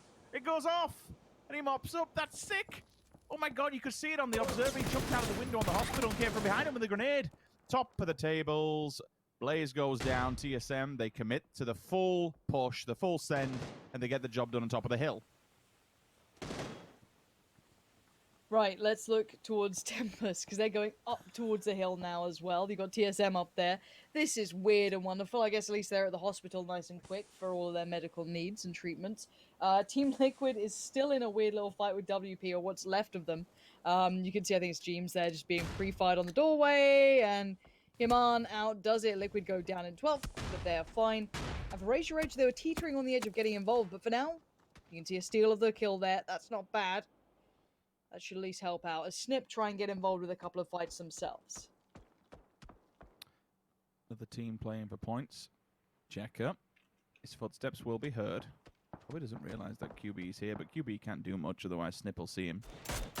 You already heard all the bullets. All right, raise your edge. Safety wheels off. Time to go, boys. What can you do? We've seen you die and rotate a few times. You're looking for top 10. This placement won't be good enough. Not many kills to boot as well. I want to see more. FaZe, by the way, just rotate into middle. They've said they've had enough. They've just fully sent it. Fahad keeps going. Oh, that's another one as well, followed up by Fex. Kings of the Mountain at the moment. Pixels on the backside. He's doing the same as Miraku, but do they have the information? Him and Wookie working up from the low side. GMT. Oh, the Dreambreaker. Shoots him from behind, distracts him for all but a second, and now it comes down to Wookie. No bolt this time round. The weakened wild Wookie, unfortunately, will have to just stand his ground for now behind a cap. QBE, dump, out, red line, gone. Raise your edge posturing. Don't really know which way is best for them to go. And honestly, I don't either. I suppose there is an option to maybe take the roadside and go up against Snip. And that would be an interesting battle. That would be basically top of the bottom of the table, fighting one another. That'd be kind of scary. Yeah, where do they go? I That'd mean, be, okay, did they that choose might be GF? an elimination battle if they go up against one another, Lauren. There is potential. Maybe. I mean, for now, Razor Edge is still kind of just looking for a home. This gets scary. The deeper you go in this, the more people are going to pay attention to where you are. And there goes the first Deer goes down. This little ditch is where they were aiming for, and right now they're being swept aside. And it's all FaZe and it's all Fuzzface with 8C doing the damage to him. Now one more is pulled up. Now there's the flush. Oh, that's why they're killing each other. They're just shooting each other. Why not? FaZe are cracked. They're just going out. I mean, now we do have Nail Up last alive. This is a problem for Razor Edge. This does leave their fate in other people's hands. And this is not the performance they would have wanted. They may have wanted more. Solidify it. Make it a little bit more certain. And my word, this is unpleasant for Nail Up. Oh, they just escaped 10th position. Just. I don't know how many frags they had, but it certainly wasn't a great deal whatsoever. Luke V now onto Itzy, so good nade from them. Oh, wait, I didn't realize this. Was that complete mistake? Snip have actually disconnected from the safety of their compound. They've gone to the middle to finish this off. Remember, they're chasing points. Tekka's still going onto TSM. GF, like, what is this game? Just pushing teams willy-nilly. I'm all for it. Carry on, boys. Secure your seed at the grand finals. Party Beetle, job done. Puts the nail in the coffin with an AWM onto Vard. Yeah. He's chasing, I mean, they're chasing FaZe right now, GF. Like, they're popping off. Snip of 4 standing and big control of the southern side. This is huge for them. This could be a big game. Now, keep in mind, they are currently tied up with Razor Edge points-wise, but obviously kills do sit with Razor Edge favorably. So they need to jump that, and they might be able to do that right now. Arb is heading over towards Luke. And the player with him, it's Zico. So one shot now, Vazku nabs that away, steals it. As they're desperate to get a little bit closer, a little bit higher up. Omicron on the chase as well, 104 points.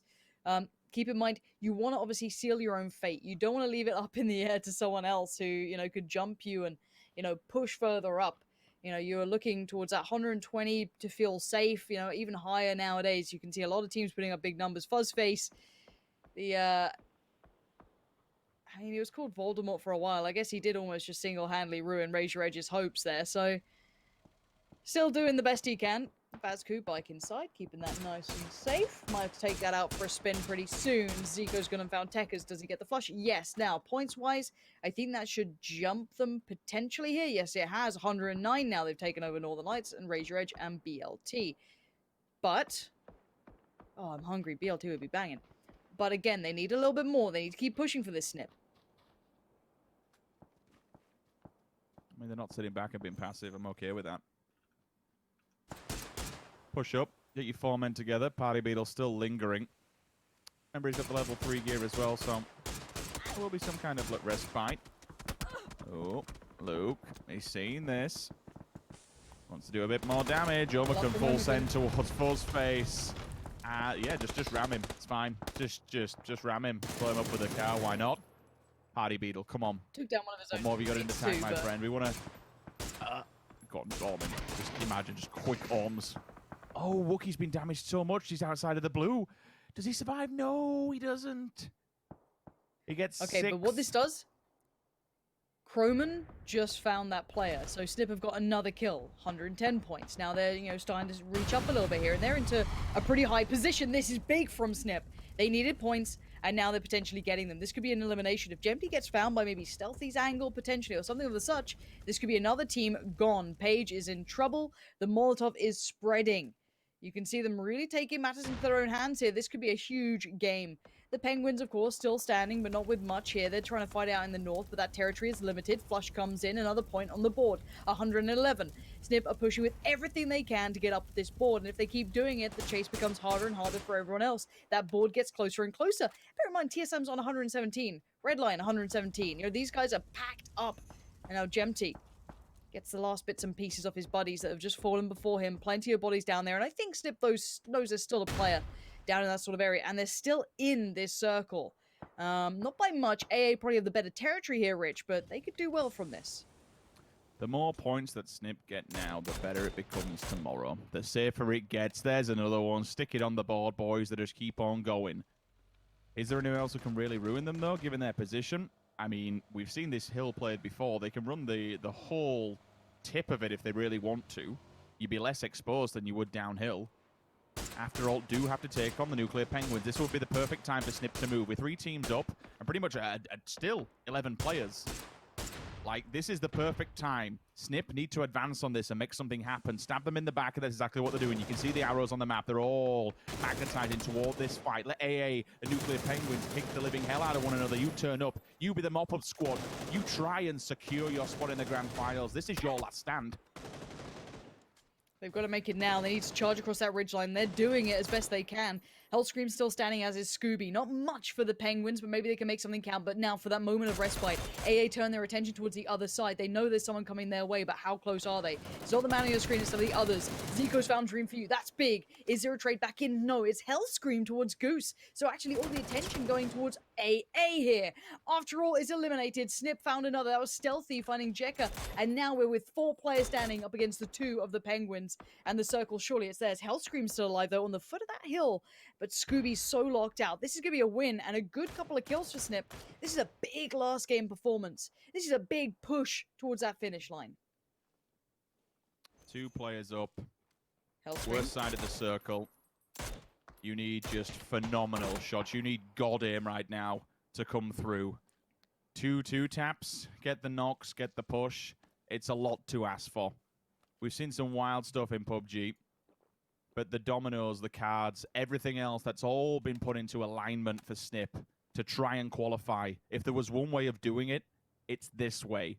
A win and 10 kills, potentially, if they pick up these 2. 20 points in your final match could secure your future in the grand finals and potentially deny Raise Your Edge and better luck next time. At this stage, it's just a waiting game unless Hellscream does something absolutely phenomenal. There's the first one.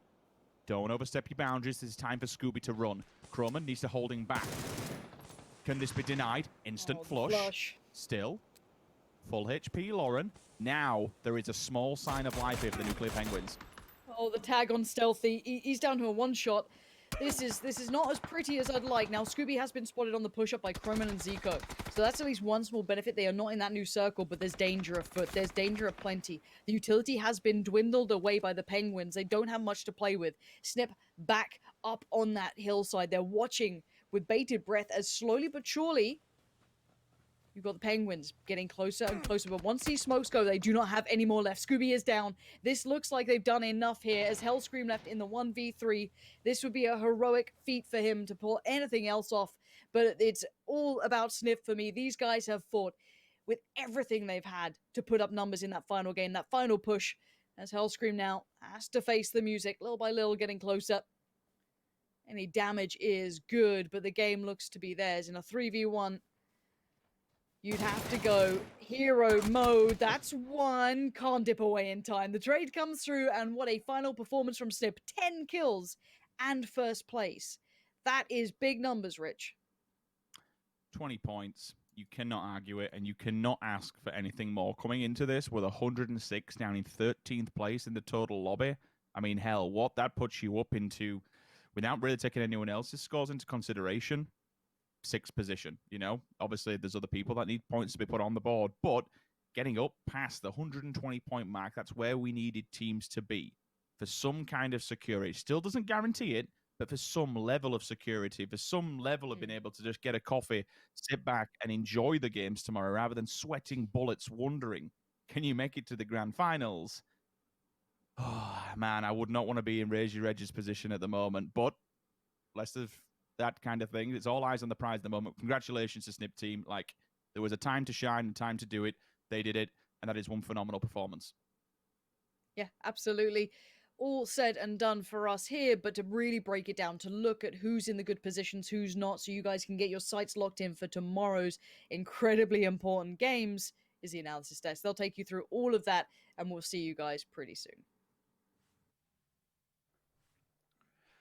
It's when the chips are down that you've got to have the guts to push all in, and it looks like in this round, Snip has the winning hand as they come out aces on top, get a big win, a lot of points, and put themselves in a position to not be overly stressed tomorrow as they go into watching the game. The question I have for you, Martin, is Was that win enough for the margaritas and mimosa time, or are they still going to be a little bit stressed out as they watch tomorrow?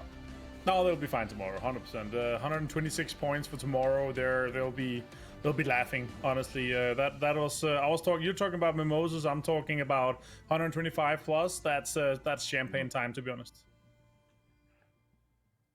You know, mimosa has champagne in it. Toby, tell me. Say the same thing. Thank you. Toby, the teams that are not going to be enjoying champagne, whatever you mix it with, tomorrow is going to be Raise Your Edge, as they did not perform up to their potential in that last match, as well as Better Luck Next Time. Both of them, I think, sitting around 108-ish. Yeah, I think they deserve some orange juice instead, where the other guys they'll get the champagne. No, it's I mean, yeah, I mean, I think Sims and Pansy put it out there pretty well. They've got to be scared, and to be fair, I mean, you always want to have your hope, especially if you're the team in the situation. You always want to sit and say, but guys, like you're trying to do the math so that you can find an excuse for saying there is a chance. There's a chance. There's got to be a chance, right? But to be honest, for me, I mean, I'm just talking numbers here. They need, I want to say, like 4 or 5 teams to do absurdly horrible tomorrow in order to qualify, and I just don't see it happening. Yep. And I think the fact that Snip did so well also is a bit of a sticky wicket for them. For sure. 31 points last time ANC played each other. This time they're probably going to be pretty close to that because of the victory on the last match. But again, as we watch this match coming to an end here, the final 2 teams, Stealthy moving up on top of the hill, and once they saw the last member of Penguins, they just attacked like a couple of sharks. But they knew that. You could feel it from the time that they rotated sort of into where the dip was, that their timing was clipping. Snip knew who was in front of them, and when Raise Your Edge went down, it was almost like it triggered sort of a release valve for Snip, because they got more aggressive. They started putting extra points up, and it was like they knew once Rye goes down, it's our time. Let's take a look at the standings. There you go. 10 kill points, 10 placement points, a whopping 20 for Snip. And if you're making a statement on the last game of the day, that's the one you want to make, Martin. Yeah, for sure. This was the time for them to step up, and they really lived up to the whole call. Honestly, there was a call to action, and they came with it. Honestly, Snip, massive performance in the last game, but they like, if they want to be able to get better than more prize money out of the finals, they definitely need to step it up rather than just that last game. But I'm looking forward to see them compete. I'm sure they're going to be in the top 16. I'm looking forward to see them compete with the 16th best in the EMEA region. I also want to give some love to the Nuclear Penguins and Game Frame, both teams that we're not going to get to see again as they're in Group A. Penguins in particular only got 19 points last time ANC fought each other. This time around, they've had a pretty consistent day. They've been putting up good numbers. I think they're going to be in like somewhere between 3rd and 5th place going into tomorrow. And they're one of those teams that I don't think a lot of people expected to sort of come out and be a top 5. So I do want to give them a little bit of due as they've performed very well in this series so far. You can see the match stats in front of us, guys. The comparison between Snip team and After Alt. Snip does take 1st place. They did a ton of damage in this game, though I think that they also capitalized on the attacks of other people. They were moving in. They were trying to steal kills whenever possible. They played that side of the map very, very cleanly, Toby. Oh yeah, they did. They played it extremely well, and I think, I mean, if we take a look at After All here, we talked about teams that needed a good final game on the day. Snip, of course, not playing tomorrow, really needed it, but After All as well, they're sitting in 17th coming into tomorrow, and they're by no means guaranteed either. They don't need a, like, we talk multiple wins in a day type day in order to qualify, but they still need to play well, and with the inconsistencies they've been showing, there's a way that they don't qualify, and I think if you're After All, you wanna start looking, but like, you're probably not getting a lot of sleep tonight because you need to prep for tomorrow. Let's take a look at the damage leaders as well as the killers we saw in that last slide. After All, putting up some good numbers as a team. Snip as well, coming in with some good numbers there, 3rd and 4th. Stealthy kind of seemed like the linchpin for that map. He was in the lead. He was making some good rotations. I don't know if he's the caller for that team. I'll be honest, I'm not hyper familiar with Snip, though I do think, based on the way that they've stepped up in a time of stress, I think we might be in the future, which is kind of exciting. Let's see, what else stood out to me? I think actually it sounds like we have an interview ready to go. So let's head over to that. Let's see who we've got here. Ah, perfect. It's Zeko for Snip. I just said I'm not overly familiar with your team. Now I get to chat with you firsthand, Zeko. Congratulations. That was... Listen, thank you. You had We to needed perform this on win. that game. I think you were aware of that. Yep. And By the way, tell can me you still about your hear me mindset. normally? Yes, I can hear you. You're good. Everything's sorry, great. sorry, yeah. That's fine. Let me ask you this. Your mindset going into that game, you know that you've got to get probably top 5 or better. What was the pep talk? What were the comms like as you prepared for what may be one of the most important matches of your career so far? To be fair, we were ultra tilted because we had 2 free zones today and 2-3 games with good zones, and we had 4 or 5 points, and that shouldn't happen. So we just saw the circle. We said we knew that the left side is gonna be free because of the plant path, and we said let's loot ultra fast and just send it.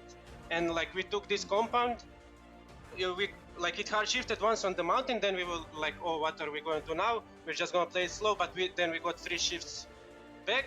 We just played it slow, cleared the Riser Age. We saw that Better Luck is died early, and they are in contention as well. And we waited for third party and just cleaned it up. Because we had 10 second places this tournament. We couldn't win if we I don't know. Just second place, but we finally did it when we needed it, so... Nice. Yeah. Congratulations. I want to hear you, though. Thank you, man. What was the comms like when you saw FaZe Clan and Razor Edge fighting after they sent it to the middle? I could imagine it was crazy. No, we thought, we knew about the dip in front of us. We first thought they're gonna take that dip, but we saw them going across the mountain, and we knew FaZe was there because we heard them shooting. And when they pulled up, we said we're good on the right side. Let's just go, and we stole some kills, and then we just played it slow. Nice. I gotta hear from you, Zeko. Now, we make a big deal of this last game because it was what, practically in the end of it, got you guys qualified through. But the journey is not over yet. Actually, it's just started for you. You're making your way into the grand finals now. I would assume, at least unless something absurd happens tomorrow. Then what's gonna happen now? You're gonna have a little more than a week to go back and look over the VODs. And while of course you qualify, did you qualify with the numbers you wanted to, or was it still not as good a qualifier for you as you would wanted? Our positioning, rotation-wise, placement is so good. I would say top tier, but our team fight and we have so little kills. I would call us Croatian DA. It's we need to fix that. We just need to focus on team fight. And because we get placement points. In the close qualifiers, we had 42 placement points, 40 kills. Here as well, we have so much more placement points than kills. So I think we need to focus on that. And if we fix that, because we're not bad shooters. I'm top fragger in the team, I shoot the worst. So if we fix that, I think we're gonna have a chance. And we have nothing to lose, so this is already an achievement for us. So cool. So thank you. Let me build off of that, Zeko, and say you guys came through the open qualifiers. You put up when it was time to put up. You're very likely, I'd say 90% plus, going to the grand finals at this point. Here's your chance to talk to everybody who's watching, or potential fans down the road, or anyone who's been cheering you on. What do you want the PUBG community to know? What shoutouts do you want to give? Let us get to know Snip just a little bit. Tell us what to be watching out for in the future. We have a lot of Balkan fans, because us and Redline, so that's a lot, a huge fan base. I saw they have been spamming Snip. A lot of my friends are watching as well, because they play other games. We have a huge Czech following because of Luke as well. So I want to say thank you for cheering, emoting. I want to thank Redline because we're watching the VODs with them constantly, playing all the time on Discord. And that's it. Hope they support us in the finals if we go through. Excellent. Well, I think you should be okay, gentlemen. Do you have any other questions for Zeko before I let him go celebrate with his team? I want to hear one little thing, just because we asked Ivor earlier too. Are you guys planning on looting Primorsk in the finals if Northern Lights hangs around that area too? On Miramar, I want to stay in Pala. On Erangel, our loot spot is shelter, and we're so lost when we don't have shelter. So if place doesn't go through, we're taking shelter. If they go, I think Primorsk is out of the question. I think North Georgia or something. But yeah, we're aiming for a shelter. I like it. You're a All right. realist, and I respect that. Yeah. All right, like well, that. thank you so much, Deco. Congratulations on that final game, as well as your Thank you. performance so far during the group stages. Hopefully, we see you when we get back together for the grand finals. Have a wonderful afternoon, and give my regards to the rest of your team. Thank you, man. Just See in you, time. boys. Later. Excellent. You know, I like the realistic tenor to how he answered Yes. your question, Toby, right? Like, often when we ask these questions to players, they give you that sort of like puffed up chest. I'm going Right. there. Yes, I have the power. And he was like, no, we're not going to deal with that if the contest is there. And I respect the heck out of that. Yeah, I think it's a wise decision to make, and also, I mean, to be fair, Northern Lights is probably not the team you want to risk half your games going up against, potentially without weapons. And if you're a Snip, who I would assume is ecstatically hyped about being here, they want to do everything they can to give themselves the best chances possible to get good games. And committing to hot dropping half your games on a team that's known to be a pretty scary up-close fighting team going up against you, who you've just said that's not one of your fortes, that's probably not what you should focus on. So I like the decision by him too. It'll be interesting. He said a lot determines on if Blaze goes through tomorrow. Blaze obviously has their games ahead of them tomorrow. Right now, though, I think they started today at 23 and have been slowly climbing. They did get their win. What do you think about their chances tomorrow going forward? Do you think this is actually going to be up in the air? Are we talking about Blaze or are we talking about... Yeah, you think Blaze will it be a Blaze. problem for Snip? I don't want Toby to answer because I know he's cheering for them. I'm also cheering for them, but let's look at the total leaderboard here. So the cutoff right now is going to be the 108 point mark for Ratio Edge and Better Luck Next Time, who has been playing today, who has had the last day. Tomorrow, everybody below them except Brute Force will be playing. So it's about catch up, and there's 8 spots or 7 spots without Brute Force that has to start passing them, right? And I think both Better Luck Next Time and Ratio Edge, they're gonna have a rough time definitely tomorrow. I think it's gonna be both of them that's not gonna make it, honestly. I think that's really the story as we go into it to see what After All Blaze sort of start out with. Blaze, by the way, last time that groups B and C played, they got 27 points on the day. So that may give you a little bit of a context in terms of historically, will they make the top 16 going forward? Raise Your Edge and Better Luck Next Time. They knew what they had to do, Toby. They knew that 108 probably wasn't going to work. And you could see that desperation in that last game or two. And it didn't work out. No, I mean, honestly, I think the fight tomorrow is going to lie between Blaze, Na'Vi, ENCE, and Team Red Zone. They're all sitting somewhat within, let's see, what is that, 7 points of one another. And I feel for those 4 teams there's only going to be 3 spots available. Potentially even only 2, depending on whether they all surpass the 108 Ratio Edge marker or not. So it's going to be, I mean, again, not... we need to get 90 points in a day type days, but they all need to play very consistent up against one another in the same lobby tomorrow. Here's the schedule for you guys to take a look at for tomorrow. We're going to be back at 1800 for the first game and run right through 3 matches of Miramar. Then we're going to end it all on Erangel as is proper, as we take it to the limit. The Group A is done. They have to sit back and watch everything that happens as B and C slug it out for the top 16. Remember, this is the group stages, not the grand finals.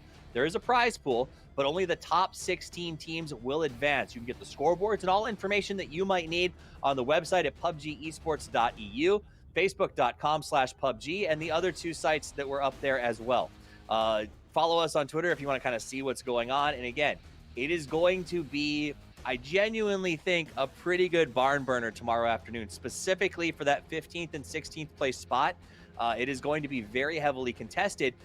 And it's going to be a tough one, Martin, because some teams, like we saw, TSM wants to fight Unity for their drops. That basically means one of the top teams may be dead at the start of every map, which opens the door for some of these mid-pack teams to get some points, to get some breathing room.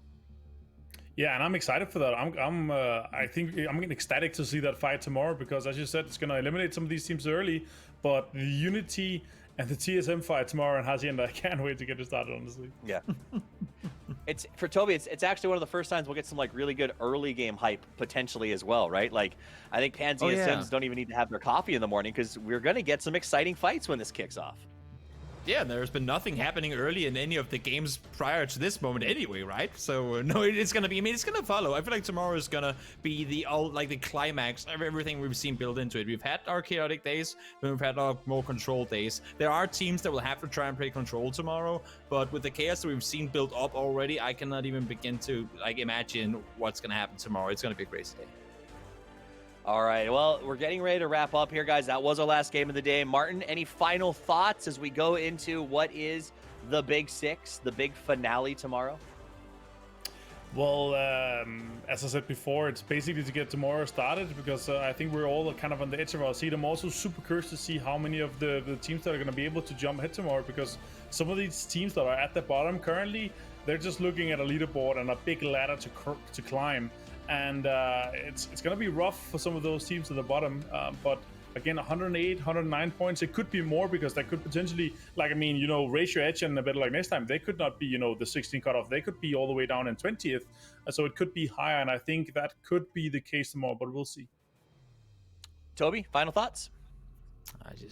Teams, get some sleep. You'll need it if you can. If not, then make sure that the time you spend awake is well put to use. Don't overstudy for tomorrow. You've played a lot of games already. You know your opponents. Just be ready for it. And also the fact that you're already here. I mean, one thing is the invited teams, but the fact that for the open qualifiers teams that might be eliminated, you've qualified for this tournament. Keep that in mind. So it's been a great pleasure, and I mean, best of luck to everyone playing tomorrow. Thank you so much to all of you who are watching, guys. We know that you have options, and choosing to spend your day with us means the world. From myself, from Toby, from Martin, from Pansy, and from Sims, as well as the rest of the production here, we appreciate you guys and appreciate you spending your day with us. PUBG's not over. We're taking a break. We'll be back in 2.5 hours for North American action, so just come on back to the channel, and then we'll be back again tomorrow for more European action first thing in my morning, your evening. It's going to be a lot of fun. I want to say thank you to all of you guys for having me, letting me stop in and fill Kylaris' chair for a couple of days. It's been an absolute blast, and I can't wait to see what happens in the final 6 games tomorrow afternoon. That said, guys, have a wonderful evening, and until I see you next time, play more PUBG.